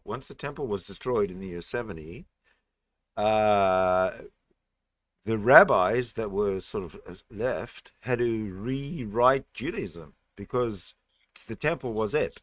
And now there was no temple, Right. so they had to recreate the Judaism that was kind of the new thing now that we don't have a temple, which is what we have today. Yeah, But Judaism is a false Judaism was religion. totally different during the temple time. Like during Jesus' time, Judaism was indistinct. I don't think it was recognizable as Judaism if we were to look at it by today's standards. Oh no, because right, temple priests sacrifice. None of those things are being done today. By all they do now is wail against a wall in Jerusalem. Even between the year of Jesus' supposed death in the year 33 to the year 70 when the temple was destroyed, how many years is that? That's 47 Within years. That's 47 years. That's a generation. And 37. Yeah, I 37. believe that 37 years. this is what I believe. I believe that the generation that was around in 33 and the generation that was around in the year 69, okay, I believe those two generations having seen the failure of Jesus to reappear as was promised, they kind of just trashed the whole thing and forgot about it, and it should have just disappeared into the dustbin of history. Except for the But Christians who believed in Jesus' resurrection. except for Paul. Except for Paul. He was the only one. It's only because of Paul that we have Christianity, that Christianity has survived. All right, and he just blamed other people. And the only evidence that Paul has is his vision. So he just gave credit to other people like Peter, James. He just made up those names: Peter, James, John, who he called the pillars of the church, meaning they were the foundation, and he was basically the least of the apostles. He says he just made all that up. Yeah, right? maybe he did. Yeah. Okay. All right. That's fine. Listen, if he could have a vision, and you'd believe it, why wouldn't he make himself the pillar? Why wouldn't he? Why wouldn't you write something down and you not believe? Why wouldn't he? If you believe he had a vision, then everything he writes you should believe. Why wouldn't he make himself the pillar if all of these things were he just made up and he wanted to make himself? Who's to say? But he had a vision. You believe it. Everything he writes down, you should believe. Yeah. So it stands to reason then that Paul was not the first one believer, and that he was actually writing on the coattails of Peter, James, and John, as he writes. But Peter, James, and John didn't write anything down. So okay, that's fine. They didn't have to write anything down. They had word of mouth, and they had what's called the oral tradition. It doesn't seem to have worked out very well. No, it worked out just fine. Oh, okay, there we go. You see, there you go. Yeah, it worked out just fine. We have the Gospels. But why is it? I've got a question for you. Why is it when we pound it into the heads of Christians that the Gospels are not reliable because they were written? Hold on a second. Because Can you demonstrate that? Just listen to me. I will demonstrate that. Okay. The Gospels are not reliable because they all came after the fall or at the fall of the Second Temple and afterwards. That's why they're not reliable. You've got to discredit those. You can only use contemporary evidence from during the time of Jesus, and the best we can come up with is Paul's epistles. That's it. The best we can come up with. That's and the best evidence in those epistles is the vision. There is no other evidence. There is no recording of anything that Jesus said or did, and why or when or anything at all. Doesn't have to be. It's like the FBI. Here's the number one wanted list, but we're not going to tell you why he's wanted. Forget it. No, doesn't matter. Contained in those writings, which you seem to think that the only thing he talked about was Jesus, and that wasn't the only thing he talked about. Within those writings contain him actually telling us who the founders of this church called Christianity it are. So if you're going to dismiss everything he said about Jesus, you still have to accept what he claims about the founders of the religion that he now has joined later after the fact. And what they say, and he is repeating what they taught him. That was his testimony. I am, I was given, Paul says, the right hand of the fellowship, or I was given permission to preach this gospel from Peter, James, and John. So he claims to have got it from them. Therefore, it had to have existed before Paul. Doesn't matter if we don't have any surviving manuscripts from 33 AD. I say Paul made it all up, and there's nothing you can come up with to Okay, well, that's that. faith. That's you can have faith that Paul made that it up. because That's based fine. on the evidence, that's You all can we have faith that have. Paul made it up. Based on the evidence that we have and what we see written by Paul, it's all made up. You can have that faith. That's fine. You need to be able to prove It's not a faith thing. It's a knowledge. Yeah, it is. It's a knowledge claim. You don't have any knowledge he made it up. That's your belief. All the evidence points towards it being made up. No, That it doesn't. yes, it does. Here's what you would need. I just pointed it out to you. Here's what you would need in order to prove Paul made it up. You would need a surviving extant manuscript from Paul's time saying that this guy was a complete fraud and that everything that he was saying was false.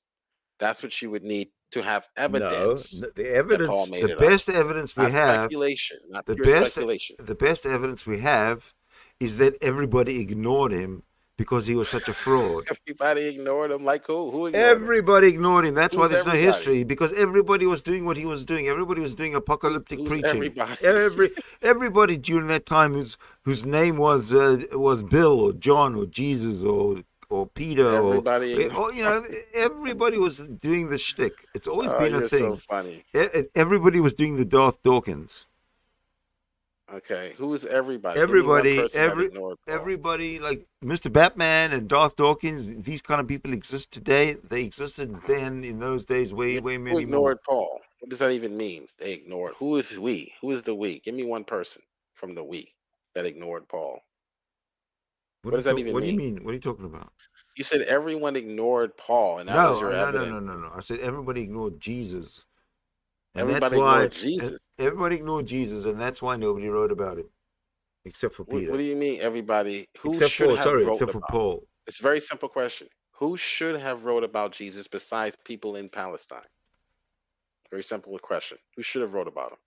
Anybody who was a historian and was recording these, because these are things that stand out, all right? Anybody who is a historian recording things that stand out. That's your assumption. Nope. No, they do not have to. That's how history gets recorded, because it's things that happen that either stand out or result in an ending that's not predicted. Yeah, let me show you how that's your assumption. There are things that stand out to people in India that American authors and American newscasters don't report on. So that's your non sequitur. It doesn't follow that because everybody didn't write about it. What's the claim you made about India? What's the claim you made about India? Follow logically. Okay, I need you to be logical in your argumentation. I need you to tell me about India. Tell me about India. It doesn't follow logically that because other outside groups didn't write about Jesus that he didn't exist. That's a non sequitur. Okay, thank you. But now get back to India. What was it about India that you were using as an analogy? Because I missed that whole thing. There are spectacular events that take place in India that we never hear about. Even today, in the modern age of technology and the internet and the internet information speedway, the information age. So it's a non sequitur. How much more so in the context of the ancient Near East would we not expect to hear Rome or Greece or any outside group who would have to travel months to even get to Palestine? Aldo, what's India got to do with anything? I'm proving that your argument is non. Yeah, well, you Sensical. use something that's That's what I'm proving. use something logical. I don't, you just said Because India. even India. I What's India? okay, listen to my analogy You again. said Hopefully you get it. Indians don't get the news from the United States, is what you said. Listen again. Listen Right? Am I again. right? Hopefully it'll Is that what click. you said? Listen again. Okay. Hopefully it'll click. Listen again. I know Okay. your audience knows what I'm saying. Good, All because right. I'm really Okay. lost. Okay. Even in today's time, with the technology that we have, meaning the internet, we still don't hear about every spectacular event that a local person in India may hear about and talk about and write about. So it's a non sequitur to require or to suggest that because there were spectacular things going on in Palestine, that other nations should have wrote about it. We don't have that today That's in our ridiculous. time. Why would you expect that D- to be the case in Does India ancient times? care what's going on in Pakistan, which is right next door? Exactly. And why should they Rome doesn't care right. if they don't care about Exactly what's my happening in point. Palestine, which is sorry, in Exactly my Pakistan, which is point. right next door? Who cares about the United States? I Exactly my understand it. point. Does the United Exactly. States care what happens in India, or what happens in Exactly South my Africa, point. You're or what proving happens my in point. Indonesia? Exactly. Why should they? Dude, Do let me let you? you argue for me because you're proving my point. They shouldn't care. Therefore, we shouldn't expect people to write about Jesus outside of Palestine. Thank you for proving my point. Who said anything about writing This about is so Jesus? easy. No, No, we should not you're expect being. anyone to write about Jesus but the people who lived in that region. That's what we should expect from an ancient source Yeah, or an ancient Near Eastern source. now you're just being ridiculous, because we are talking about people who lived in Palestine at the time and nowhere else. So what are you? And they wrote So about the people in Palestine wrote about Jesus. you're just deflecting because And the people in you've Palestine lost wrote you've lost the logical argument. the people in Palestine did write about him. Right? But we don't Then expect produce those writings.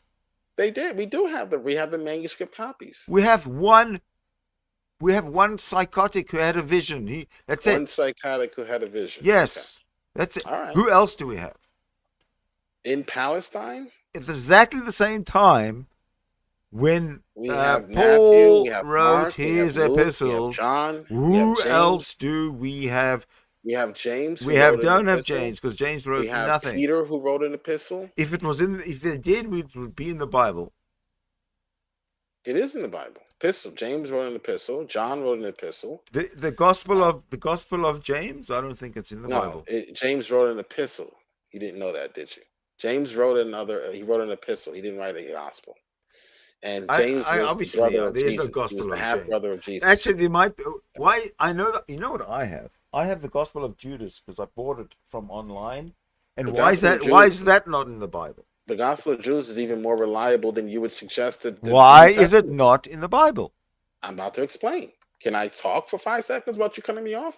The Gospel of Judas is less reliable based on your criteria as far as time is concerned, time span in between the earliest surviving manuscript and the actual event. The Gospel of Judas is even later. So no, it's worse than what you would say for the Gospels. You would say the Gospels were not reliable because they were written too late. Well, the Gospel of Judas was written even later, quote unquote, or the earliest surviving manuscript was even later than the Gospel. So that's why it's not in the book. Okay, we have the earliest, most reliable sources. The earliest, most reliable sources are in the book, and the Gospel of Judas did not meet that criteria.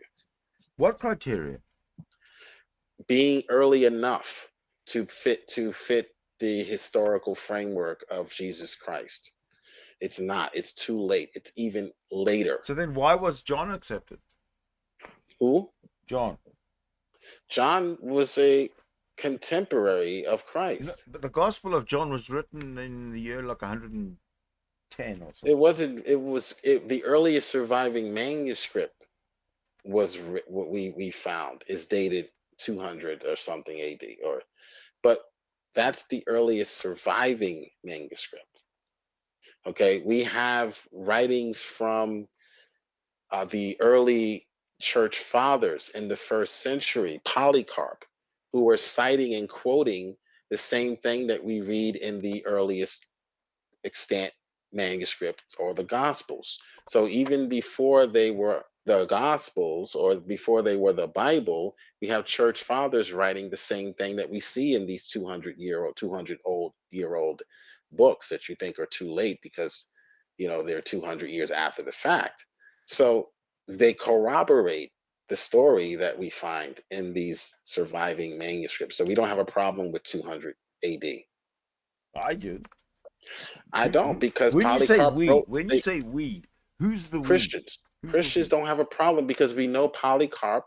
We can actually, scholars have actually determined that by compiling all of the early church fathers in first century, second century, Polycarp, who was a disciple of John, we can actually reconstruct the New Testament just by taking their writings and all of the scriptures that they quoted from the Bible that they were reading. We just don't have any surviving manuscripts from Polycarp. All of those manuscripts have been destroyed, or have weared out to the point where we can't decipher them. So when you hear people scream the moniker, the title Canard, the earliest manuscripts we have is dated 200 years after the fact, they're not taking into consideration the early church fathers who were saying the same things that are in the 200-year or 200 late year manuscripts. So that's why we don't have a problem with the So you don't have a date. problem with the Gospels, even though they're written 150 years No, later? because we have Polycarp's writings. Who? Polycarp's writing. Who? Polycarp is in the first century. Who? Polycarp was a disciple of John. He lived in the first Okay, century. well, if you're going to talk about Polycarp, but then we Yeah. also have Eusebius's writings. Eusebius was 4th century. Yeah, he wrote church history. And when was Polycarp? Polycarp lived in the 1st century. He was actually a disciple of John, or it might have been early 2nd century. Well, I'm not so sure your dates are correct. We have Clement, the writings of Clement. All of these people are quoting what's in the gospel. Eusebius of Caesarea. Yeah. We have Arius. This 3rd century. I'm talking 1st century. Polycarp was an actual disciple of John, the Revelator. No, I'm talking about Christianity, dude. Well, yeah, I'm talking about Christianity. people who followed the Arius and the Arians had either didn't know about, didn't care about those that had a different Christianity. Okay, like the Gnostics. Okay, they didn't care about them, but when the Council of Nicaea comes along and men go and pick and choose what's going to be in this Bible and what the Trinity statement is going to be, it just becomes a soap opera, an absolute soap opera. The Council of Nicaea had nothing to do with the canon of Scripture. If you go back before the Council of Nicaea, there were many different Christianities. There are many Christianities today. That's irrelevant. What the different Christianities today is that we have Catholicism and we have Protestants. So there's not many. There's two. Oh no! Oh, we have Jehovah's yes. Witnesses. We have Mormons. I understand, but that's all Protestant. No. If it's not Catholic, it's Protestant. No. Yes. There were many sects, and actually, if you read the Gospels or the Epistles of John, he actually is calling them out as frauds in his epistles. He's not. Yeah, because they encroaching on his territory. He should be they're encroaching on the gospel. He's the fraud. And that was considered an offense, and it still is today. This is why I preach against Jehovah's Witnesses and Mormons who pervert the gospel, the pure gospel of Christ, and infuse it with their dogmas, including the Roman Catholic Church. So there's always been sects and cults, or Christian cults, you would say.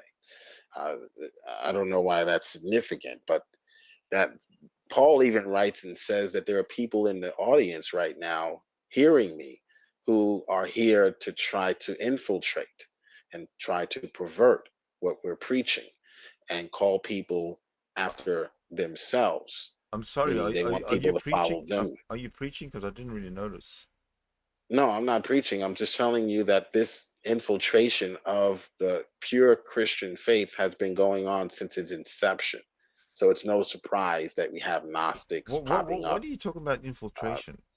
How can you Meaning they infiltrate? came and tried to pervert what was being taught. And Because maybe what was being taught was unfathomable, and they tried to fix it. well, if you're No, trying to fix Christianity, I'm proposing to you that maybe what was being taught was unfathomable, and they came to fix it. And the people in power wanted to hold on to the power, and you know how it goes. have you read the Gospel of Thomas or the Gospel of Judas? I just told you I have the Gospel of Judas right in front of me. Look, hardcover. If in order to get into heaven you have to become a man if you're a woman, did Jesus teach that? Jesus didn't exist. Did the Gospels teach that, or is that a perversion, or is that The something that's Gospels are all contrary? fiction. Oh, okay. So is the Gospel of Judas. Then it's even fiction. Okay, It's fiction based on fiction. exactly. You got it. Okay, well that's all I'm saying. All I'm You saying is that got it. these are perversions. But if They're the perversions Gospel of Judas is fiction, so is the Gospel of Matthew, Mark, and Luke, Okay. and Well, John. all I'm saying is that it's a diversion from what was written. You don't have to believe that it was an actual real story. That's fine. That's your faith. In fact, it's all lumped into theology and is not history. It is theology. It is not history. Okay. Okay. As far as the historical claims in the Bible, okay, now let's get to your title, which is a disgrace. Um, as My far as title. What's my title? okay, as far as the historical claims in the Bible, what you would need to do to prove that they are not historical is to prove that they're not historical. And I'm not talking about supernatural claims. Paul lists several cities, he lists several tributes or tributaries or kings or rulers, kings and queens. The Bible talks about the queen of Ethiopia. The Bible talks about different kings of states and authorities. The Bible makes Well, several How was historical there? claims. How was there a king of Egypt or Queen Pharaoh of Ethiopia. during Jesus' time? Queen of Ethiopia. The Queen of Ethiopia. Okay. Yeah. So the Bible makes several historical claims that can easily be fact checked and proven Then why do they all come fact check with come out? Whoops, sorry, negative. If that happens, then I'm no longer a Christian. That's it. You're done. I'm done. You're done. Thank you. Okay, so Yeah. now Can you that do that? now that you've hopped the fence. I've hopped the fence. First thing we've got to do is change your name, and I'm suggesting Frank Black. No, my Frank White is a gangster. Is he the guy that died? The actor that died? No, Frank White was a gangster who lived, I think, in the 70s. Oh, okay. He was a big time in New York, I believe, New York City.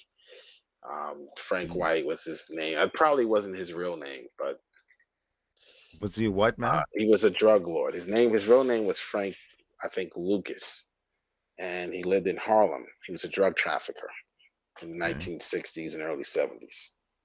Was he a white man or a? He was black. Harlem, man, Harlem. You don't know? Oh man, you ain't black, are you? So what? Hold on. There's apartheid in Harlem. If I'm not white, this was in the 60s and the 70s. I can't come from Harlem if I'm white. Well, in the 60s and the 70s, yeah. In the 60s and 70s, there was exactly that in the whole of South Africa. It was considered. So it was contained to. So apartheid in the 60s and 70s was contained to Harlem, in New York. Harlem was considered to be a black city. Wow, that is so. That is so offensive. No, it was considered to be the black capital of the It's United offensive. States. Which is the white capital of the United States? Everywhere else at that time. But in the Okay. 60s and Anyway, carry on. 70s, Yeah. Harlem was considered to be the black capital of the world. Okay. So there were more black people per capita in Harlem than any other place, I guess, in the United States. I don't know about the world. Of course, not the world. Was it a successful community? Yeah, it was a successful town, but of course, just like any other town, you had your drug dealers and your drug lords and your criminals and Well, your I know, mobsters. but usually in a big town, you got a massive administration, and you got a big city, and you got police, blah blah blah. But and you've got a drug problem, you got a drug lord problem, but it's not very. It's only a very small, minor piece of the city. No, Harlem is a part of Manhattan. Manhattan is a borough in New York City. I'm originally from New York. Not from Manhattan, however, but Manhattan is the island. I know. The only place in New York I've been to is Manhattan. Okay, so Harlem is just a section of Manhattan. It's on the north end of the of Central Park. Yeah, right. My hotel was on the south end when I lived there. Yeah. Now it's probably safe for you to go, but to Harlem. But I'm African. I can go anywhere I like. What do you feel like? What are you laughing at? But back then, you think I would actually. I wouldn't mind taking on a. I would do this. You laughed when I said that, right? But as an African, I would like to take the challenge. I'd like somebody to dare me to walk into Harlem or wherever and expecting me to get killed or punched out or whatever, and I would accept the dare, and I would predict that I would get along with anybody that I met there. Yeah, you would, as long as you're not a Trump supporter. You'd be okay.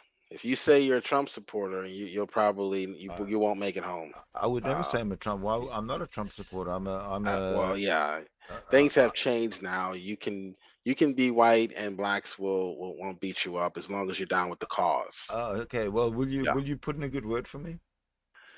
No, that is a good word. You better say Black Lives Matter, or else you're going to catch a beat. You saw what happened to Bernie Sanders, didn't you? Listen, when in Rome, you know what I mean. So if I go to Harlem and somebody gives me the fist, Black Lives Matter, I'll just give the fist.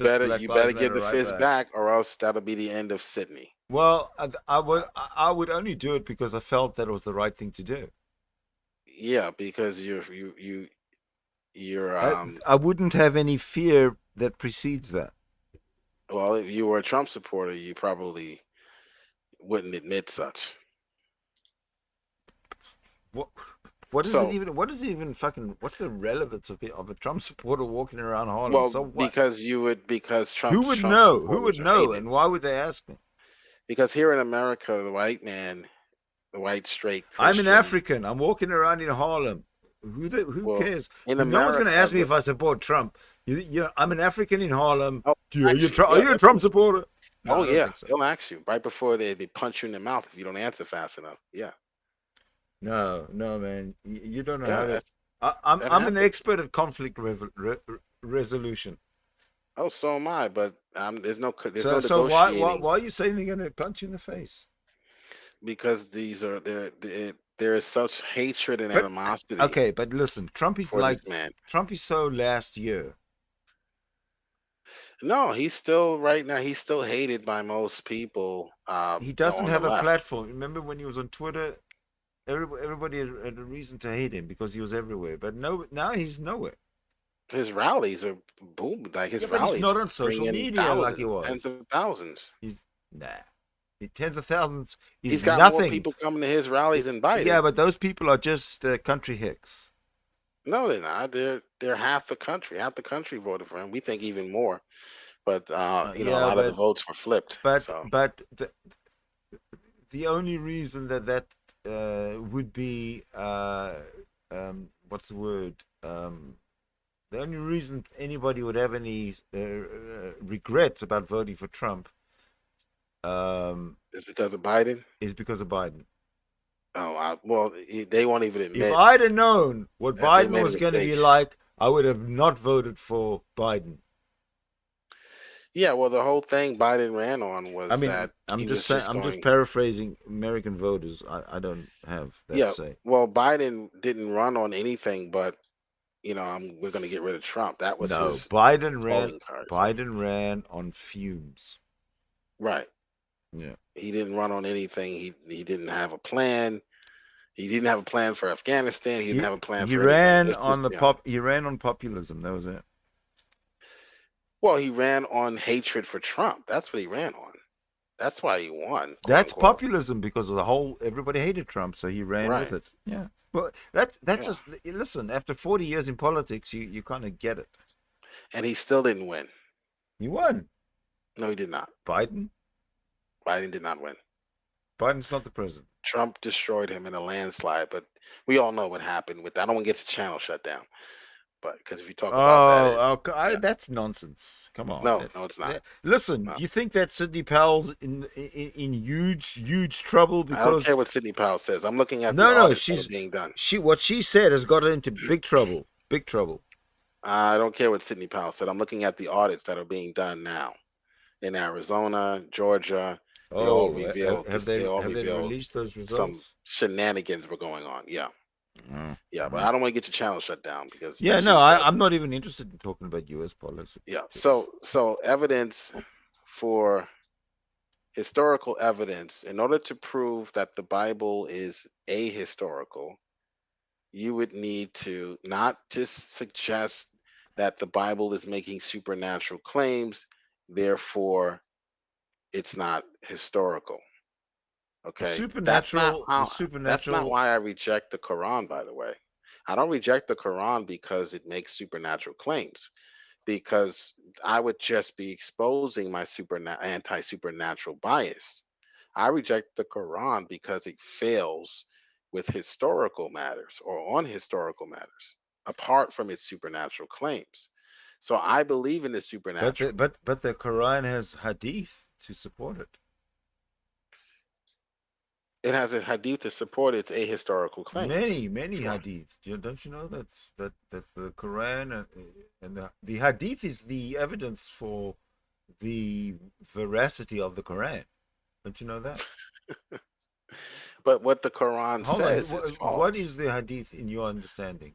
Wait a minute. Let me get this straight. Well, the hadith is a writings that are supposed to be, like you said, interpreting the Quran. But if the Quran is wrong, who cares what the hadith says? No, that's not what the hadith is. The hadith Okay, what's the hadith?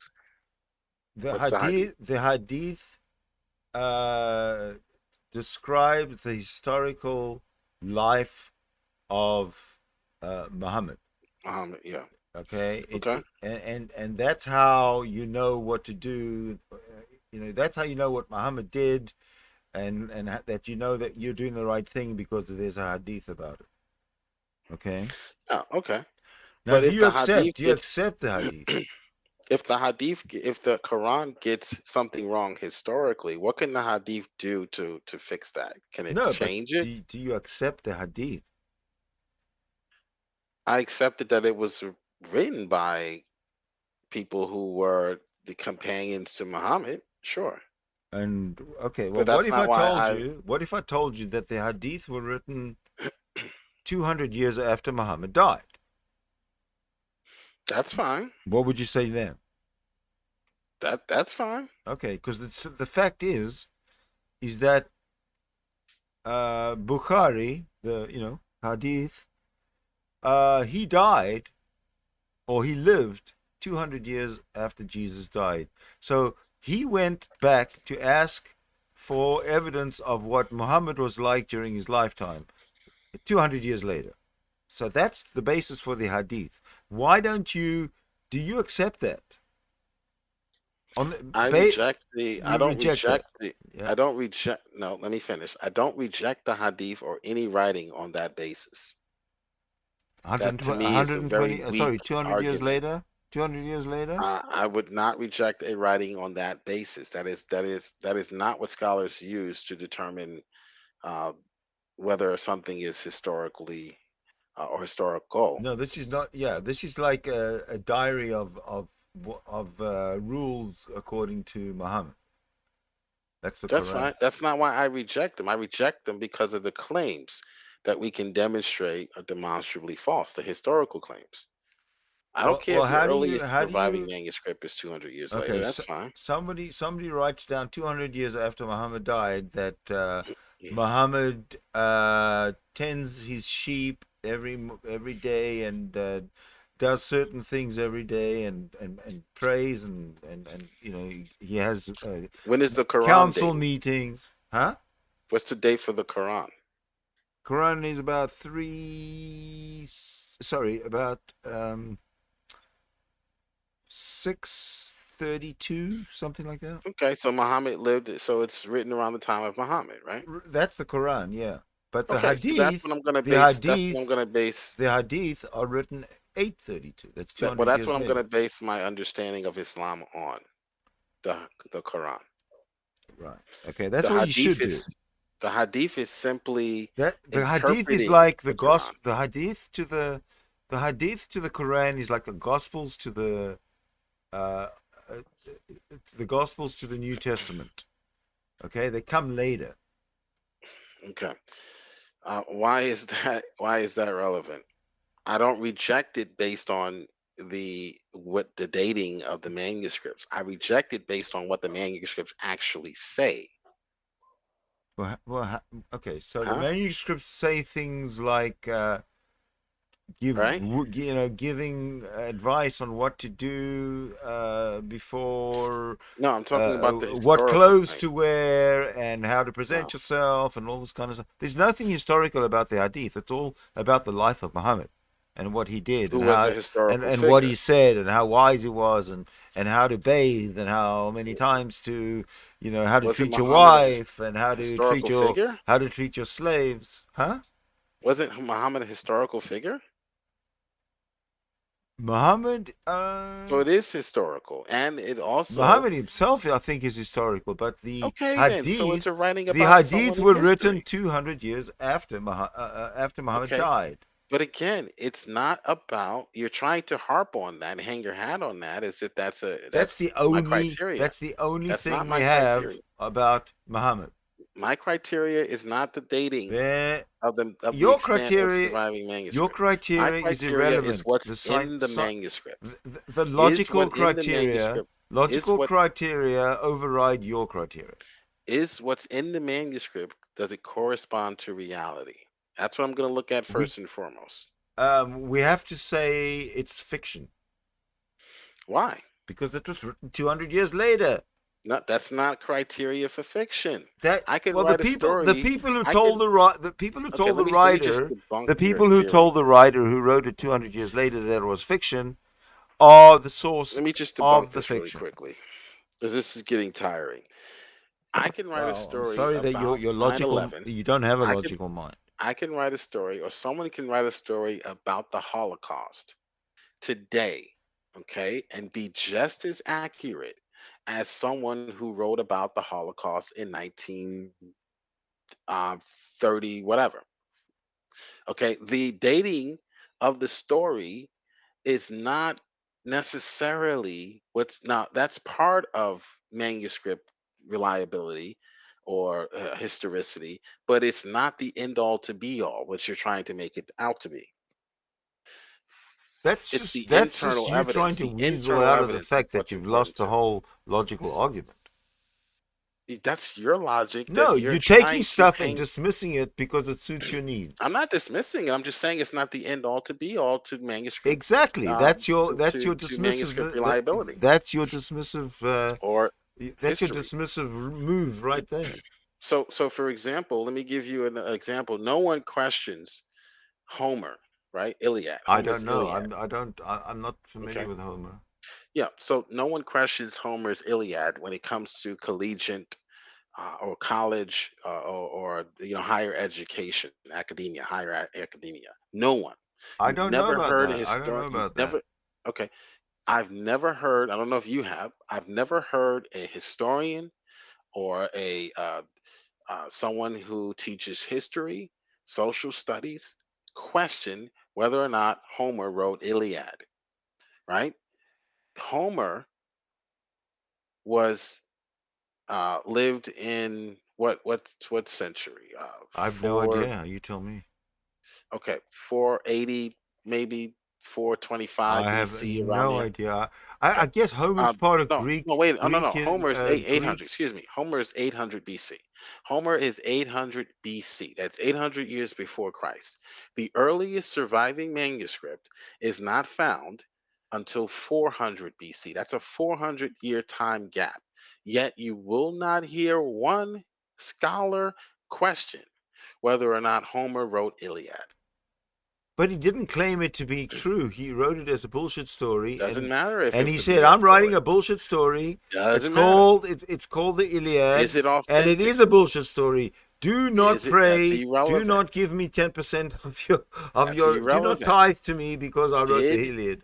That's irrelevant. It's He totally wrote irrelevant. It's parables. totally irrelevant. He wrote parables. No one is claiming that they He are didn't. historical in that sense. He wrote prose.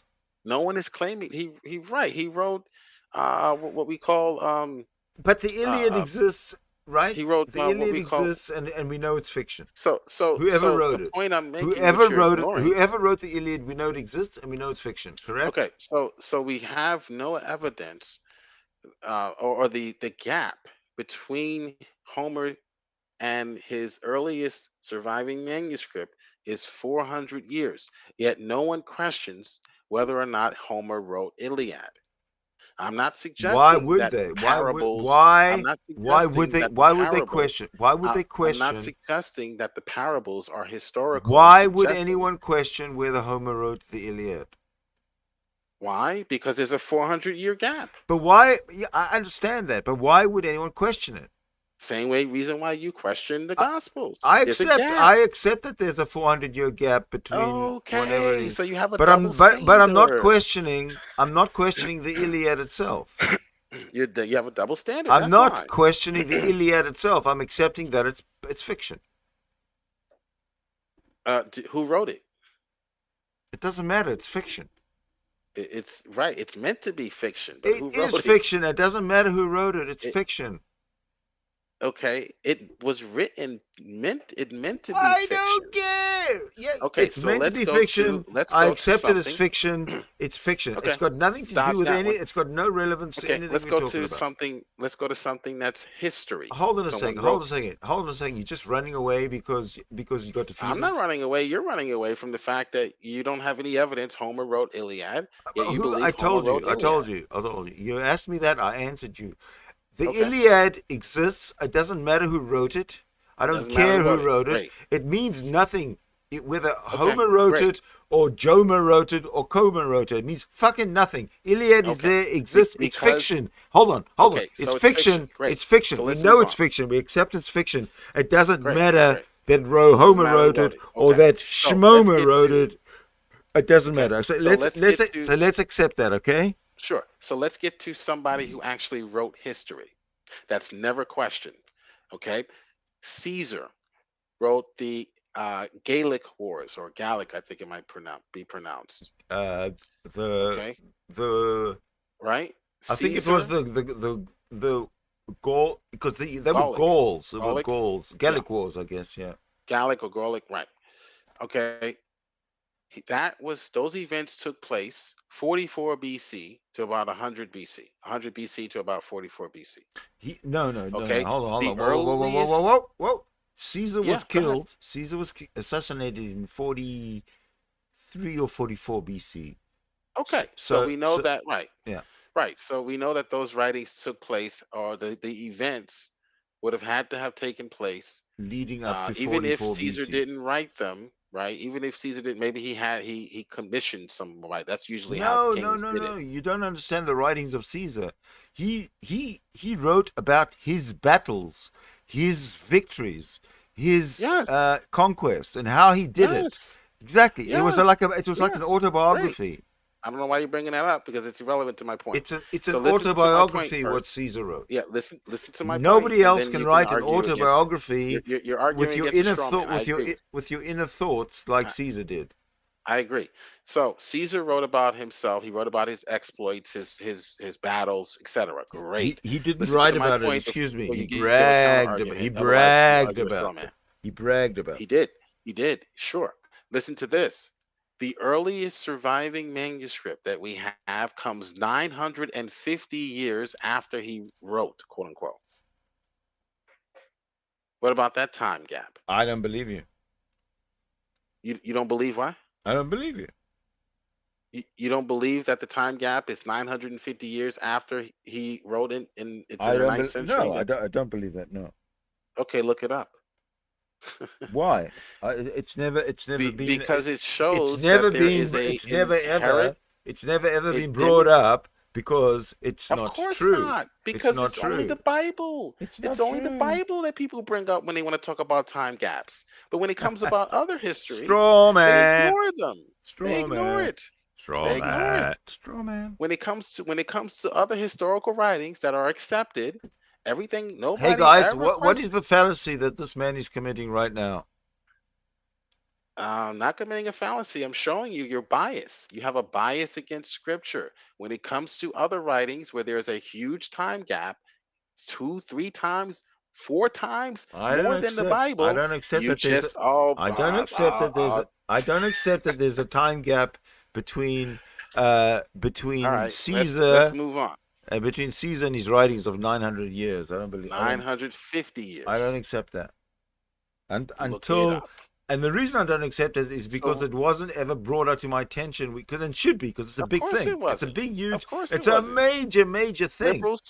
Liberals do not bring that up. They only bring up the time gap What's of the this liberal thing? Bible. What's this liberal thing? Well, is Of that the some kind of? Bible. What's the kind of? Is liberal some kind of an insult or something? What is liberal to Yeah, you? liberal is someone who doesn't look at things holistically. They only concentrate on those things that they Holistically. want to attack. Hold on. What is So if you holistic? want to attack the Bible, you're going to bring up criteria that you don't apply to other ancient writings. That's You, what I'm demonstrating here well, on you your channel. lost me at holistically. What the hell does that mean?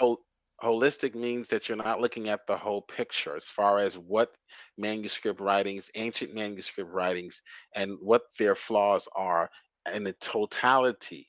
So we don't have a copy. We don't have a uh, original of any of these ancient manuscripts. So you can't use that as a proof that the Bible is inauthentic. We have time gaps in all of the ancient manuscripts, so you can't I'm use not saying that that the Bible as is an inauthentic. What I'm saying so is you the can't Bible is use fiction. so you can't use that as proof that the Bible is The fiction Bible is because authentic fiction. okay, so you can't then history of or Gallic Wars is fiction according to your criteria that you're using You against see, the Bible. that's where you're talking If you're nonsense, because consistent, we well, you know know that you're there's not many consistent sources. because you're an atheist. There's many sources for these Gallic wars because it happened over quite a long time. 5 or 10 years. 950-year gap. Still deal with that. Nah, that's a lie. I'm saying That's you're a lying. lie. Yeah, bring your evidence. That's a lie. Okay, find me a manuscript before the 9th century. Nobody's going to believe that. Find me a manuscript. It's too before ridiculous to even research Here's because it's an the deal. absolute lie. It's a It's a lie. If it was so true, If you would it's a have lie, given me the prove it. link right away. Prove it's a lie. If it's a lie, prove it. I Find don't me a have to. manuscript I don't before the have 9th to. Oh, you It's a don't have to. lie. All right, so It's a let's move lie. on. I tell you It what. doesn't need proof. I'll Doesn't need prove proof, it's a ladies lie. and gentlemen. I'll prove Let's it's a move lie. on then. I will prove it's a lie. Let's move on then. Make a No, video. I'll prove it's a and lie make a right video now. tomorrow. I'll prove it a lie right now in Okay. response Find me in find me a in manuscript. response to your challenge to prove it's a lie. I'm going to prove it's a lie. Okay. And Find this me a yeah, manuscript. hold on, shut up. I'm going to prove it's a lie. Go And the ahead. proof of that it's a lie is that you are the only one who's ever mentioned to me in I my know, in because my you're a liberal. 95 years on this planet. 950. No, my Just 95 got a years on zero. this planet, you're the only one who's ever mentioned it to me. Because you're a liberal, you don't know anything. The only thing you know about is a time gap in the Bible. No one's ever taught you this. You're hearing this for the first time. Find me a manuscript before the 9th century. Yeah, now Caesar. you're just being a troll. Find me a manuscript. Either you're being a before troll, do a video on it. I wanna move on to or you're something else. taking on the character of somebody who's not quite all there. Okay, do a video on it. Do your research and come get back. I don't do videos. I've never done a video in my life. Yeah, do a video that's actually going to help educate Don't your don't tell me what audience, don't tell me what to do. I'm an like I'm atheist. doing right now. You're beneath me. You're a Christian. I'm an atheist. Don't tell me what to do. All right, let's move on. Okay, let's move How on. about Tacitus? Tacitus. Yeah. We've How about discussed him? we've discussed Tacitus. He got all his stuff from You- Pliny the Younger. Remember? Uh-huh. Do you want to know what his time gap is? The time gap is between Tacitus and Pliny the Younger. No, but the time gap between his writings when he was said to have written them, it's around AD 100, right? First century, second century, and the earliest extant or surviving manuscript, like the There earliest are surviving none. There are manuscript. none. There's only mentions here from Pliny the Younger. No, Don't you there remember? are Didn't you remember earlier we already looked this up? 20 actually. There are 20 manuscripts. Do you know what the date is for those manuscripts? Yes. 1,000 years later. Bullshit. Bullshit. Bullshit. Bullshit. Bullshit. This is all new to you, We dude. looked it up already, and that was not what we found. So you're lying, sir. 1,000 You're years lying. later. This whole 950 and 1,000 years nonsense. Bullshit. Yeah. Bullshit. 1,000 years I later. call 950. bullshit. Bullshit 750 to alert. 950. Bullshit alert. 750 to Okay, 950. okay, let's is move the on. earliest Let's one. move on. Okay, Mr. All right, Mr. let's go to another one. Mr. Know-it-all. Let's move on. Okay, let's go to another one. How about Pliny the Elder? Wrote natural history. Those are real history. By the way, Yes, annals, we looked or into that as annals, well. is actual history. So you can't use that excuse anymore. What is actual They're history? writing about What is actual history? actual history. What is actual Right? history? Wars, conquerors, conquered. Now they may have twisted the history a little bit to make themselves look better, but they're still writing about history. Right? Pliny the Elder is writing about history, AD 49 to 79. Right? That's when he lived. Pliny the Elder was born in AD 23 and died in AD 79. Yes. Okay, so he would have wrote around AD. He was 49, 10 years old. He was 10 years old when the mythical Jesus was horribly crucified. Okay, he wrote So he wrote natural history, right? From Rome. That's his writing. That's his famous writing. He wasn't in the Middle East. He was as a Roman. That's fine. He wrote a book called Natural History, and it talks about the history of Rome, and it talks about their exploits, right? No one questions it. No one questions the history in it. Do you know how old the earliest manuscript is, or what the time gap is? I can actually tell you. Yeah. 400 years. No, I'm going to fact check you. Okay. 400 years. 5th century. No, stop it. Let me fact check you. Stop it. Okay. Stop saying 400 years, drumming it into my head until I believe it. Yeah, it's a 5th century fragment. And there's only one of them. So my point is, the reason why I'm bringing up all of these ancient historical writings is to demonstrate that simply yelling the mantra, time gap, like a parrot, is not moving the proverbial ball forward at all. Okay, you're going to have to come up with some other criteria to disprove the history of the Bible. You're just talking in riddles. You're not making any sense. You're starting to be. I'm making a lot of sense. You're starting to be a less annoying Darth Dawkins. Well, I'm glad I can educate you on these matters, and now you're going to do some research, so that is a good thing. Will you Okay, it looks like we've got some extracts from the year 73 or 74.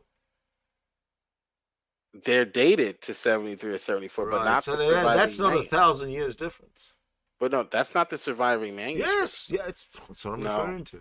No, that's not the. That's when they're, for instance, the Gospels are dated, in the 30s, 40s, 50s, maybe.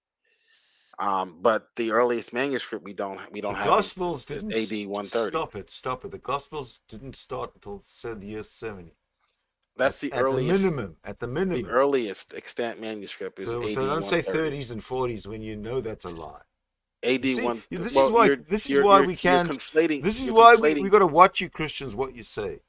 You're conflating when the author is said by scholars to actually have written and the earliest surviving manuscript, meaning we don't have a copy that dates all the way back to AD 50, but we know, based on historical internal evidence, et cetera, other criteria, that it was or it had to be written at this time, the language that was used, etc. So there are other things that scholars use besides time gaps or besides extant surviving manuscripts, knowing that surviving manuscripts for an old document like this are not going to be a thing.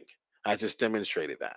So that's why scholars don't use that as an argument, okay? Because they understand that all ancient manuscripts are going to have issues when it comes to surviving or the original copy. There are no original copies of any of these manuscripts. The earliest surviving manuscripts we have are hundreds of years old, and they don't question the historicity of the content. It's only when it comes to the Bible, only, and I'm going to keep stressing this because it needs to be stressed, it needs to be pointed out. If there is a bias on against scripture to point out this so-called gap, okay, all being while ignoring the gaps in other writings that are said to be history. You know, you all you're doing is deflecting from the original statement that all gods are imaginary, Jesus is a myth. You know, from that we've never gotten past that. If you want to go to scripture and fiction, this is what we're doing. We're just talking now. Now we're just having a book club meeting.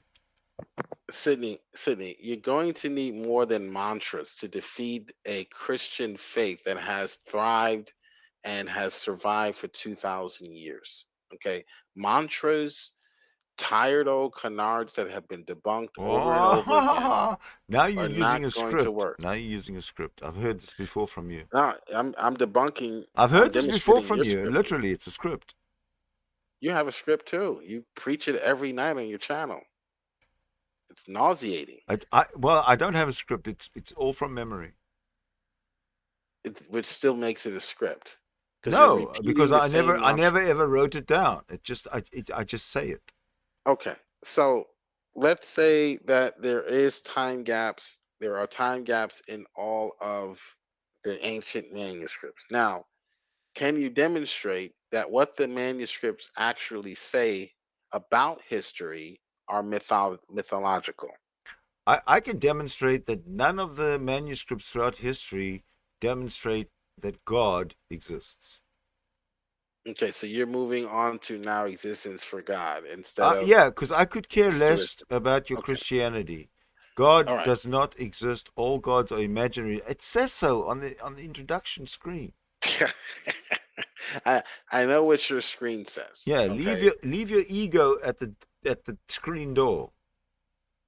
Do you believe the universe had a beginning? No. The universe always existed? No, energy has always existed. Energy has always existed. In Right. what form? In the form of energy or in the form of matter, but in the form of existence, really. But it's Okay, always so existed in the form of you energy. do believe in The form of something energy. In the form so of you do energy. believe something can be eternal. Energy is eternal, correct. Okay, so I believe something is eternal too, but I call in that energy God. All right, there we go. So we're done. How do you Nice conversation. what's Nice the difference between energy and God then? Well, God is the source Hold of. on. And how do you know Yeah, this? because the Bible tells me so. Because the Bible, exactly. So that's circular. All right, okay, so we're done. You're No, right. it's We're not. done. We're done. No, Yeah, it's not yeah. circular. That's that's now that's horribly circular. No, it's not. The It would be Bible circular. tells you so. You just said so. It You said the it would Bible be tells you so. circular. It would be circular if I wrote the Bible, but I didn't. So the Bible is another witness. It's actually Oh 40 my different God! witnesses. Oh my God! Now you're really getting. Are you sure? Are you sure? Are you sure you're okay? Did you take your meds? You don't know what a circular argument is, do you? You just fell for one. So You it's the fell right Bible through the that. middle of the circle. So the Bible is evidence, and I argued this on my channel. The Bible is not evidence. The Bible is Yes, it evidence for is. being the Bible, No, the Bible is not written by one person. but it is The evidence for Bible being is the Bible. the Bible is a compilation. So let's say Irrelevant. The Bible is a Bible which is it's a compilation, dude. yes, It's it not is just one absolutely, person. It's but not it one author. correct. But it is the Bible. Exactly. But it is the Bible.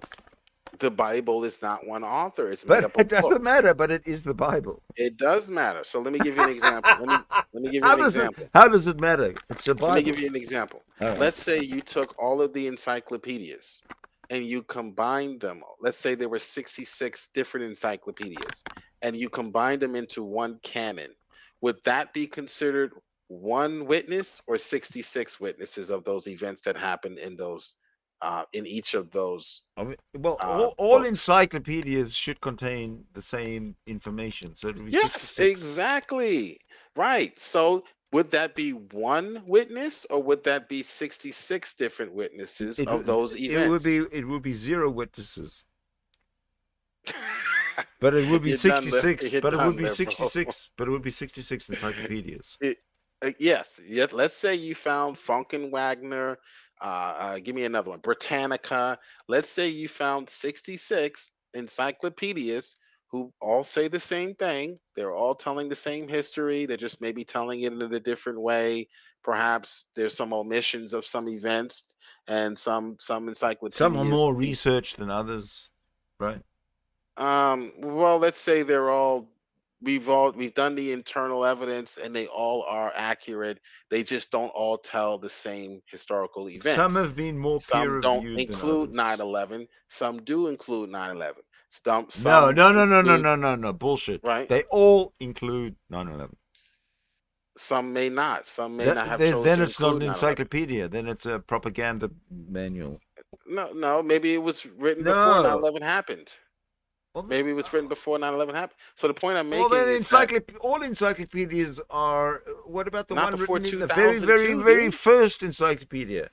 Not before 2000. The very first There's no 9/11 in encyclopedia the is outdated. there's no 9/11 in my encyclopedias that are still on my dresser in my home where I grew up. There's no 9/11 That's in that one. ridiculous. That's a ridiculous statement to make. Are there Because 9/11 stories in the future is encyclopedias? not Hold on, in wait a my minute. encyclopedia. This is The future nonsensical. is not in my encyclopedia, people, Hold on, and hold therefore on. the encyclopedia is non-reliable. Do you know what you're saying right now? So every encyclopedia that's made does not include the story of 9/11 because they were You're an made before idiot. You're an 9/11. idiot. Any encyclopedia that was made before Biden's retreat from Afghanistan will not have the story of Biden's retreat from Amen. Thank Afghanistan. you. Amen. Thank you for proving my point. So now let me continue with What was your point? my point is that they all are telling accurate history, but they're not all telling the same history because some were written before the histories happened. So that's why you Bullshit. might have They're all telling the so same history about the same events. no, because the Yes. events in some of them didn't happen. Some were Then written they're not before the talking about events. those events. But if they are Okay. talking about these So events, they're so they're talking about all the same telling the accurate so same they're facts will be found in all you're the grasping same facts will be found in all you're encyclopedia. you're straw manning and you're trying to No, filibuster. You don't want me to get to my point. you're just trying to dig You yourself you out of don't a want to get hole you don't that you want to get me created to for get I'm yourself. not in a hole. I agree with you. There are some that don't tell the story of 9/11, but none of them tell inaccurate stories about history. They all confirm each other with the stories that they all tell. If someone doesn't tell the story of 9/11, obviously they can't be wrong about it. So everything in the encyclopedias are accurate, but they all don't tell the same history. Some are written later, so they have histories that happen later before, let's say, Genesis. Genesis doesn't tell the same story as Ruth because Ruth was written later. Okay, so that's what I mean. All right. So that they're all accurate in what they do depict. Okay, so you have 66 encyclopedias. Okay, is that one witness to the truth, or is that 66 witnesses? It's one witness. Because you combined all of the encyclopedias together? What if No, they were because you still said separate? that all the facts in all the encyclopedias, if they that are printed are correct for that moment. So If someone is going, let's say they all have the story, all 66 have the story about the Third Reich. okay, Is that 66 witnesses of what happened in the Holocaust, or one witness of what happened in the Holocaust? one witness. Wait, so Funk and Wagner is the same witness as Britannica, or are those two different witnesses? Correct. Yes. They're written by two different authors, sir. They're two different companies, Hold sir. on a second. Every encyclopedia is written by very many authors. You don't have one Exactly. encyclopedia. You don't have So one is that encyclopedia having one author. Doesn't so is work that like one that. witness or two witnesses? Hundreds and hundreds of witnesses to everything that's in that Bible. Okay. That's in that Thank you. encyclopedia. Case closed. No, So that's what we because they're have with the witnessing Bible. something that is peer reviewed and that is supported by Ah, many others. And what you are presenting to us in the form of Jesus Christ is a vision that was seen by Paul, is the okay. best evidence you Christians and Catholics have. So there we go. So So there we go. according to Exactly. according Exactly. okay, so according to your own admission, the Bible is not one witness but many witnesses. The Bible is fiction, written by many different authors. All right. All right. Anything else? Yes, the Bible So will that's why always be so fiction written by so many so authors. right. So that's why we can use the Bible as evidence, because it's not just one person writing about a story that they had a dream about. It's 40 different authors all confirming each other, and what's called synergy. It's a synergistic nature to the scriptures. They never contradict, they only complement each other. And that is proof that it is God's divine revelation, or one of the You, proofs. sir, are about to be debunked because I have just published a series called History in the Bible, Yeah, where I all listened the to some of all them. hold on, all the synoptic, all the gospels, all four gospels are paired with are lined up with every event that happened in the Bible, and Mhm. you can see on a chart every single event how many of the gospels they appeared in. There are many events that only appear in one gospel.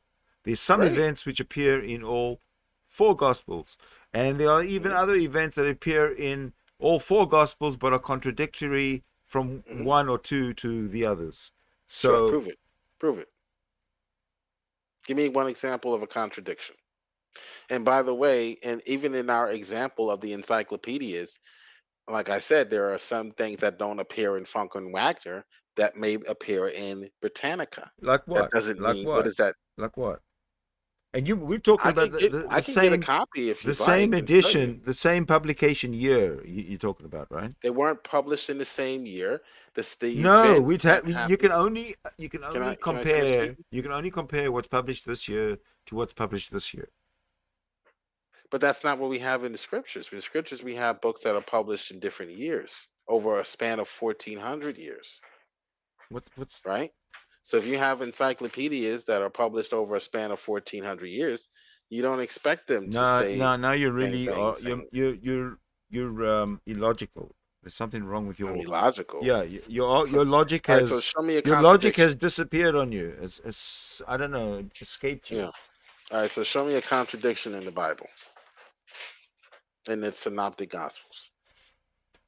Okay, I'll give you three words that prove contradiction. Three The first words. one is Mark, then Matthew, then Luke. Oh man, this is your argument for contradictions in Yes, the sir. Bible. Yes, sir. Go read I those three. Go through read those three, line up every episode, gospel to gospel, and tell me that there's no contradictions. There aren't any. Show me one.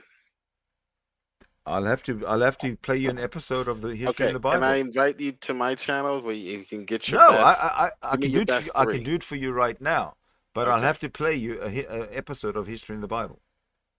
Oh God, please don't spare me. Please spare me. Well, these guys are experts. They know what they're talking about. They're better than me. Oh, you're gonna make me sit through this? It's audio only. I thought I was gonna get a contradiction, and I'm gonna get your history of the Bible. Yeah, get a contradiction. All right, go ahead and play it. There's got to be an episode channel that covers contradictions, and I'm gonna listen to it. I'm gonna look for it. Hold on. Okay, go ahead and play it. It's your show. You're a gentleman. Thank you. Hold on. It starts at the Old Testament and the Old Testament, and then goes forward. So I'm just looking. And then I want to hear your There are no contradictions in the Bible. The Bible is 100% accurate. There are no contradictions. I wouldn't be a Christian if there were contradictions in the Bible. Got it. Where's the audio? No. Henry Hansen says no one calls the encyclopedia God breathed. Too bad, because it's not God breathed. That's why. Because it's not. Oh, infallible. yes, it is. God breathed. It's not infallible. God breathed existence into existence. Our book is infallible. The encyclopedia sometimes gets things wrong. Can't do that with the Bible. Oh, okay. Well, I'll tell you what. I tell you what. You hang tough there, buddy. I'm gonna be right with you. You mean show me? I don't know the book I worship, Henry. Right. Okay. And by the way, we don't worship the Bible. We worship Christ, who commissioned men under the inspiration of the Holy Spirit to write what's in Scripture. But that doesn't mean the Bible is not infallible, because it is. That's just a fact. The Bible is fallible? Infallible. It's God's word. Interesting. It's his plan for salvation. It's his plan for us as far as faith and practice is concerned. Yeah. And it's completely relevant for all cultures. Yeah. In all times, whether it be Bronze Age, whether it be the. Well, I tell you what. While you're rambling on there, this thing is all ready to go. So tell me when you're finished. Okay, go ahead. Thank you. Go ahead and play your history of the Bible. I've probably already heard some of it, but. Oh, awesome! I love it. On the Comedy Central. G'day, I'm Gary Stevens, and welcome to the second series of the History in the Bible podcast. More of the history in more of the books in all the Bibles. Episode 2.52, The Many Puzzles of Paul's Epistles. In the last episode, I introduced the great proselytizer Paul. Paul would arrive in a town and preach the word of Jesus. Some places he stayed a few weeks, others more than a year. Once he had established a working Jesus club, Paul would pack up and move to the next town. Paul took pains to stay in contact with his foundations. He wrote letters. Almost half of the documents in the New Testament, 13 of them, are attributed to Paul. With the exception of his letter to the slave owner Philemon, Paul's letters are addressed to the leaders of the clubs, not to the members, but to the bosses. There's a good reason for that. With male literacy rates around 10% in the Roman world, only the bosses could read Paul's letters. We have no idea how many letters Paul actually wrote. Our New Testament includes 13 letters attributed to Paul, plus the anonymous letter to the Hebrews, which was reluctantly endorsed as by Paul 3 centuries after his death. Paul was a smart and literate man who loved to talk and write. If Paul wrote just 3 letters a year, then we should have more like 90 letters. Where are they? Perhaps his recipients just threw them away. Paul's clubs were expecting the return of Jesus any time now. They did not keep the letters for posterity, for there was not to be a posterity. The evidence we have is that by the year 140, 70 years after his death, the Christian community knew of only a handful of Pauline epistles. There are so many more questions about the letters. Paul received replies to his letters. We know that because he says so. Well, where are these replies? Another question. In his own lifetime, Paul was one preacher amongst many. The book of Acts and Paul himself often names them. Why did so many of Paul's letters enter the canon and none of the other missionaries? How did Paul transform from just one evangelist amongst dozens to the preeminent apostle to the Gentiles? As I have so often said before, we don't know. Through a series of historical accidents, we cannot fathom. Some of Paul's letters made their way into the Christian scripture, the New Testament. By the year 400, when Christianity was the state religion, Paul's letters held an honoured place as testaments to a great missionary and profound theological proclamations. Now, I'll pursue those particular matters more in my 3rd and final season.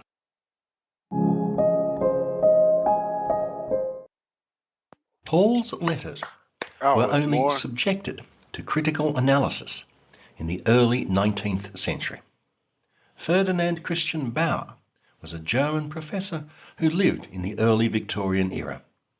He focused his analytical skills on Paul's epistles. F.C. Bauer constructed the entire framework of modern New Testament studies. Whether they agree with him or not, all modern scholars have to grapple with the arguments that Bauer made 160 years ago. For more on Bauer, check out episode 2.25, The Quest for the Historical Jesus. Bauer rejected the 1,000-year tradition that Paul's letters were a revealed body of unchanging truth. Bauer was the first to pass over the theological content of the letters. He asked, who wrote the letters? When, why, and how? He pointed out what now seems obvious. The New Testament gives us 4 different Pauls. One is found in the book of Acts. Paul's letters show us 3 other Pauls, a radical, a conservative, and a reactionary. Paul's radical letters are the 7 letters 1 Thessalonians, Galatians, 1st and 2nd Corinthians, Romans, Philippians, and Philemon. Most weigh in at more than a dozen chapters each. Paul's conservative letters are the 3 letters 2nd Thessalonians, Ephesians, and Colossians. They are middling in size, around 4 chapters. The letter to the Ephesians is noticeably odd. Ephesians reads more like a treatise than a letter. Some of our early Greek manuscripts of the letter just have a blank where the recipient's name should be. One idea is that Ephesians is a circular, and each community would just fill in the blank with their own city's name. The third and final group are reactionary. The 2 letters to Timothy and the letter to Titus. Sometime in the 1700s, someone called them the pastoral letters, since they discuss internal church issues, how Christians should live, and how the Jesus clubs should be run. Now, there's no need to remember which letter falls into which category. To keep the letters straight, I have a table at my website, www.historyinthebible.com.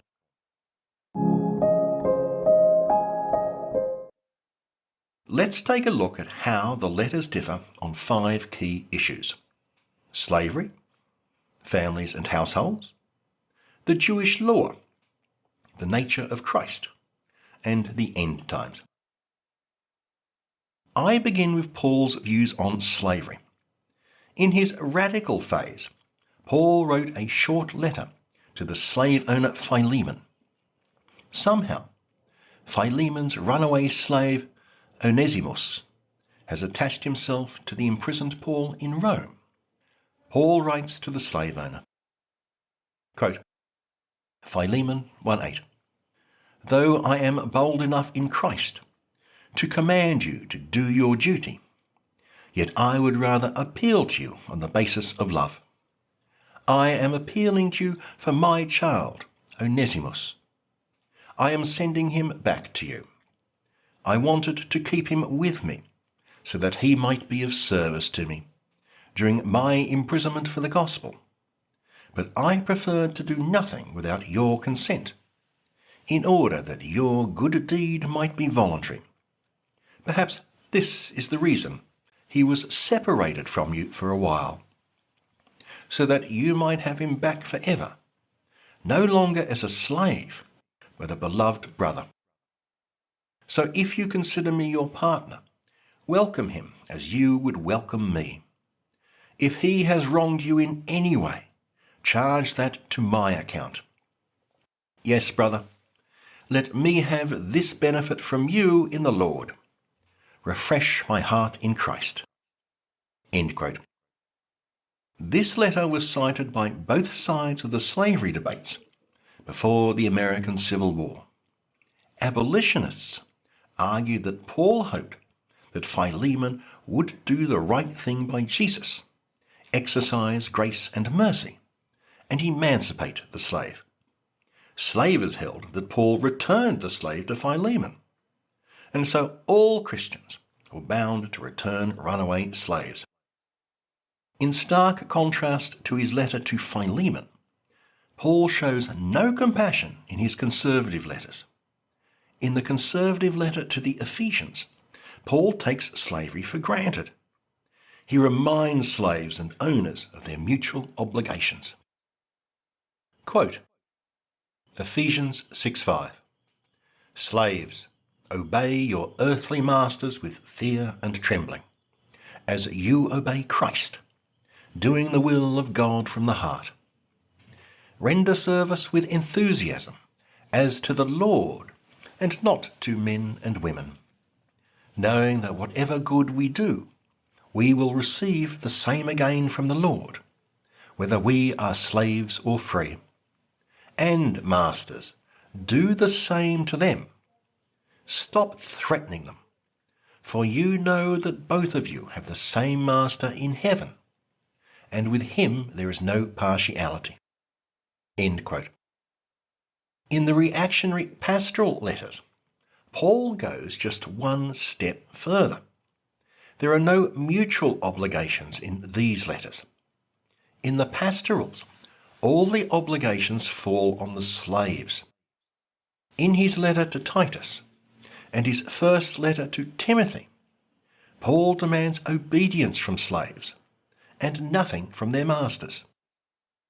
Quote, Titus 2:9. Tell slaves to be submissive to their masters, and to give satisfaction in every respect.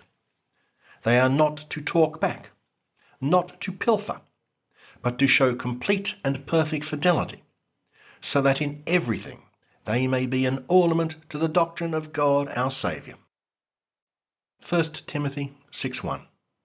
Let all who are under the yoke of slavery regard their masters as worthy of all honour, so that the name of God and the teaching may not be blasphemed. Those who have believing masters must serve them all the more, since those who benefit by their services are believers and beloved. End quote. A second huge difference between the groups of letters is Paul's attitude to families or households. The household was a basic concept in Roman society. Man runs the house. Man owns everyone in the house. The household is a rigid hierarchy. Pater familias on top, then his sons, then their sons, then women, and then slaves. In the radical letters, Paul rejects the whole concept of male-dominated households. Men and women are equal. Here is 1 Corinthians. Quote, 1 Corinthians 7:3. The husband should give to his wife her conjugal rights, and likewise the wife to her husband. For the wife does not have authority over her own body, but the husband does. Likewise, the husband does not have authority over his own body, but the wife does. End quote. In radical letters such as 1 Corinthians, Paul is a social disruptor. The great crisis of the end of the world is imminent. All of society will be swept away. Paul preaches against marriage. He rejects sex. Virgins should stay as they are. Now, if you are in love with someone, that's fine, but do not succumb to lust. Be celibate. But if you are so depraved that you cannot live without sex, then marry. But you will regret it. Quote, 1 Corinthians 7:26. I think that, in view of the impending crisis, it is well for virgins to remain as you are. Are you bound to a wife? Do not seek to be free. But if you marry, you do not sin. And if a virgin marries, she does not sin.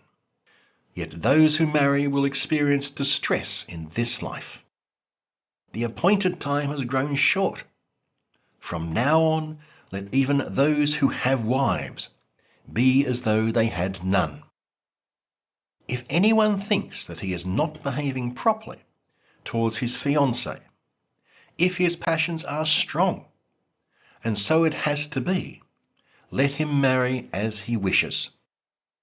So then, he who marries his fiancée does well, and he who refrains from marriage will do better. If a wife's husband dies, she is free to marry anyone she wishes, only in the Lord.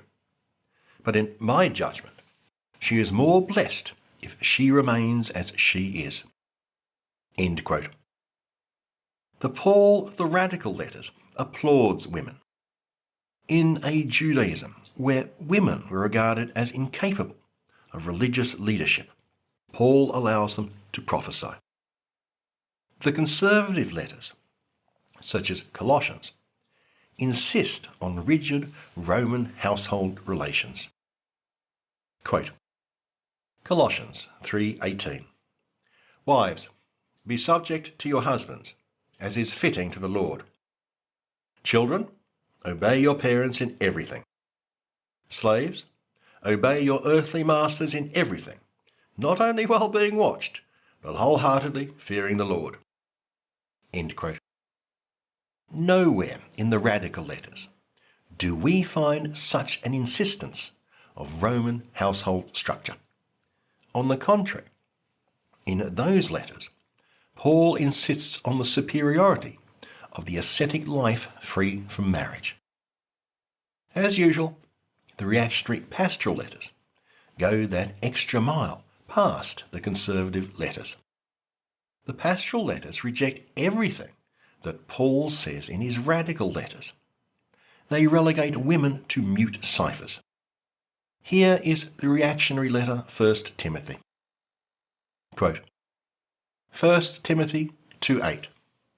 I desire then that the women should dress themselves modestly and decently in suitable clothing, not with their hair braided, or with gold, pearls, or expensive clothes, Let a woman learn in silence with full submission.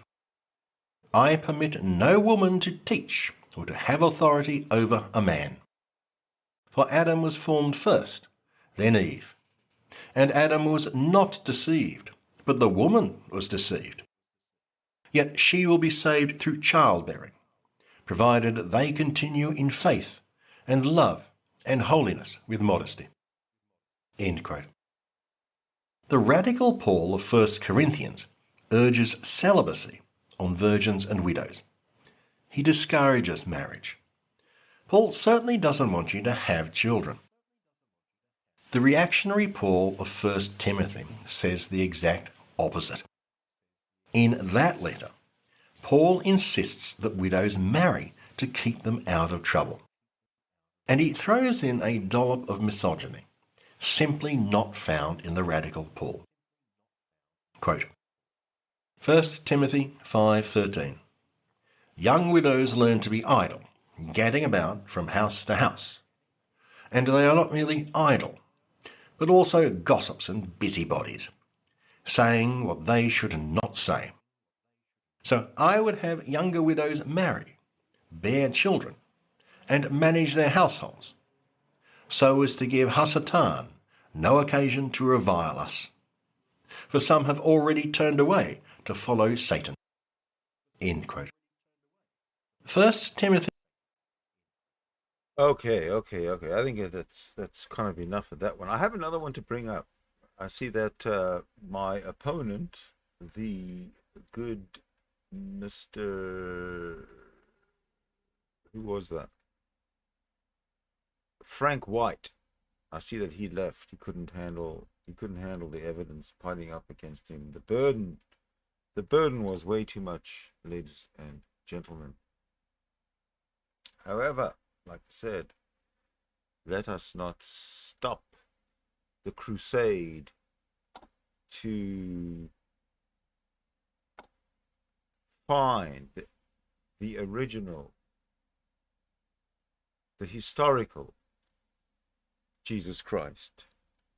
It must continue, the search must continue. And I am going to present it to you right now. Same guy, Gary Stevens, the quest for the historical Jesus, the main event, the one you've all been waiting for.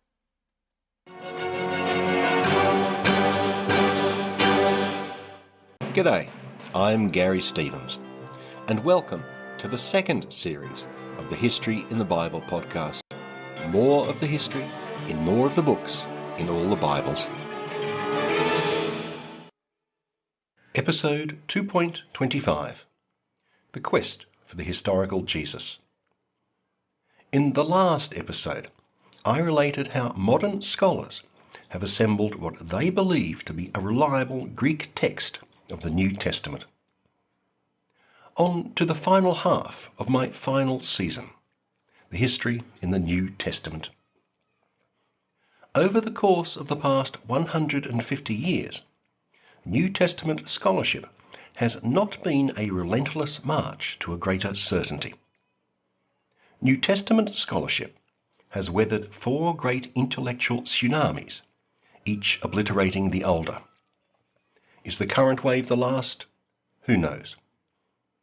As I said in my very first episode, 1.1, all the history in all the books in all the Bibles, I do not pretend for a minute to be objective. I will follow the approaches of 2 schools of modern thought. The first is called the Third Quest for the Historical Jesus. The second is the New Perspectives approach on Paul. Both debuted in the 1970s and are still going strong today. I'll work through the birth, infancy, mission, death, and resurrection of Jesus, as depicted in each of the Gospels. I'll also investigate what the book of Acts and the letters of Paul have to tell us of the earliest Christians. And there I will end my podcast. Of course, at the heart of my story is the figure of Jesus. What did Jesus believe about himself? Who did others think he was? How does Jesus fit into his Jewish milieu? What do the Gospels tell us about his birth, life, and death? Jesus' life story is supported by an ensemble of A-list players. His parents, Joseph and Mary, John the Baptist, James the Just, Peter the Rock, and the mysterious other disciples, Mary Magdalene and Paul the Apostate. In supporting roles are the Roman governors, the last remaining Herodian kings, the Greeks, the people of Galilee and Judea, and the faction of the Pharisees. Every book in the New Testament has its own agenda. In this final part of my series, my job is to deconstruct those agendas and reassemble them into the best possible story that modern scholarship can offer us. Here is one thing I am not going to do: debate the theological status of Jesus. How you regard Jesus is a matter for yourself. I am interested only in the Jesus of history and what historians can discover about this person from the sources we have to hand. The ancient story of Christianity, as it was told by the Church, was straightforward. The earliest Christians created a wholly new religion based on the deeds and sayings of Jesus, an historically unique figure. The disciples, led by Peter, worked with James, the brother of Jesus, and Paul the convert, to spread the word throughout the empire.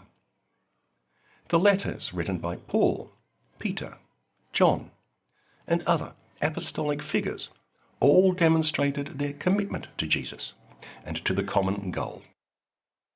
Their unified message was soon corrupted by heretics, against whom the Church waged perpetual war. The Christian communities were derided by the Jews and persecuted by the Roman state. No one had any doubt that the authors of the Gospels and the letters were those hallowed by tradition, and that these books were written soon after the death of Jesus. The Gospels presented a harmonious and reliable biography of Jesus. The book of Acts did the same for Peter and Paul. That story was first challenged by the German polymath Hermann Samuel Reimarus. Today he is called the founder of the first quest for the historical Jesus. Reimarus was the first to distinguish between the Christ portrayed by the Church and the historical Jesus. Reimarus was an Enlightenment contemporary of Voltaire. He lived in an age of religious skepticism and at the heyday of deism. Deism held that while we could use reason to deduce the existence of God, the organized religions of the world had nothing to say about him. God was the great clockmaker who maintained the mechanism of the world, but who never tried to repurpose the great chronometer. Benjamin Franklin, a younger contemporary of Reimarus, was one of America's most noted deists. Reimarus was part of a scholarly family. I mentioned his father-in-law, Johann Fabricius, in episode 2.8, Lost Books of the New Testaments. Fabricius was the first to assemble a collection of the vast parabiblical literature, those books that almost made it into the Bible. Reimarus' investigations into the historical Jesus were published anonymously, 10 years after his death, at the height of the American War of Independence. Like all deists, he rejected miracles. He held that the contradictions between the different gospel accounts rendered them untrustworthy witnesses. To Reimarus, Jesus was a Jewish reformer who became increasingly fanatical. He was a failed revolutionary. His duped disciples invented stories of a resurrection and an imminent return. stories they knew to be fabricated. You can see why Reimarus preferred to be dead when his work was published. Among the faithful, his book was an outrageous blasphemy. His fellow deists thought he was unnecessarily provocative. Reimarus never took a really long, hard look at the Gospels. In Napoleonic times, other German scholars pointed out what now seems obvious. The Gospel of John is a work of theology, not biography. Of the four Gospels, the Gospel of John is the odd man out. John reads nothing like the other Gospels. It has a very different chronology for the life of Jesus. To take the best-known example, in Matthew, Mark, and Luke, Jesus' cleansing of the temple in the last week of his life is the event that galvanizes the Jewish authorities against him and sends him to his death. In John, the cleansing is one of Jesus' first acts. The truly towering figure of this first phase of modern scholarship was Ferdinand Christian Bauer. He is invariably known just as F.C. Bauer. Bauer was a professor at the University of Tübingen during the High Victorian period. Bauer produced one book every year for 40 years, and not one of them was crackpot. F.C. Bauer constructed the entire framework of modern New Testament studies. Whether they agree with him or not, all modern scholars have to grapple with the arguments that Bauer made 160 years ago. Bauer argued that earliest Christianity was not a beautiful harmony of personalities and beliefs. Two factions were engaged in civil war. One was led by the disciple Peter and James, the brother of Jesus.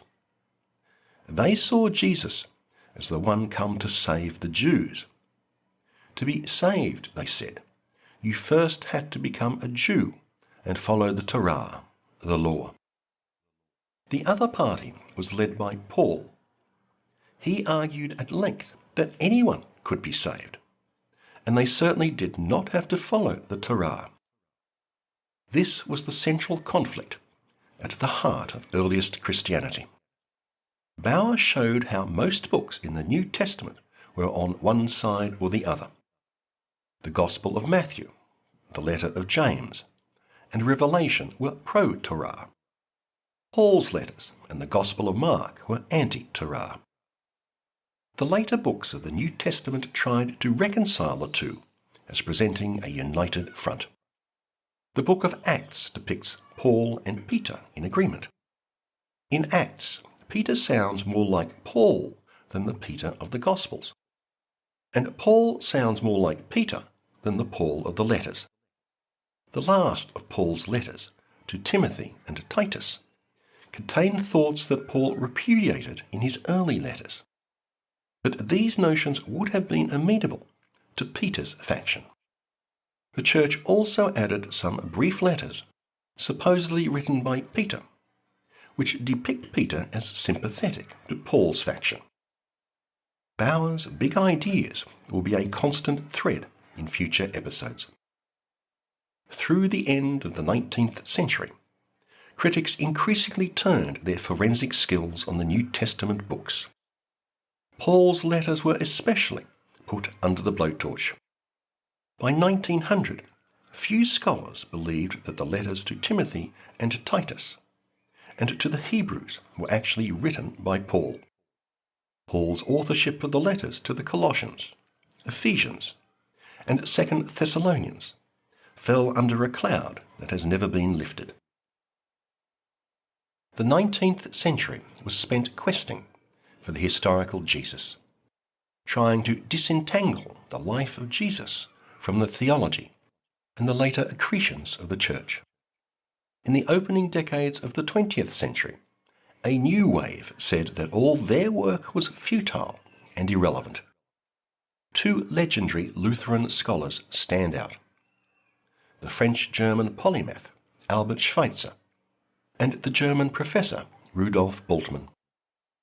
For 60 years until his death in 1965, Albert Schweitzer was one of the world's most renowned and beloved intellectuals and humanitarians. David Attenborough, eat your heart out. He wrote 2 of the most influential books on Jesus ever penned. The English translator of his first book invented the term quest for the historical Jesus. Schweitzer argued that his predecessors simply constructed an historical Jesus who fitted into their preconceptions. Schweitzer also argued that presentations of Jesus had neglected his apocalyptic message. Jesus believed in the imminent coming of the final judgment and God's kingly rule. Jesus urged his followers to forsake their possessions, turn away from their families, and not even respond to their enemies. The end was soon, any week now. There was no future to worry about or provide for. Jesus' cry of dereliction on the cross was his despairing acceptance that the end of times had not arrived, and his God had failed him. Schweitzer eventually decided that the search for a historical Jesus was futile. He abandoned biblical scholarship and spent much of the rest of his life in Africa as a medical missionary. Rudolf Bultmann was a towering figure of early 20th century scholarship. I cannot make head nor tail of him. Insofar as I can understand a single word he wrote, he follows Schweitzer in abandoning the historical Jesus.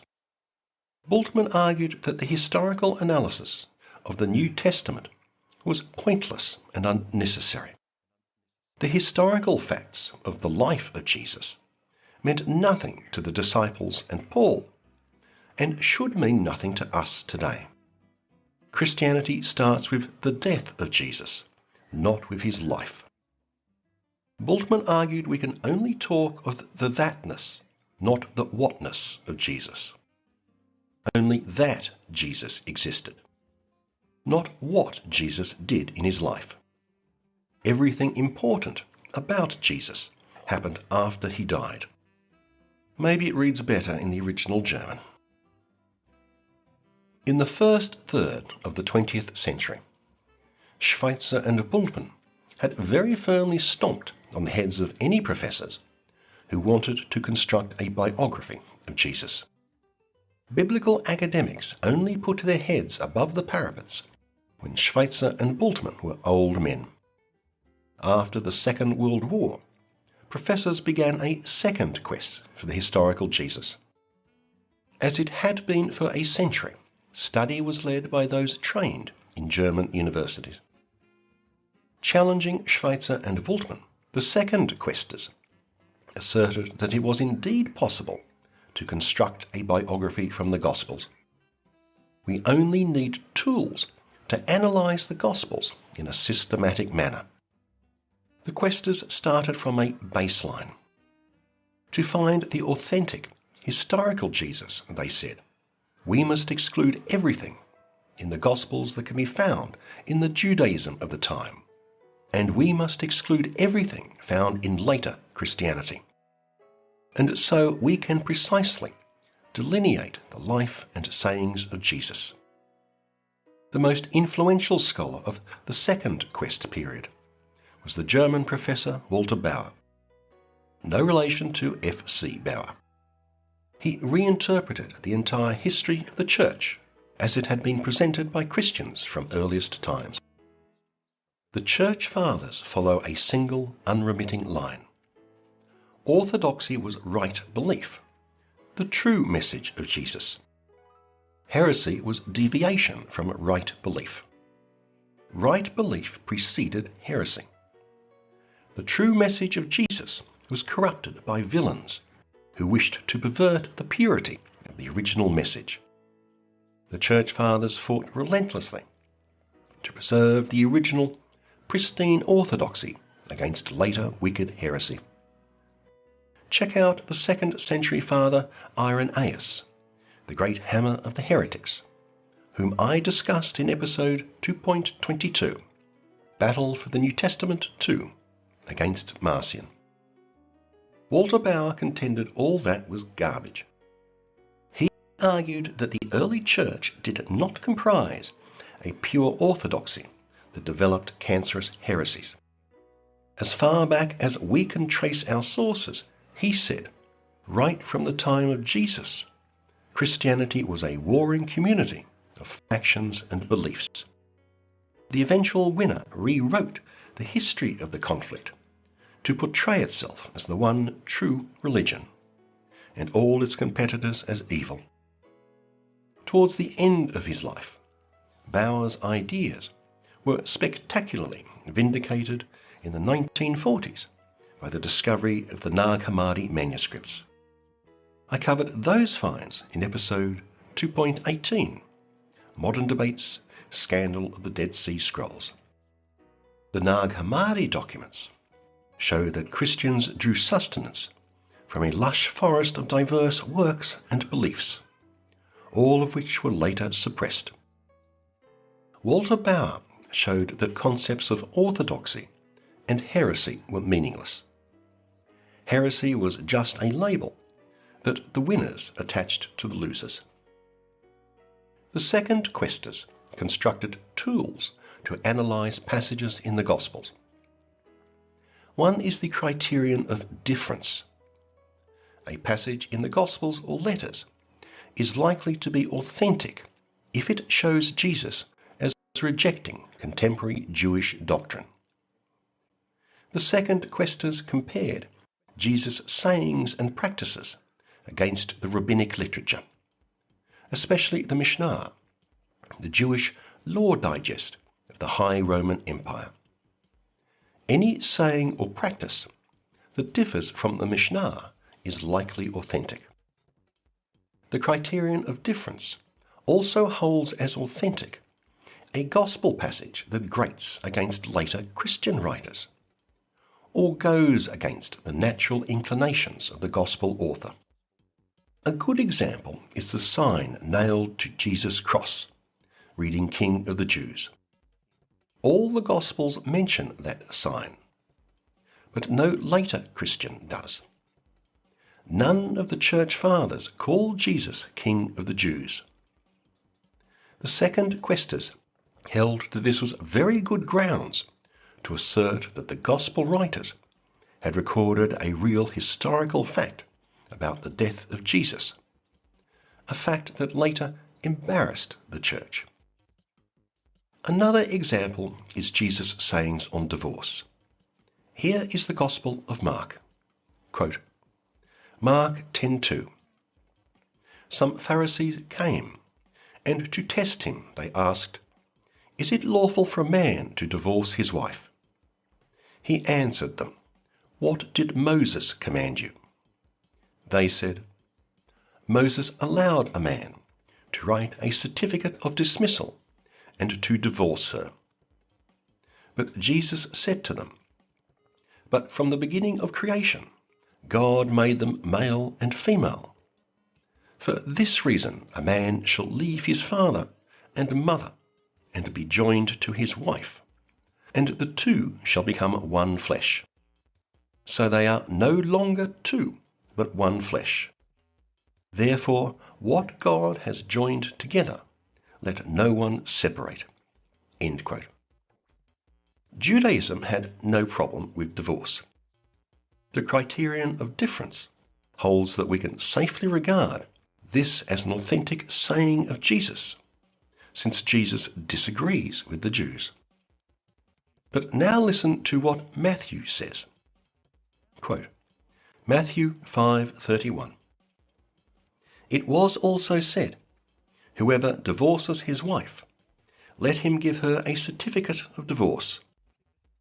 But I say to you that anyone who divorces his wife, except on the ground of unchastity, causes her to commit adultery, and whoever marries a divorced woman commits adultery."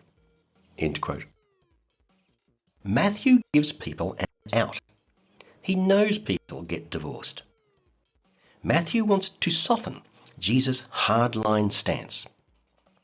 He also puts the culpability firmly on men who divorce. The women are blameless victims. Now here is Luke's version. Quote, Luke 16:18. Anyone who divorces his wife and marries another commits adultery, and whoever marries a woman divorced from her husband commits adultery. End quote. Luke ameliorates Mark in a different way. To Luke, the problem is not divorce, but remarriage. That is the big no-no. Now let's hear Paul, who has his own take. This passage is one of only 3 times that Paul cites the authority of Jesus. Quote, 1 Corinthians 7:10. To the married I give this command, not I, but the Lord, that the wife should not separate from her husband. But if she does separate, let her remain unmarried, or else be reconciled to her husband, and that the husband should not divorce his wife. End quote. Paul acknowledges that people divorce. But if you must divorce, then here is what you should do. Matthew, Luke, and Paul all know that Jesus prohibited divorce. They aren't happy about that. It just doesn't fit in with their own ideas. They really don't want to accept Mark's version of Jesus. The criterion of difference argues that is a good reason to believe that Mark is the reliable source, and Jesus entirely forbade divorce. The divorce sayings are a great example of another analytical tool, the criterion of multiple attestation. The more independent sources who attest to a saying or event, the more likely it is to be true. The trick is in working out the relationships between our sources. Matthew and Luke use a lot of Mark. We can't say Matthew and Luke are independent if all they are doing is citing Mark. I'll have a lot more to say about that real soon now. Another tool is the criterion of embarrassment. Any gospel story that would have embarrassed the early church is likely authentic. The entire crucifixion is an excellent example. Crucifixion was a death meted out to traitors. No one would want to say that their founder was a traitor. So under this criterion, the crucifixion is held to be a reliable story. Or take this example, where Jesus distinguishes himself from God. Quote, Mark 10:17.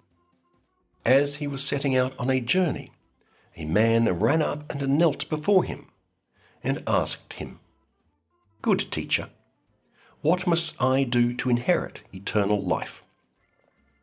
Jesus said to him, Why do you call me good? No one is good but God alone. End quote. That would have struck the earliest Christians as incomprehensible. They all believed that in some sense Jesus was God.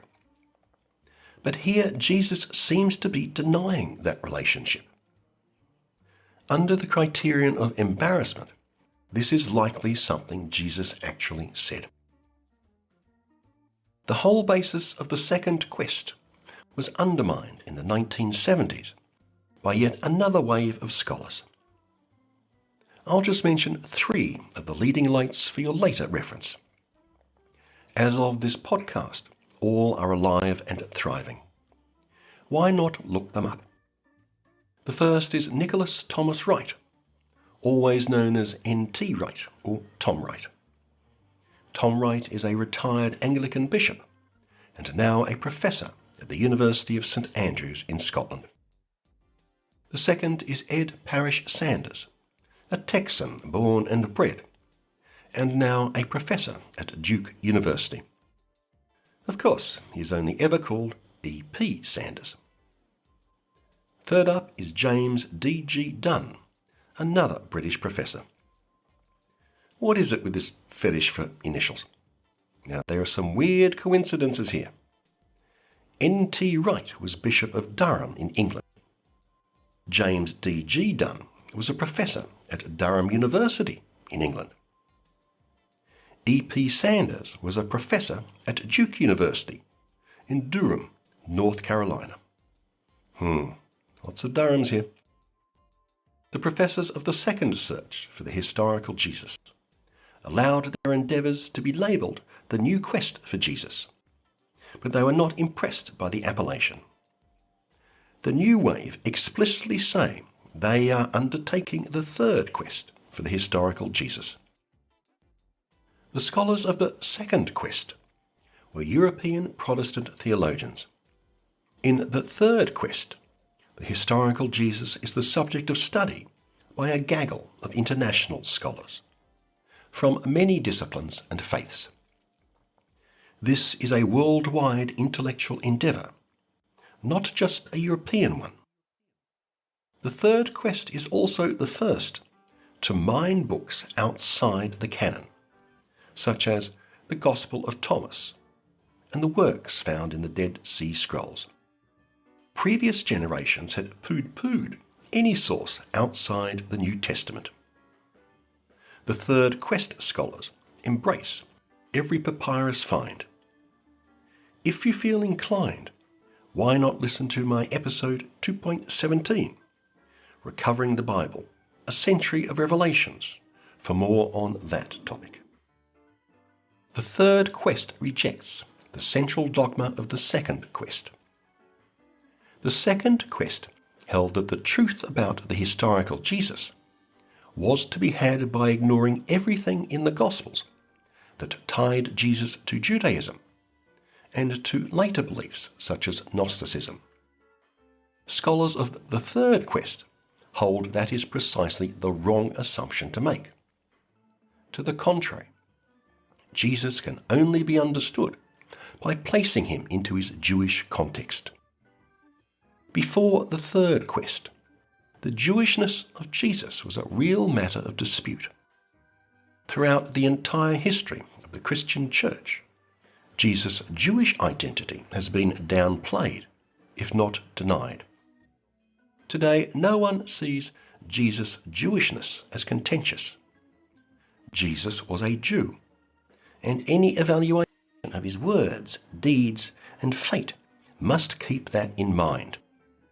Third quest scholars hold he was brought up in Jewish culture and accepted Jewish ways. Unless you can demonstrate otherwise from the Gospels, you have to accept that Jesus was an observant Jew. But what kind of Jew was he? Some depict him as a violent revolutionary, others as a Gandhi, leading a pacifist renewal movement. Jewish scholars often interpret him as a Pharisee or an Essene. Yet others see in him an apocalyptic prophet, or the exact opposite, a wandering sage like the Greek cynics.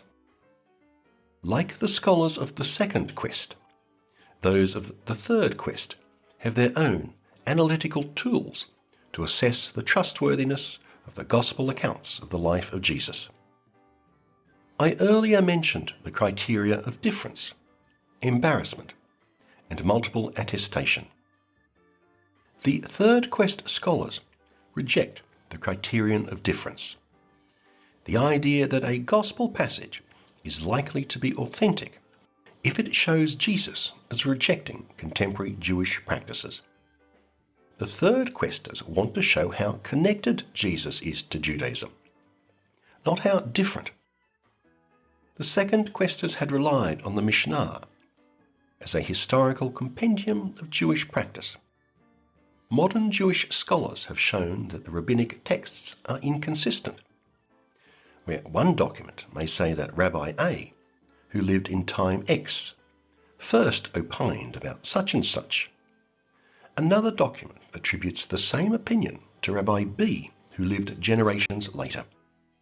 We cannot really pin down the beliefs and practices of the Jews of Jesus' time.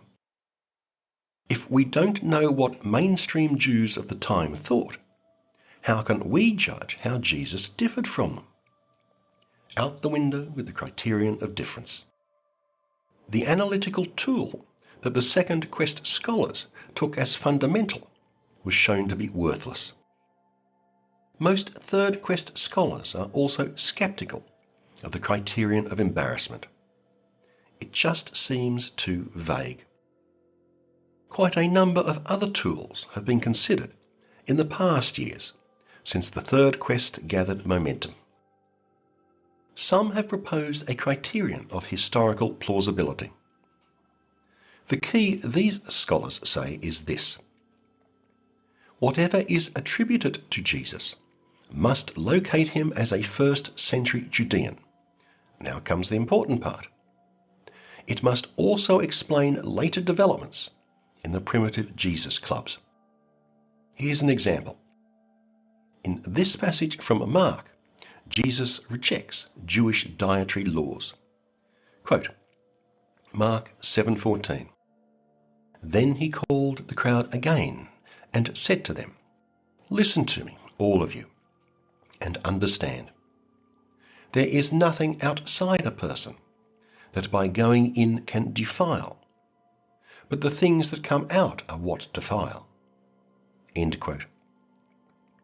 Eat all the prawns and bacon you want, says Mark's Jesus.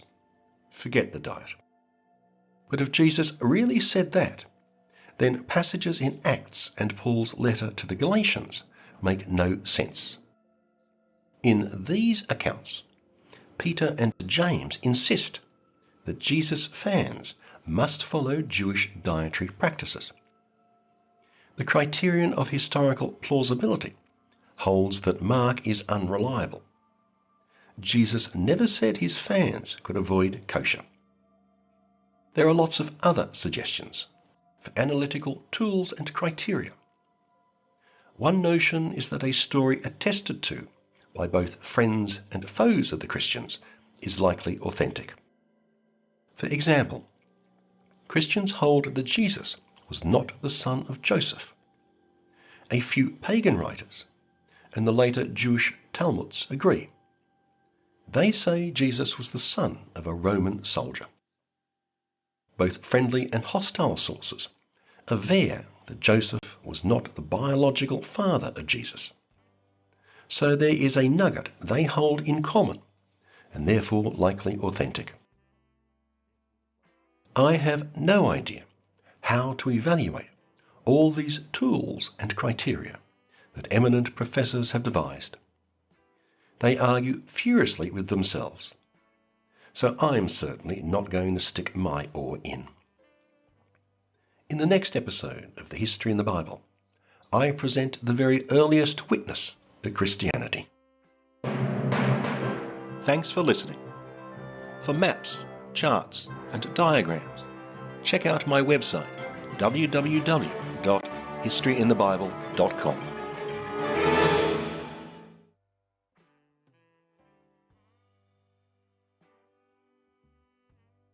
Okay, there you go. Christianity is debunked. There's no reason for having Christianity, and that should be the message of today. I see that I have been streaming for upwards of 6 hours. I think that's enough for a day.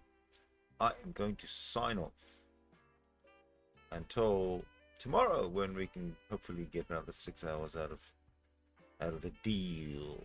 Okay, so let's crank up the music and say Shabbat. Shabbat.